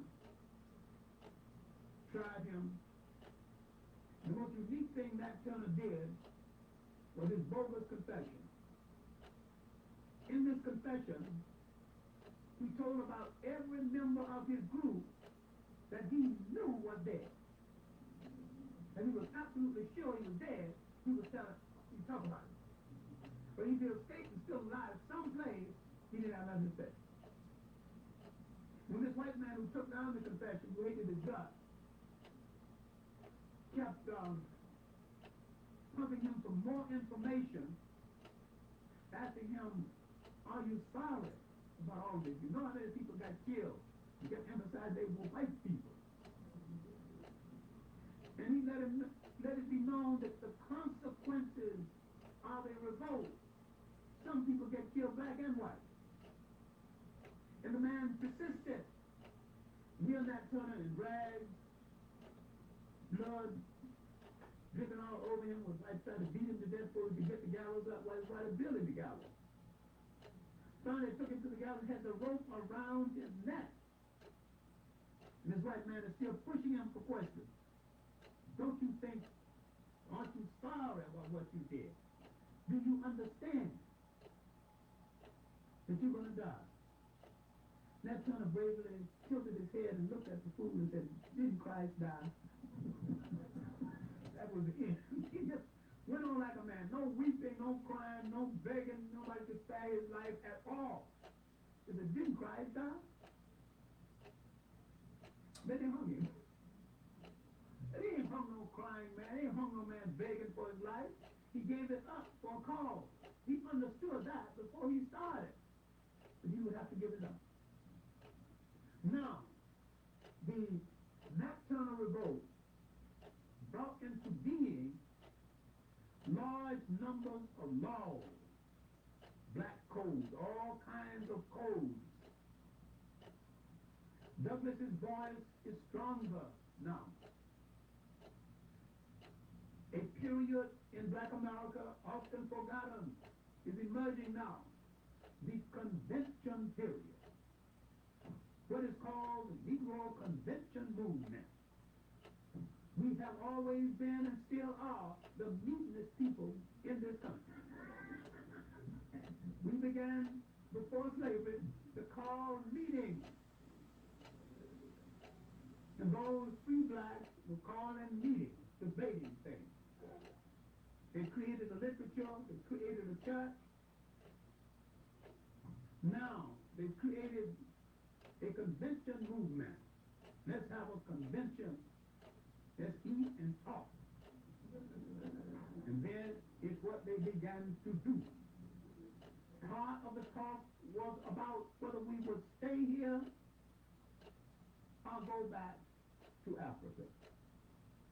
Out of this talk would come black association with the American colonization movement. The American colonization movement, stretching even into the South, mostly financed by whites. Frederick Douglass peeped their hand and said, if you whites want to give blacks free trips back to Africa, why don't you free some slaves and give them the trip? I think they would enjoy it more. Frederick Douglass saw that they were trying to get the free black out of America, especially the agitators. So Frederick Douglass, while not against people going back to Africa, was against the white-controlled colonization movement. If you understand the colonization movement and how it was organized by liberal whites and some people critical whites who really wanted to use the organization as a listening post to feel the pulse of black America, if you understand that, you understand the NAACP right now. Most people think the NAACP started out as a black organization. If you have read the history. Started off as a liberal white organization and they invited blacks in. On that time. And they're still mixed up based on the fact that people haven't studied foundations. When you understand what is at the foundation of something, then you can understand its intent. All right. Frederick Douglass would contact John B. Ruswan, the alleged first graduate from an American college. It was later proven that there was another black American who graduated from a college a few months earlier. This is not an important item, which one graduated first or not. But anyway, I'm going to let Ruswan have the job because he did such a good job at editing Freedom's Journal. And the other one didn't do much for us, and he got lost in the shuffle, and we never know what happened to him anyway. Ruswan made a major contribution to the literature of the argument for freedom. And his place in literature, his place in our literature of liberation is secure. When he stopped editing Freedom Journal and decided to go to Liberia as the governor of Cape Palmas province, he established a newspaper, the Liberian Herald, that is still in existence. And his answer to Douglass is that while I agree with you that this is a white-run organization, and we were sponsored by the Virginia branch of the Colonization Society, at least we have the opportunity to show whites that we can control a nation. Now here is where some mistakes began to be made in relationship to the Western black in Africa. The mistakes still being made. Many of the Christian blacks went to Africa with the attitude they're going to civilize their heathen brothers, not knowing that the people of Liberia were Mende-speaking people who had brought into being the old empire of Ghana, Mali, and the last of the great African nation state, Songhai. Literally the most civilized Africans on the face of the earth at that time. And here these bunch of fools got a white man's version of Christianity going back to Africa to civilize their heathen brothers. Who weren't heathens in the first place, were more civilized than they are in the second place.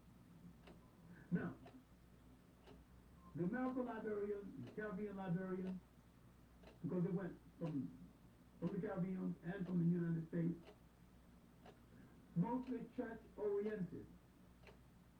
And up until the emergence of Sergeant Doe, who's probably a CIA agent, Liberian, as against descendant of America or Caribbean Liberia. Liberia was run fully by church members. People in the Congress, the deacons, the ministers, the presiding elders, they were all church people, misunderstanding the African concept of spirituality as against the European rehash of African spirituality that we call Christianity. And we began to remake in Europe at the Conference of Nicaea. Now this is not what the lecture is about. We have to understand Africans had a spirituality before Judaism, Christianity, or Islam were interpreted by outsiders. And what we're talking about is out of this great body of spirituality in Africa came Judaism, Christianity, and Islam. I'm saying that Africans had the original copy, and they made carbon copies. This is what I'm still willing to refer to as carbon copies of the original spirituality. Because in African religion, it wasn't departmentalized. It wasn't a Sunday thing. It was a thing that ran through the totality of your life and determined everything in your life, including your diet, your wife, and your child, your village, where you stayed. You didn't go to church on Sunday. Your religion was a part of your life. Your spirituality was a part of your life all of the time.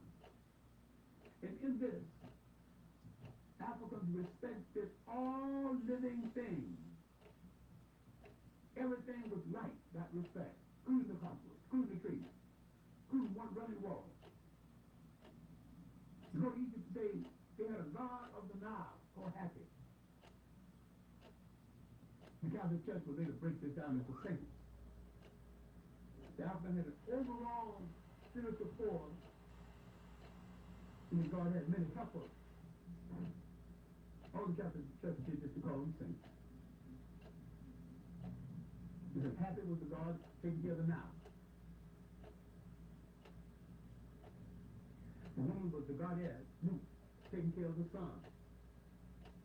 Her job was to take in the sun in the evening, put it in her body, and let it out in the morning. They assigned something to everybody. But that didn't mean that they did not believe in the oneness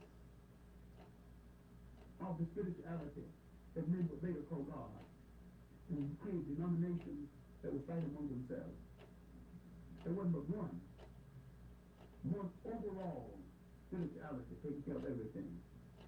Most of them broke it down into religion and denomination. That was probably man's highest hour of spirituality and purity on this earth. Everything had a soul, including the dog or the pig. It was the highest hour of respect for humanity too. All right, now let's get back to the end of this first half of the 19th century. What do we have now in motion? We have the embryo of American industry. We have the beginning of the experimentation that's going to be the cotton gin. Ideas taken from blacks. We have cotton in demand in Europe, but Europe is not getting it fast enough. You do not have enough work for the slave to do in the South. The cotton gin is going to change the whole nature of slavery. It's going to make cotton king.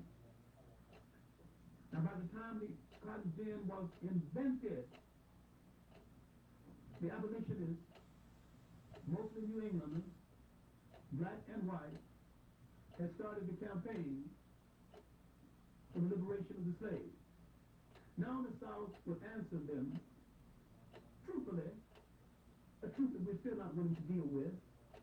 They would tell the New Englanders, you sold us the slaves, and now you northern abolitionists who took our money for the slaves are now telling us to liberate the slaves. Now you're showing the slave how to escape. You're a bunch of hypocrites. Now on face, they were right. The North was a bunch of hypocrites then, a bunch of hypocrites now. The North could have put enough pressure on the South to eliminate Jim Crow without any fighting, without any civil rights movement. And they didn't do it. The North, the industry of the North, the money of the North, was gaining more and more control over the South. Literally a stranglehold on the South. Now the South is beginning to demand a greater share of the wealth of the country. But the way they arranged it, the New Englander who had produced the industry would refine the raw materials, mostly coming from the South. They wanted to keep the South agrarian and farm. They wanted the woods from the South, the hides from the South. But the South partly willing with the agreement that you leave my labor supply alone. That without slaves, I couldn't even send you the raw material with the same degree of profit that I've been sending it to you. Now the argument is between two branches of English-speaking people. Now if you think white people fought a war for 4 years, cutting each other's far, so you say what water you was drinking this morning. You just picked up the wrong glass. They not only didn't do it, they would not have done it. Slavery was now becoming an emotional issue, an issue debate between two